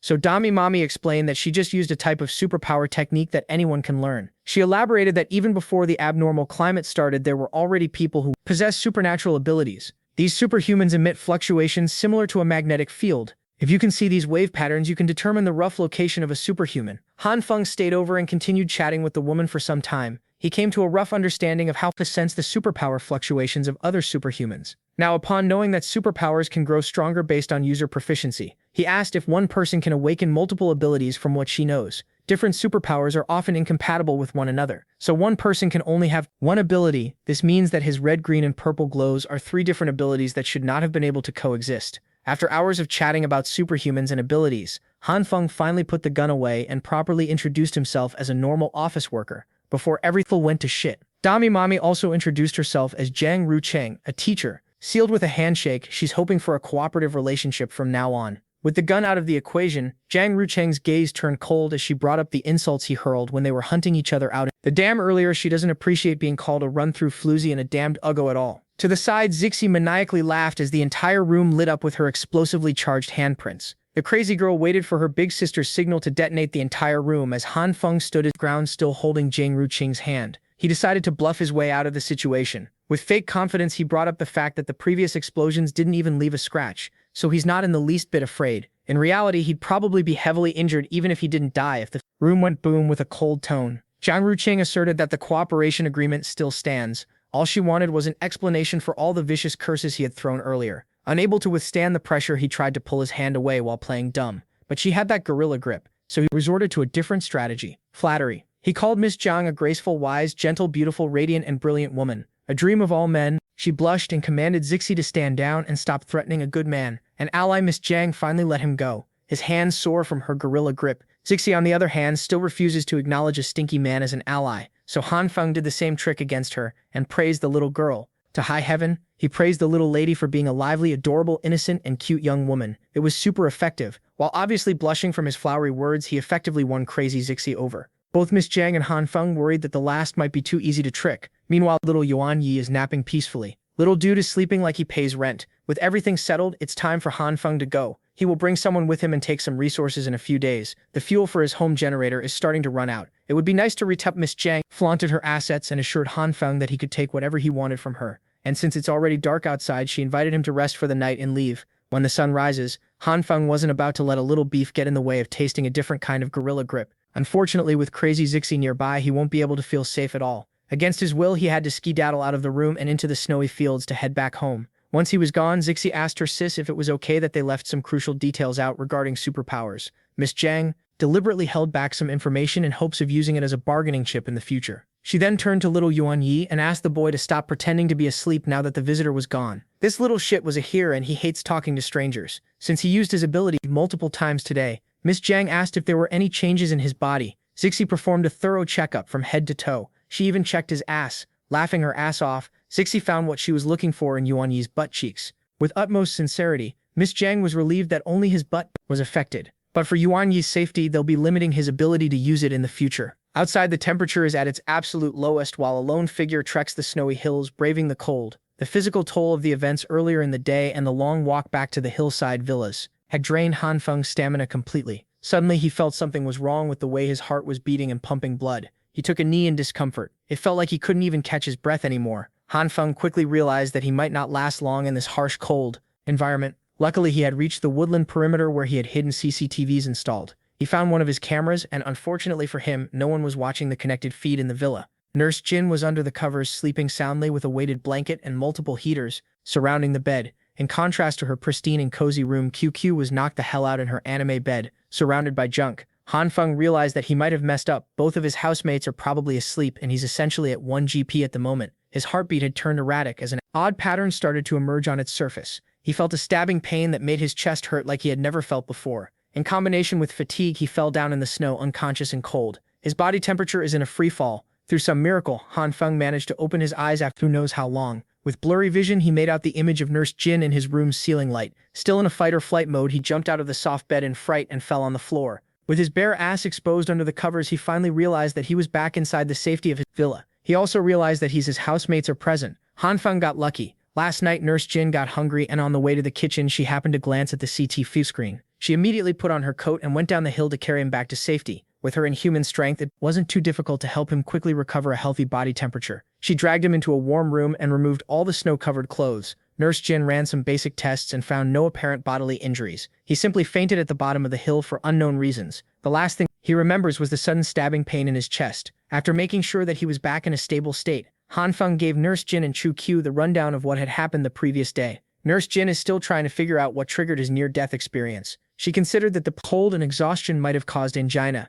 Chu Q, on the other hand, is more focused on Han Feng's 1 versus 3 fight. Remembering that Miss Jiang is waiting for him to come back to take some resources, he enthusiastically invited Chu Q to come with him. Nurse Jin emphatically put her foot down and ordered him to get some much-needed bed rest to avoid cardiac load. She also forbids Chu Q from disturbing Han Feng for the next few days.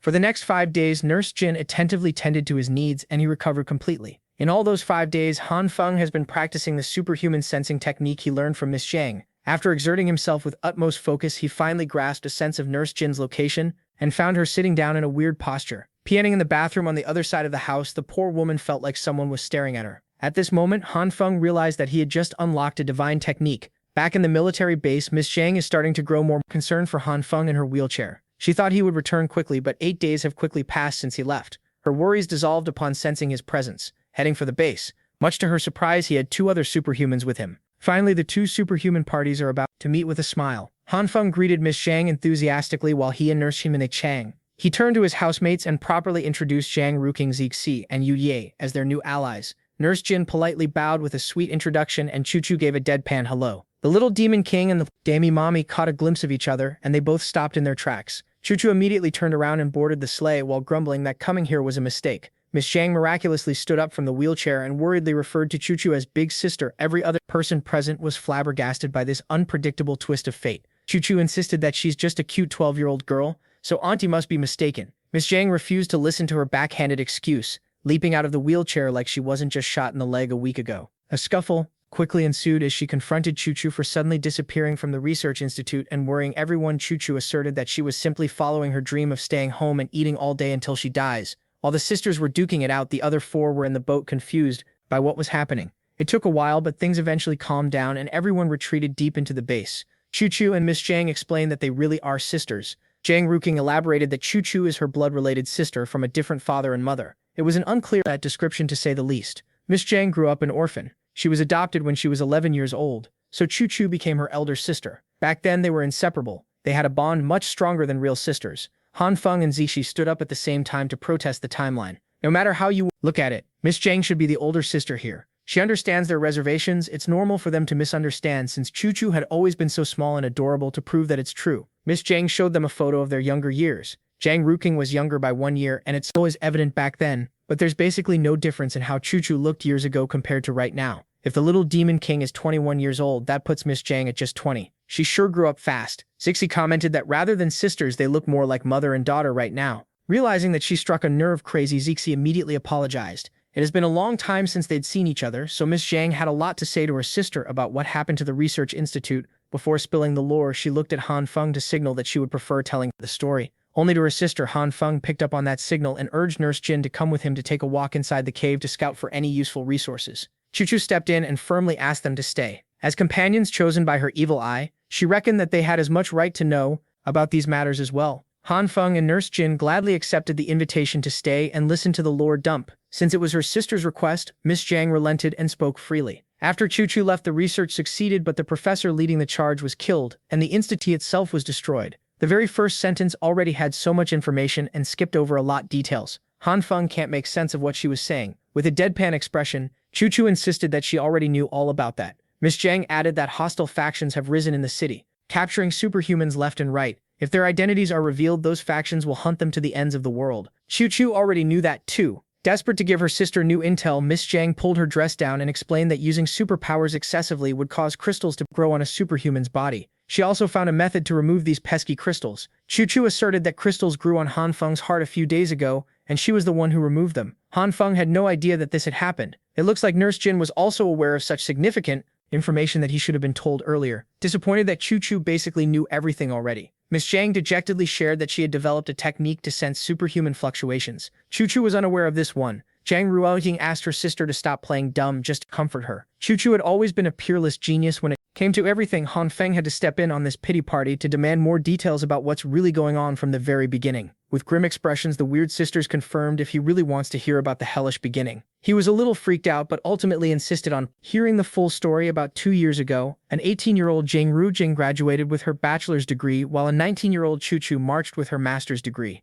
The sisters were widely praised as genius researchers. They immediately transitioned into the fringe department when the research institute found a superhuman sealed in ice due to her superpower. A year into researching this odd discovery, Chu and Miss Zhang unexpectedly awakened superpowers of their own. That same day, Chu vanished, never to be seen again. Miss Zhang continued working at the institute alongside the professor, Zixi and Yuan Yi. Her work eventually led to the success of their man-made superhuman project. A few months into their testing phase, the professor was murdered inside a women's bathroom. Other researchers involved in the project also started going missing and dropping like flies. In the end, the institute building was destroyed. Only Miss Zhang, Zixi, and Yuan Yi managed to escape using their awakened abilities. Han Feng theorized that the culprits must be after the newly developed superhuman technology and want to monopolize it. The theory fits. The killings and the institute's destruction can be linked to greed. As far as Zhang Rupio knows, there is a hostile organization in the city called Base. They have gathered a few superhumans, and they are on top of the suspect list. The mention of other superhumans immediately made Han Feng think of the militaristic bastards who tried to hunt them down. The group of soldiers that Miss Zhang and the gang were fighting a week ago was also affiliated with Base. She managed to capture a minor captain, but the man kept on insisting that he was not a Base agent but from the uprising volunteer group instead. According to this so-called captive uncle, once helped an entire neighborhood get through a disaster. He was then captured by the uprising volunteer group and was forced to become cannon fodder. He's a refined gentleman, cultured and sophisticated. Han Feng refused to believe that the uprising that Brother Li joined would do such a vile thing. Furthermore, the uprising is full of scary-looking gangsters with hearts of gold. They are the farthest thing from looking cultured and refined. Curious about the captive, Han Feng asked the kids to bring him to the cell for a face-to-face meeting. Since they're in a hidden military base, rows upon rows of jail cells were set up for prisoners. Prisoner Zixi approached the only occupied room, and the captive uncle moaned that he had already told them everything that he knew. This man kept on insisting that he was just a victim of the uprising volunteer group's tyranny, that he was just following orders for the sake of survival. Upon hearing that familiar voice, Han Feng took over. He couldn't help but gloat at the man who forced him out of his home.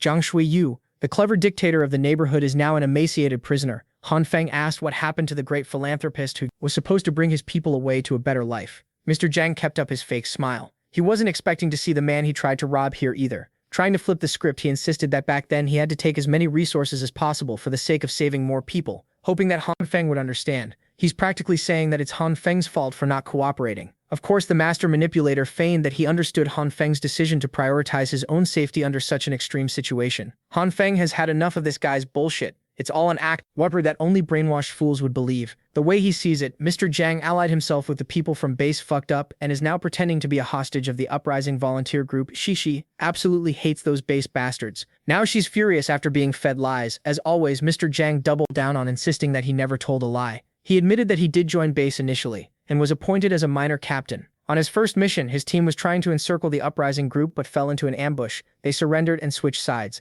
Afterward, he was assigned to a battalion trying to impersonate soldiers in order to take over the underground storage in this cavernous military base. As we know, their defeat was swift, leading to his capture. Mr. Zhang is a great storyteller, but all Han Feng could hear was line after line of horseshit. He sighed and accepted that there was nothing more he could do. In response, Han Feng grabbed that son of a bitch by the hair and slammed his face into the metal bars of the cell. This crappy act duped the residents of the high-rise, but not Han Feng. Even with his face all fucked up, Mr. Zhang continued doubling down on his story. Unsatisfied with just a few bruises, Han Feng started treating that duplicitous face like a bony punching bag. Those prison bars cannot possibly stop his revenge, groggy from the slam and punch. Mr. Zhang tried to sit back up. You have to give it to the guy. His commitment to sticking with his script despite torture was impeccable. He admitted that he has no more cards to play. He's a helpless captive with a horrible past. So for the sake of his survival, he swore to never tell another lie. Han Feng's temper was being tested. He clicked his tongue, pulled out a pistol, and racked its slide with a gun to his face.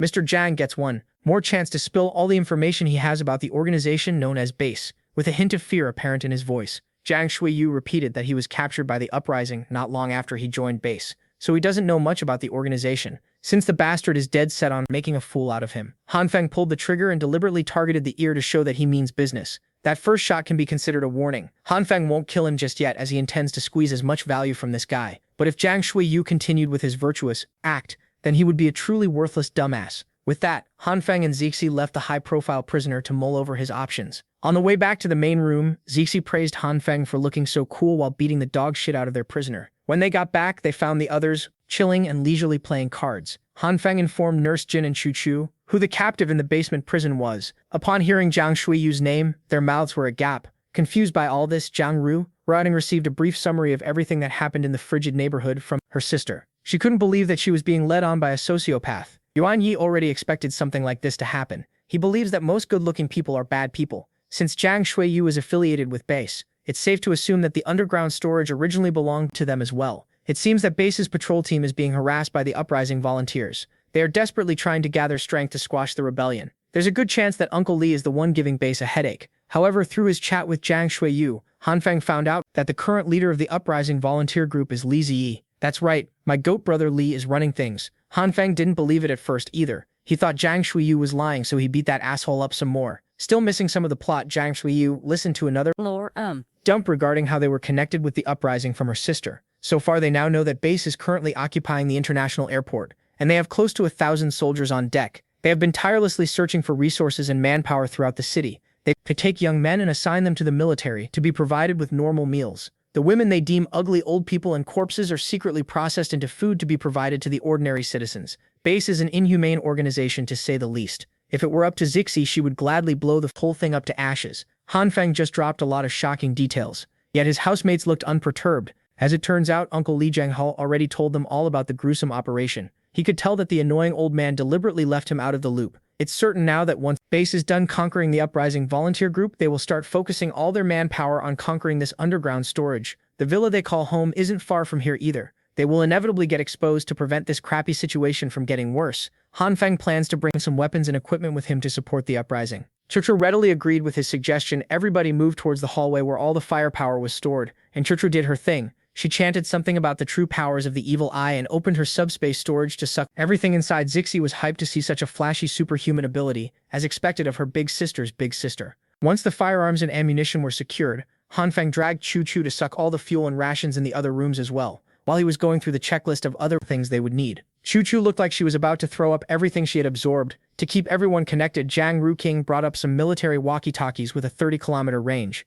These would be essential for relaying information in the future. Hanfeng continued shoving tons of military supplies inside the little lady, maxing out her capacity. Meanwhile, the fight for the city is raging on. The people from Base have surrounded the remaining members of the uprising. Uncle Li Zhenghao is nowhere to be found, and Brother Li is starting to believe that he's not cut out to be a honor leader. To make matters worse, Base soldiers have tied captured uprising volunteers on their armored cars to serve as meat shields as they advance. Once in range, they gave the rebels a chance to surrender at once. Otherwise, they will start shooting. The soldiers warned the remnants of the resistance that they had thermal imaging to see through buildings. At this point, they were riddling random buildings with bullets, hoping to locate the slippery rebels. They have been patrolling the area for a long time, but their thermal imaging hasn't picked up a whiff of Brother Li and his men. The boys manning the tank had been following their captain's orders blindly, despite being totally in the dark regarding the target's position. The 4th squad completely swept one sector and wasted bullets, but the plan continues. They were ordered to scour the next street and continue the search. Leading the hunting squads was none other than Captain Scar. Just like the 4th one, the 1st and 2nd squads found jack shit tagging along with scarred Captain Zhao's ride. A young man with some immaculate military drip expressed his doubts about the captain.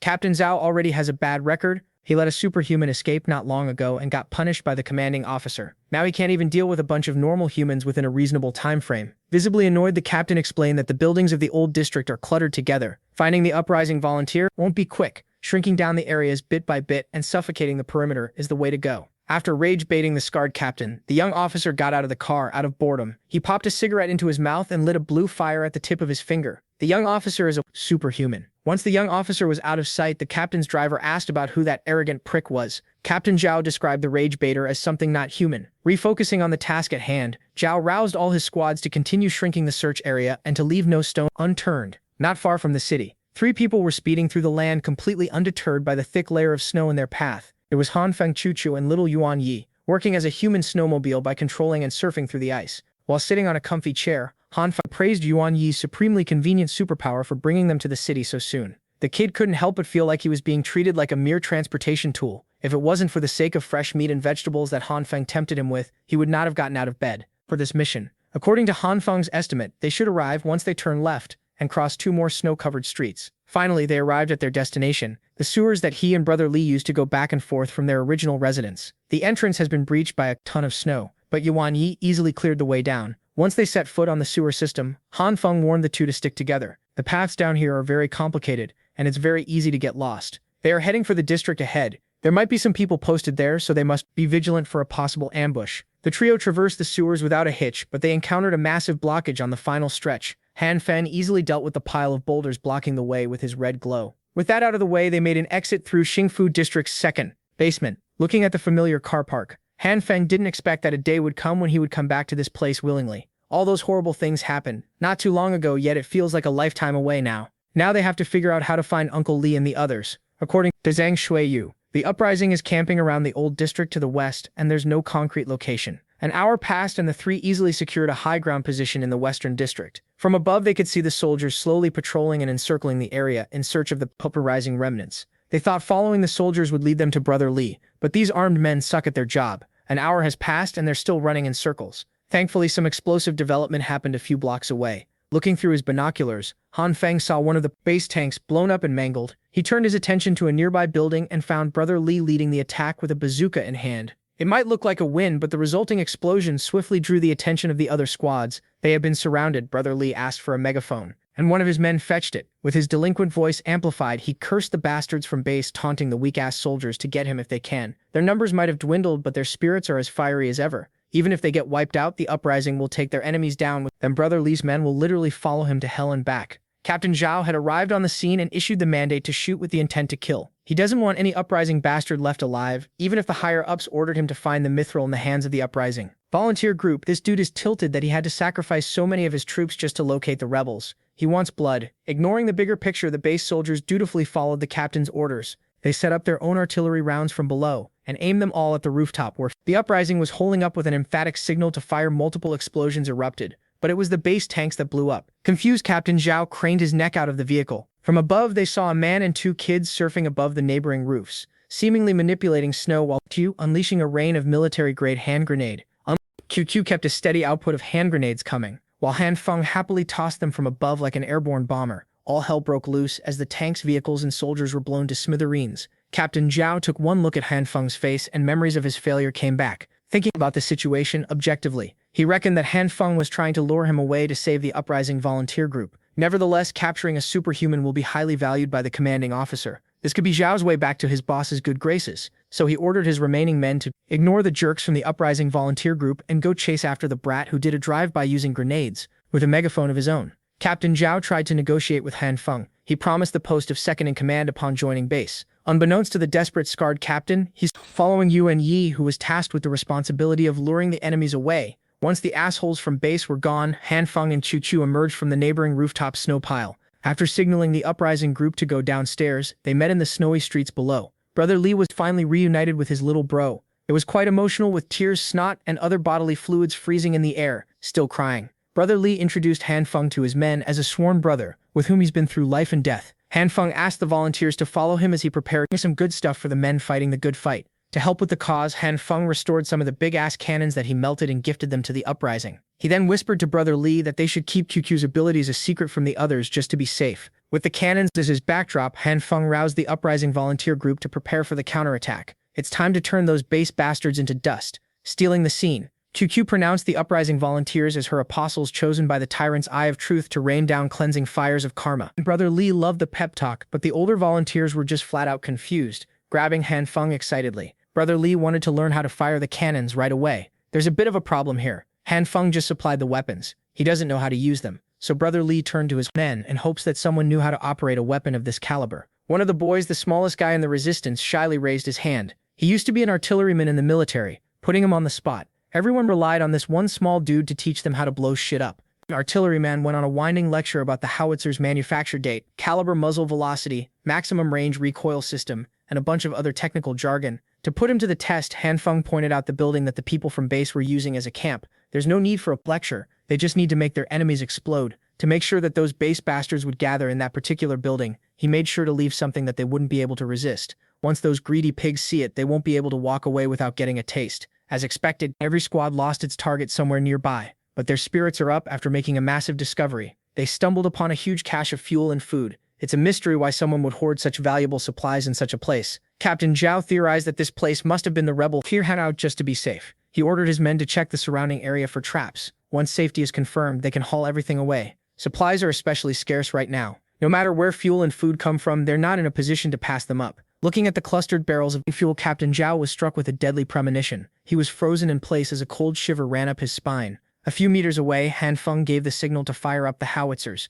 After getting a crash course on how they operate, the uprising volunteers manned the cannons and unleashed a destructive barrage. The clueless base army was giddily retrieving the barrels of fuel, completely oblivious of their impending doom. Suddenly, sounds of booming blasts filled the area as cannonballs landed all around them. The fuel barrels that they were happily hauling away were caught in the explosions and served as a nasty accelerant. The oil inside the barrels quickly burned up and literally cooked everyone nearby. Still inside the building, Captain Zhao was knocked away by the impact. He watched as his men were burned alive, wallowing in their helpless and agonizing cries. No one has ever been so cooked in the history of being cooked. The fire might not have killed off the unlucky captain, but the collapse of the building surely will. The uprising volunteers did not stop firing. They reloaded cannonball after cannonball until the building was razed to the ground. Brother Lee was enjoying every second of it, even though their eardrums were suffering from the loud booms. After this barrage, their position will be exposed. The best thing to do when they run out of shells is to move out quickly. The assault lasted for an entire 10 minutes. The high-rise target collapsed and was consumed by hellish flames.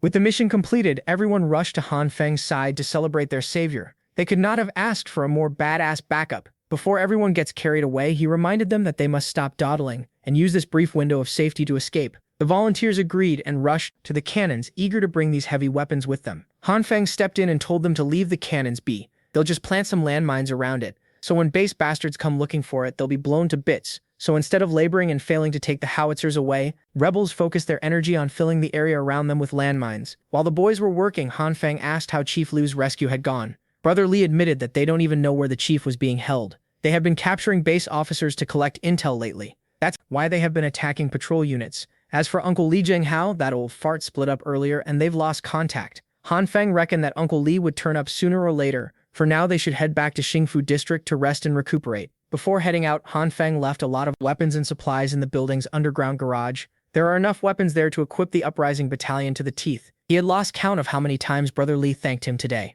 A few hours later, when the uprising boys Han Feng and Chu Chu had long since vacated the area, remnants of the base army found the cannons. They immediately reported their discovery to the grimly injured and barely conscious Captain Zhao riding in a wheelchair. His wounds might hurt, but his anger for his useless troops took precedence. His orders were clear. Find the bastards who tried to kill Fimnot, the weapons they used. Frustrated and irritated, he rolled his wheels forward and felt something click underneath. He looked down and accepted his fate as his cigar fell out of his mouth. His last word was shit. 10 minutes of brutal bombings did not faze him, but one mistaken roll took Captain Zhao and the remaining base bastards out far away from the blast zone. Han Feng watched the celebratory fireworks from Xingfu District's rooftop. He wondered which unlucky bastard got to taste those lethal landmines. Brother Lee snuck up behind him, his breath stinking of alcohol. A good big bro will always drag his little bro to a celebratory drinking session. Inside one of the bigger apartments in the district, the uprising volunteers drank till they were drunk and ate warm food till they were full. Yuan Yi also circled back and became everyone's designated grillmaster.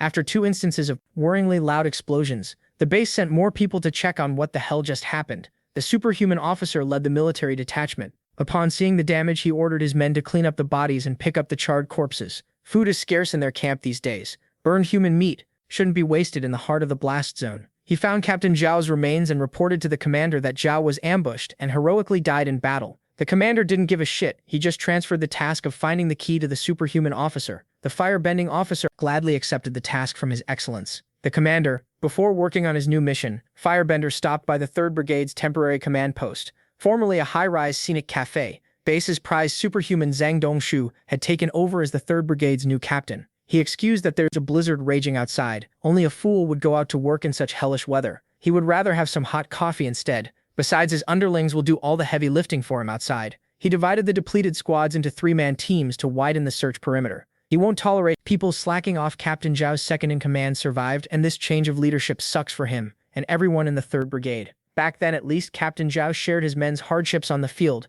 The new captain is just a lazy brat. Unwrapping a box of rice balls, Captain Zhang Dongshu anticipated that the uprising volunteer group would eventually run out of food and would be forced to crawl out of their hiding spot to find something to eat. Once that happens, his patrol teams would undoubtedly pinpoint their location. Captain Zhang took a bite out of the plain rice ball and praised its impeccable taste. Only someone of his stature could eat such a delectable treat in this new society. He would bet that those rebels are probably chewing on snow out of hunger by now. If he was eating like a king, these men were dining like gods. They had tons of meat, some warm stew, fresh vegetables, and most importantly, alcohol. By the end of the night, everyone was in a food coma. Some of them were crying as they shoved more delectable meats in their mouths. This is the first time they've all had such luxury since the freeze. Artillery Boy preferred the fresh veggies. They were so happy that they willingly pledged their allegiance to Han Feng, pronouncing him as the uprising's big brother. Brother Li explained that he just picked up this rowdy bunch 10 days ago, so they haven't seen much of the world yet. Still, as the uprising's new big bro, he urged Han Feng to show some more goodwill, so he brought out the secret weapon.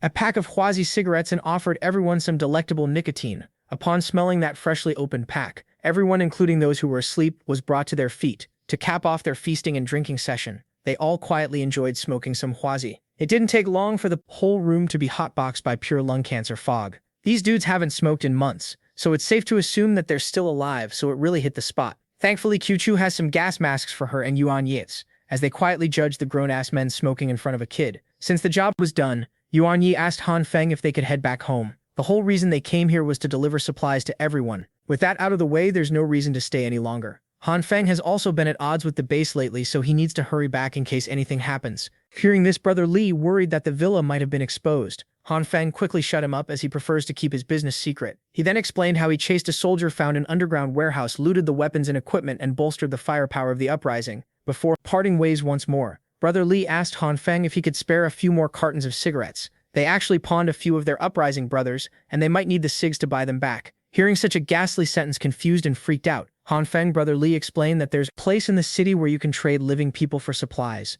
The uprising was in a very desperate spot back then. With nowhere to go, they chose to pawn off some of their comrades. Now they're being asked to fork up 4 times the original price to buy those people back. If those human traders dare to kill the pawned hostages, Brother Li won't be able to take it. Right now, an adult male can be traded for 10 jin, or roughly 6 kilograms of grain, while cigarettes are worth 30 kilograms of grain. In these trying times, human life is cheap and cigarettes are treated like gold. Grain is also the cheapest food supply out there. The price of fruits and vegetables has gotten ridiculous. Brother Li heard that someone traded 3 fresh tomatoes for 3 beautiful women. Immediately, Han Feng's mind jumped to his garden, which was full of valuable crops. He could trade some of his veg for some premium veg. He forcefully snapped himself out of that daydream, visibly blushing. What he gathered here is that the base doesn't have full control of the whole frozen city. With the intel they extracted from patrol officers, the base uses the subway tunnel to transport their troops. They have a tight grip on the areas along the subway lines. Meanwhile, areas without subways pose too much of an inconvenience, so the base ceded control over them. That's also why the uprising volunteer group is entrenched in the old district, far away from train lines. With a few cartons of cigarettes, they can finally buy their brothers back. They are going to need an infusion of manpower to rescue Director Lu later. Brother Lu was so pumped to bolster their forces, but the fatigue from endless running and fighting finally caught up to him. An old wound he sustained from fighting on the front lines reopened and knocked him down to the floor. They set up the unconscious leader in a room full of electric heaters for comfort. Judging by the inflammation of his wound, he must have been injured several days ago. To avoid holding the group back, he actually hid his injury and endured the harshness of the cold and the constant threat of armed enemies until now. Brother Li is a real one. Concerned about their leader's survival, the uprising boys turned to Han Feng for help. No one in this group knows anything about medicine, so he stepped up and advised everyone to go outside for a bit. The uprising boys wanted to stay, but the more sensible old man drove the crowd out of the room. Finally, only Han Feng, Chu Yuan Yi, and the unconscious Brother Li were left. Seeing no harm in it, Han Feng tried to use his green glow on Big Bro's gaping wound. After 10 minutes of continuous futile use, he was frustrated to find out that the green glow's regenerative property had no effect at all, even though he had used it on himself before. Chu also scoured her subspace and found no medicine that could help. According to Yuan Yi, the military warehouse is also devoid of any medicine. Zhang Ruqing was shot and treated there, but that was only possible since her wound didn't get infected. Han Feng estimates that without urgent care, Brother Li won't last for long. He pulled out his walkie-talkie and contacted Nurse Jin to walk him through what to do with Brother Li's gunshot wound. She carefully talked Han Feng through the basic steps that would at least increase Brother Li's chances of survival. First, the bullet must be removed. After that, the wound must be cleaned with saline solution. It has to be disinfected with some povidone iodine, and Brother Li will need some fever reducers and antibiotics. In order to find the necessary meds, Han Feng decided to suit up with the old man, Brother Chang. As his guide, he headed for the city's underground black market to get there faster. They had to rely on Yuan Yi's snow surfing ability once more. Brother Chang was absolutely floored by this turn of events, while the kid was starting to feel like he was nothing more than a taxi. They are getting close to the seedy place. The black market is located under the nearby river on the city outskirts. As they ventured deeper into the outskirts, the cold winds continued to ramp up. Yuanji was unbothered while the other two struggled. Brother Chang elaborated that the black market is inside a cross-river tunnel, a few kilometers away. Scavengers would often set up ambushes along the main road, so they must take utmost precautions. Judging from the mountain of wrecked vehicles scattered around the area, a lot of people must have died journeying here. People are bound to have supplies coming to the black market, so it's a hotspot for criminal activity. Not many scavengers have access to guns, so they should be fine with their gear. Unfortunately, they came on a day when a desperate thief equipped with a rifle was keeping an eye on the main road. The thief complained that it had been 5 days since they looted something good. They're about to run out of food in a day. His partner complained that they should be patient and ambush people after trading at the black market, not before. Their last victim only had a few cartons of cigarettes. You can't exactly eat those, they'd already resorted to eating human flesh. But the corpse they set aside had already rotted away. At that moment, the thief spotted an incoming vehicle ripe for sniping. As the speeding figure got closer, he saw 3 people zooming through the snow without a vehicle. He was so flabbergasted that he lowered his weapon to watch in confusion. There's no doubt about it. Those figures were surfing on a wave of snow. His partner just chalked his crazy talk up to sleep deprivation. Eventually, the group reached the point where vehicles were banned. According to the rules, they must go on foot. If they disobey the rules of the black market, they'll end up like the clueless corpses surrounding the entrance. Countless dead bodies littered the perimeter, their bodies frozen in blue from the cold. Disturbed by the scene laid out in front of them, Yuanji and Hanfeng threw up their brother Chang, calmly guided them to the toll booth decorated with automatic machine guns and hanging dead bodies. Hanfeng wiped the puke out of his mouth, and the gang marched forward. After a few more minutes of hellish walking, they finally reached the secret entrance. They entered a dilapidated building, and Brother Chang told the other two to steel their resolve for what they're about to witness. Out of nowhere, a rectangular hunk of metal snuck up on Hanfeng with a polite welcome, demanding that they present a membership card. Upon closer look, the machine must have been one of those hotel robots. It's crazy that someone is still charging it up. Brother Chang took out a black card from his bag and showed it to the bot. He was recognized as member number 250 and was escorted as an esteemed guest. The robot explained that the market is a peaceful establishment and any violent behavior is subject to the punishment of being riddled with bullets until violators are turned into paste. This place is no joke. The blood of those who disrespected the rules is permanently painted on the walls. Perhaps even more shocking was the fact that this place still has an operational elevator. The robot, the elevator, and the lights were in perfect working condition. Han Feng couldn't even imagine how power-hungry these things are. The faction behind the black market must be incredibly powerful. Upon arriving at the farthest door in the basement hall, the robot enthusiastically urged them to step inside. Han Feng grabbed the door's handle, preparing himself for what might be waiting on the other side. Maybe it's a place where the most vicious criminals, murderers, and thieves convene. There's also a possibility that it's some kind of auction house for illegal goods. Either way, he decided to keep his gun in hand just to be safe. Upon entry, they were hit with the disturbing sight of dismembered corpses, frozen and stuck together, lining the sidelines of a long hallway. At the end of the hallway lies a laptop placed on a podium, defended by 4 turret guns. The happy robot reiterated that any act that endangers the market will result in grave consequences. The disturbing proof that they adhere to this policy was plain to see. At this point, Han Feng is starting to second-guess whether they should really be in this place. Yuanji, the poor boy, has been traumatized. Brother Chang had to carry him on his back to continue. The computer is to be used to conduct the purchase and any kind of transaction. It booted up by itself and automatically pulled up the black market's landing page. No matter how you spin it, this place just doesn't make sense. Brother Chang had been here before, so he's gotten used to the absurdity by now. Navigating through the special web page, Brother Chang carefully searched for his comrades, Old Gan, Old Wen, and Old Kui. The web page had an extensive library of people for sale, and you can pay for their freedom using cigarette cartons. Once the 3 hostages were selected, the robot prompted them to pay up with 4.5 cartons. Before finalizing the sale, Han Feng also added the necessary medical supplies to their cart. To treat Brother Lee, they need saline solution, some iodine muparos anointment, amoxicillin, cephalosporin, and more. Once finalized, their total came up to 17 cartons of cigarettes. They brought quite a bit of cigs, but they still came up short. But it's fine since Han Feng brought some other stuff. He carefully placed 6 cartons of cigarettes, 3 tomatoes worth 7 cartons, and 1 banana worth 4. The happy robot gladly accepted the payment and asked them to wait for all the goods to be prepared.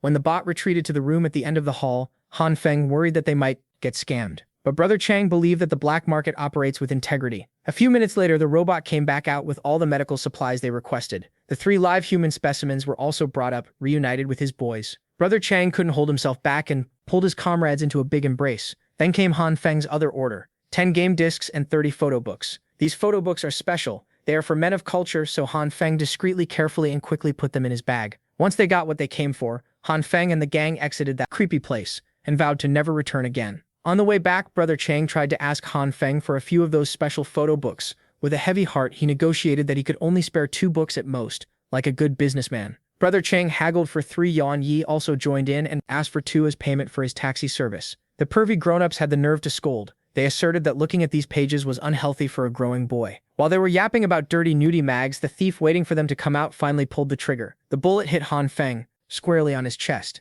Ecstatic, the lowlife licked his lips in anticipation. He finally caught a big fish, and so the group was forced to take cover while the thieving sniper continuously fired away. Brother Chang fired back and screamed his lungs out, determined to avenge Han Feng no matter what. The situation quickly devolved into a blind shootout. Mr. Thief is starting to feel the pressure. The gunshots are bound to attract the attention of other criminals scouting the area. He's been struggling to get a kill shot on the rest of his prey. His high ground wasn't helping. Brother Chang was practically spamming the trigger while crying about Han Feng's untimely death. Just kidding. Han Feng is alive and well. He just tasked Brother Chang to draw the thief's attention, and now Uns is giving an Oscar-worthy dramatic performance. While bullets were raining up and down, Han Feng quietly snuck through a blind spot. He used the scattered cars as cover to get closer to the building from which the lowlife was firing. Once in range, he used his red glow to avenge himself. No one gets a free pot shot at Han Feng without going to hell. Still embroiled in the shootout, the thief noticed the creepy red glow. Far too late. Once fully covered by his power, Han Feng melted one side of the building, destabilizing the entire structure.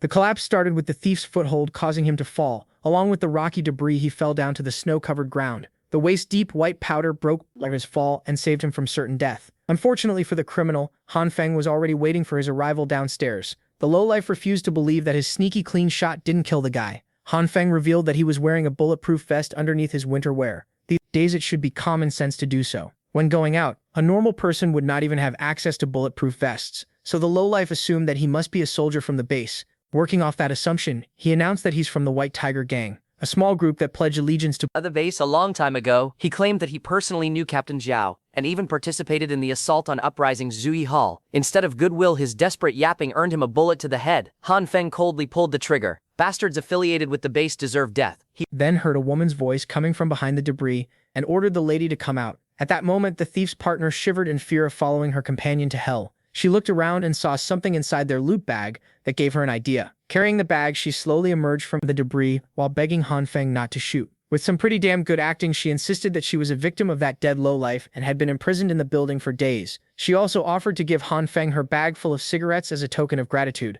She swore that from then on, she would willingly do anything Han Feng asked. Han Feng looked like he was about to fall for his thirst again. He stepped closer to the woman and assured her that he and his group were not bad people. She repeatedly thanked him while stealthily pulling out a knife inside the bag. Once Han Feng got close enough, she burst into action with the intent of stabbing him to death. He calmly raised his pistol and pulled the trigger in quick succession. The woman was stuck in place as the bullets tore through her internal organs. She never expected that a man would shoot a beauty like her. Han Feng never bought her shoddy story. She claimed that she was imprisoned by a man for days, but her clothes were pristine. She had no signs of injuries, and she was even wearing makeup. Only a horny idiot would fall for that weak ruse. Brother Chang and the others ran up to Han Feng. They praised him for his decisiveness. If Brother Chang had been holding the gun, he would have definitely faltered. Well, Han Feng has built up a tolerance for shit like this. The woman he just killed reminded him of a witch he used to know after all. Going through the criminal's loot bag, he wondered why the two didn't just trade the cigs for food at the black market. Brother Chang explained that a membership card is required to conduct business in that place, and the membership fee is 5 cartons of cigs. The unlucky duo only managed to gather 4. From that point, the group's journey back to the Xingfu district proceeded without a hitch. After they got back, Han Feng immediately tended to Brother Li's wounds. The very next day, the goat woke up and everybody rejoiced. The 3 people who were bailed out also recovered their spirits after being treated to a proper feast. That day, Brother Chang approached Han Feng with the offer to become the new leader of the uprising, but he vehemently refused. He only helped these guys out of respect for Brother Li. He's not trying to get pulled into a rebellion that would put his life at risk. That would be stupid. 2 days later, Brother Li's condition stabilized and a smooth recovery was underway. This time, Han Feng really needs to head back home with teary eyes.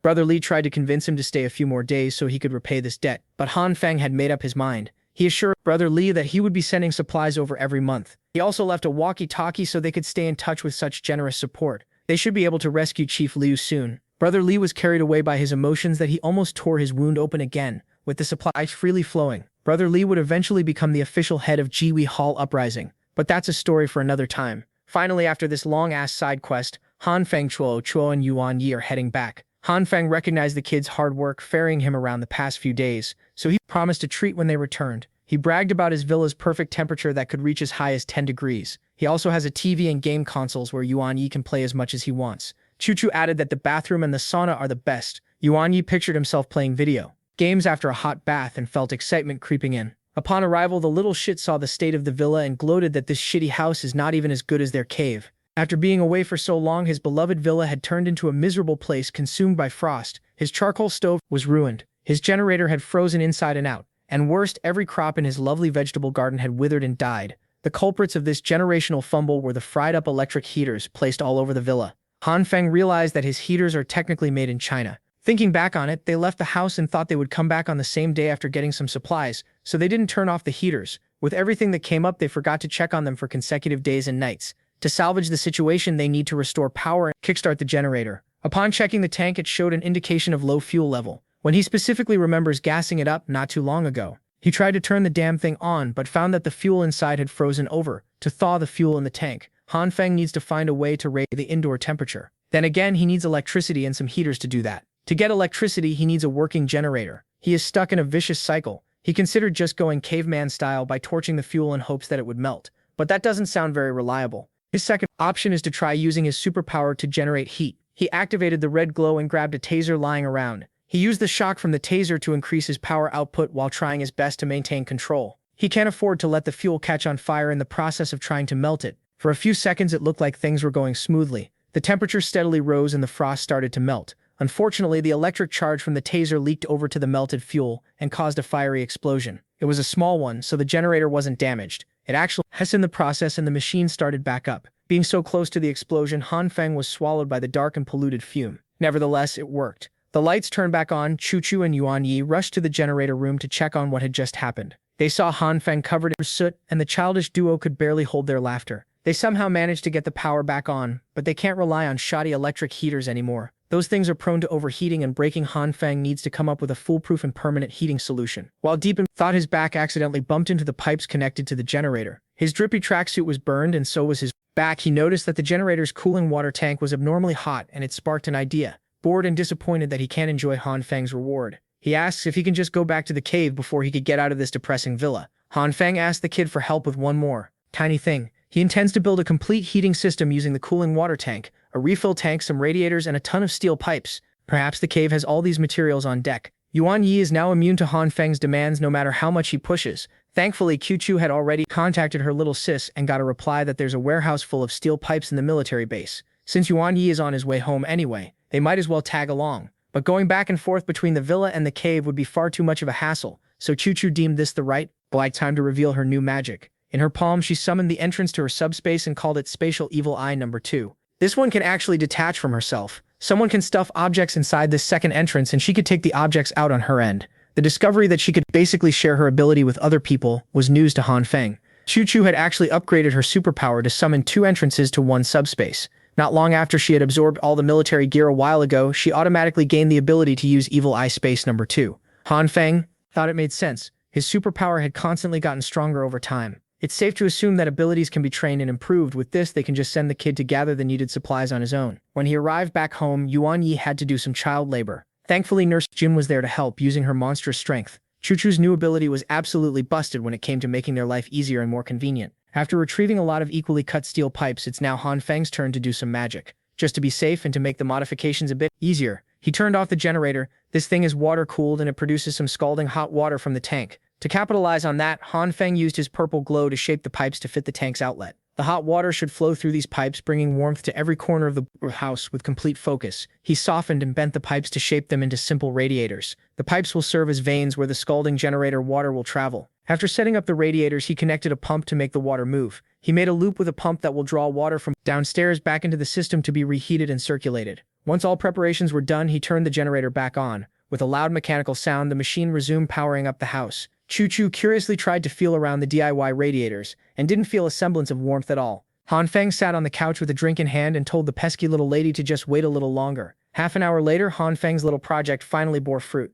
The entire villa had turned toasty due to the newly installed heating system. They can now wear summer clothes inside the house, even if the outside world is perpetually stuck in winter. Even Qiu gave his work a thumbs up of approval. While munching on his delicious bowl of slop, Han Feng felt as though he had forgotten something very important. That's right, he was so focused on restoring the villa that he forgot to revive his underground garden. After restoring the power to the underground garden, Han Feng quickly set up the radiators all over the walls, fixing the heat issue. Refusing to let his harvest go to waste, he tried enhancing his yield with green glow. He constantly enriched the dead plants for half an hour, got disappointing results. The radishes he pulled out of the soil were way too small. The tomatoes look nasty. They've grown in size, but they don't look ripe at all. Thinking that it would be a waste to throw them away, he bit into one. He immediately spat it out and gagged at the disgusting sour and bitter combo. Hanfeng was obviously bummed, but he could always just restart and plant another batch. With his head lowered, he asked Choo Choo for new seeds to plant, while she was busy playing on the PS5 in the living room. Aside from the vegetable staples, she also brought out some strawberry seeds for the evil eye which she had been craving.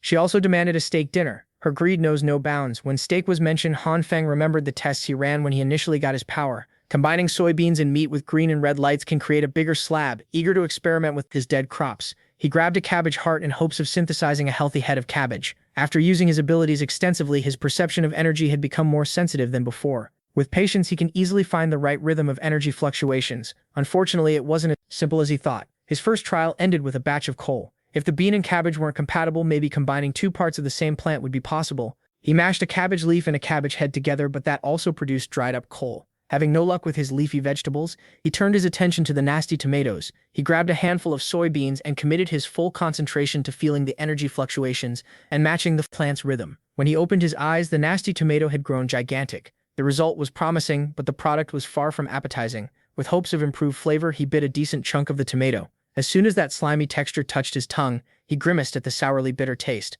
After that repulsive partial success, Hanfeng succeeded in fusing a large radish with a very unique shape. He bit into that rude radish and found that this one actually tasted how it was supposed to. The original tomato was unripe, bitter, and sour. The small radish, on the other hand, hasn't fully grown and remains relatively normal. In other words, just like with meat, fruits and vegetables get bigger, but retain their original flavor. Barging into the garden out of nowhere, Choo Choo suggested that he should grow ripe strawberries and then enhance their size to make giant treats. She actually went down here to inform Hanfeng that Nurse Jin had just returned, so they wouldn't have to pick her up from the cave. That woman also said that she found a pet, which begs the question, in this god-awful weather, what kind of pet could she possibly have come across? Hanfeng's question was immediately answered. He saw a clearly traumatized bear standing in his doorway. Nurse Jin's new pet sure looks a lot like a beaten and battered polar bear. She named the scared bear Dabai. She thinks the cute and obedient furball must have escaped from the zoo. It's also gotten skinny from hunger, and she just couldn't help herself when she sees animals in need. From what Hanfeng knows, polar bears are the farthest thing from cute to obedient. You see, after leaving Miss Zheng's place, Nurse Jin decided to jog all the way home. On the way, he was jumped by the little guy. She threw a punch out of instinct and accidentally knocked poor Dabi out. Nurse Jin felt really bad, so as an apology, she carried the poor thing the whole way through to treat its wounds. Hanfeng finally understood why the ruthless predator looked trashed and frightened into such a pathetic state. In any case, they ended up adopting Dabi, the polar bear. The poor animal cried tears of joy when Hanfeng gave it some meat. Since they have plenty of food to go around, the polar bear eventually got familiar with the villa's residents. Dabie's addition to the team also gave Hanfeng a trusty steed that could pull a sled through layers of snow. He's been feeding Dabai synthesized meat, so they're not wasting any of the precious fresh produce. Having a polar bear pet in the frozen wasteland is surprisingly cost-effective. Hanfeng had been going out with his new patrol partner a lot, and Dabai always came home exhausted. Nurse Jin welcomed them home and approached the poor baby. After all this time, Dabai still hasn't gotten over its fear of Nurse Jin's inhuman strength. A few more days passed. With constant superpower tampering, they finally grew some ripe strawberries ready for harvest. All that was left was the finishing touch of enhancing its size. At this point, the technique was pretty much automatic. They grabbed some forks and feasted on one strawberry. QQ also sucked some of the enhanced strawberries into her subspace to share with her sister and the kids. They were absolutely floored by the size of those plump berries. When they finished 3 giant strawberries amongst themselves, their stomachs were practically bulging. While paralyzed by the humongous fruits, the entire cave outpost shook. The lowest floor had been breached. Zhang Raochang swiftly covered the entire cave with her senses and detected a trespassing full ability user. If Hanfeng were here, he would undoubtedly recognize the big baby that single-handedly dug a tunnel through the cave. As soon as the wall was breached, base soldiers poured into the site in a synchronized manner. They lined up in the tunnel to make way for Captain Zhang and a lady wearing the exact same drip. The captain signaled the reserve team to advance to the front lines. The so-called reserve team was comprised of a ragtag group of lowlifes given access to firearms. They are to search every room to capture everyone in sight. Captain Zhang promised that when the operation was done, they'd become official members and would be rewarded with a woman to warm their beds.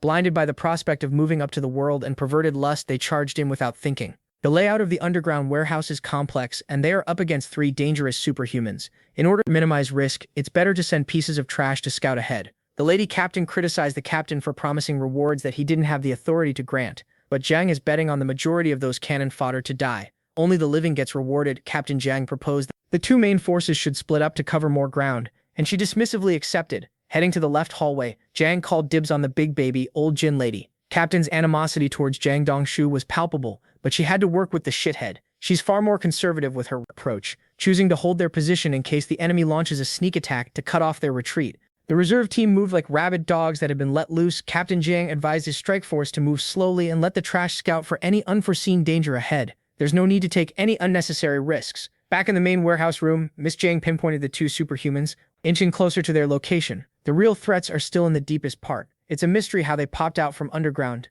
Miss Jiang never accounted for an invasion from below. Sixi only set up explosive traps near the surface entrance. Yuan Yi's OP superpower is also completely useless in a cave with no snow to manipulate. Given her injured legs, she won't be able to handle two superhumans on her own, let alone the group of soldiers they came with. Han Feng heard the disturbance through the walkie-talkie and asked for an update. Miss Jiang bluntly reported that superhumans have breached the underground warehouse and they are preparing to retreat. Han Feng demanded more info. Knowing that the base must be involved, Miss Jiang described one of the superhumans as a bald-ass giant far larger than a normal person. His mind immediately jumped to the big baby they had to deal with back in Xingfu district. A while ago, Jiang Ruking assured her big sis that they'll be fine. They will make contact once they've retreated somewhere safe. With that, she turned off the walkie-talkie to focus on the trouble at hand. If those base bastards successfully retake the warehouse, they will undoubtedly seize the remaining weapons and ammo in the cave. That could bring disaster upon Brother Li and the uprising boys in the city. In addition, the villa is positioned not too far from the cave. If base takes over that outpost, they'll likely discover his home. Once exposed, the base will definitely stop. It's nothing to eradicate him in his peace.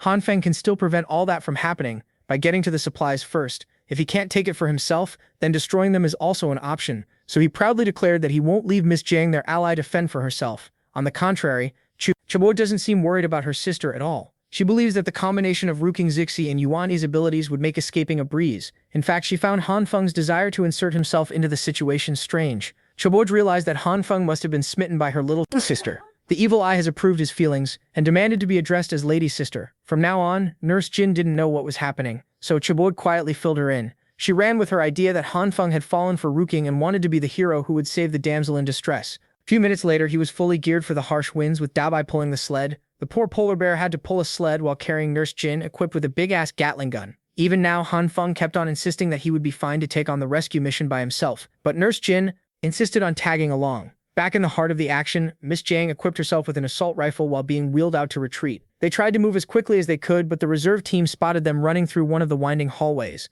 As soon as they saw a woman, the lowlifes turned rabid. They didn't want to use their guns as the goods might be damaged. That was a big mistake. Zixi and Yuini swiftly made the wheelchair drift. Miss Jiang raised her gun and pulled the trigger hard. She easily dispatched the fools who tried an idiotic bum rush. Captain Jiang heard the gunshots and redirected his troops to follow the sound. The nearby reserves also caught wind of the encounter and quickly spotted the targets. Miss Jiang warned the kids to hold on to her wheelchair's handle while she charges up an energy blast. Yuani and Zixi obediently did as she asked. As she gathered force between her hands, Miss Jiang unleashed the energy wave. This girl is moving like a disabled Goku. The powerful drawback from the energy wave sent the wheelchair rolling backwards away from the pursuers. Those reserve team bastards never stood a chance. They were forcefully shoved away by the powerful blast. Some of the lowlifes flew directly on Old Jin's path. Those were the unlucky ones. If they survived the blast, they couldn't have possibly survived Old Jin's barbaric strength, pressing their bodies into the narrow walls. Big Baby is thirsty to get all the credit for this operation, flying like a bullet in a wheelchair. Miss Jiang rode Qing Zishi and Yuan Yi sped out of the underground tunnel a few meters behind them. Old Jin barrels through like a big baby looking for Dami Mommy's milk.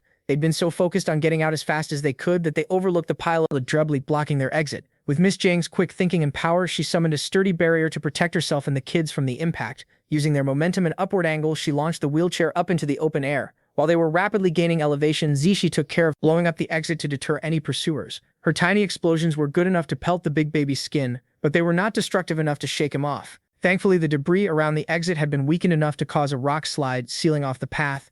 Not far from the blast zone, Han Feng and Nurse Jin spotted the commotion. He immediately used the sensing ability he learned from Ms. Jiang and determined that they had escaped the base. The barrier protecting the wheelchair-bound trio almost popped when they landed in the snow. It would have been a perfect escape and landing, but the wheel got snagged by a rock, throwing them off course. Quite a bit. To make matters worse, the big baby did what he does best and tunneled through the blockade with his bare hands. He was visibly hurt, but injuries won't stop him. In the blink of an eye, he caught up to the defenseless trio, ready to smash them as flat as a pancake. The kids were naturally shaken by their seemingly impending doom. Old Jin smashed down like an angrier and balder version of the Hulk, but was stopped halfway through. Sounds of continuous gunfire echoed all over the snowscape. Bullets tried tearing through the big baby's body, but they barely left scratch marks. Nurse Jin might be the most caring health practitioner in existence, but she can also be a Gatling gun-wielding polar bear-riding badass when the situation calls for it. She pushed old Jin off Miss Jiang and the kids with her unmatched accuracy. Han Feng steered the sled near Miss Jiang and extended a much-needed olive branch to get them out of this place. When old Jin saw who just slid through like Santa Claus, his blood boiled. He kept on getting outplayed by the same person over and over again. Unfortunately for him, Nurse Jin was there to take care of his baby ass. As soon as she ran out of bullets, she bashed the machine gun right into his baby face, with enough force to shatter it to pieces. The kids only knew Nurse Jin as the nice nurse. They didn't know she was built like that for real. After taking the big baby out of the equation, she grabbed the little ones, while Han Feng rescued the daimy mommy. Even after all the beating and bullets, old Jin's durability continued to impress. He managed to stand up and resume his chase. Han Feng called on Yuan Yi to use the snowdrift on their side to start an avalanche. It would stop, or at least slow old Jin down. Without hesitation, Yuan Yi touched the snow and manipulated its movement. Now that they are out in his playground, Yuan Yi demonstrated once more how overpowered his power is. In just a few seconds, he amassed a monstrous avalanche at will, completely full of himself. Old Jin faced the incoming snow slip head-on, thinking that a single punch could smash it away. Unfortunately, his dumbass didn't get the chance to commit such a mistake as a whisk of blue fire shot past him. The radiant blue fire formed a line, protecting old Jin from the avalanche, quickly melting the incoming snow pile with unbearable heat. When everything had melted away, the big baby motioned to continue his chase, but a calm voice commanded him to stand down. The captain of the invading squad nonchalantly told the muscle to leave the runaways, as they've got more pressing matters to attend to. Driving off the superhumans was enough for now. Without a pesky baby on their tails, Han Feng and the gang made their way out of the danger zone. They found an abandoned building nearby and set up camp. The poor polar bear was running ragged the whole way through. The poor guy needed a breather. Han Feng asked Nurse Jin to take the others back to the villa. He won't be joining them just yet. He plans to stay back and cover the rear just to be safe. If those pricks try to follow their tracks, he'll gladly unleash hell on earth. Miss Jiang and the kids are glad they reconciled with this guy back then. After a few more minutes of resting, the rest of the group finally disembarked for a sled ride back home. Now it's Han Feng's time to shine. He snuck his way back into the underground HQ and saw the damage Zixi did to the sole entrance and exit point. Since it was completely compromised, the soldiers did not bother putting guards out. Some normal-ass guns and guards would not have mattered anyway. Han Feng found that reinforcing his clothes was enough to make them bulletproof. The only real threats in this place are the big baby and the other superhuman. They are probably in the deepest part of the cave. Now there's a low chance of running into them right away. With that in mind, Han Feng got to work and softened the blockade of rocks with purple light. Once it was soft enough, he carefully squeezed his body through a gap. He focused all his energy on getting this right. It would be embarrassing to get caught stuck out here. After loosening the rock enough, he confirmed that there was no one manning the entrance from the other side. He slithered back into the reclaimed enemy territory and readied his firearm. Han Feng traversed the HQ from the entrance to the supply room. Something was off. Hasn't seen a single soldier the whole way through. Those pricks went through all the trouble of capturing the cave, yet they're not sending anyone to haul out all the valuable supplies. Since they're letting him sabotage their loot so easily, Han Feng didn't complain. He retrieved the sticks of explosives from his bag and placed them in key positions. As long as he can destroy all the fuel weapons and ammunition, his goal will be achieved. After rigging the fuel barrels, his next destination was the armory. On the way there, he heard some violent commotion down a winding tunnel. It appears that the soldiers have turned against one another. Captain Zheng Dongshu, the blue fire guy, just went off script and betrayed his comrades. Lady Captain knew the guy was bad news, but this is going too far. He killed his fellow soldiers. Han Feng finally got his answers as to why no one was moving the supplies. These idiots are actually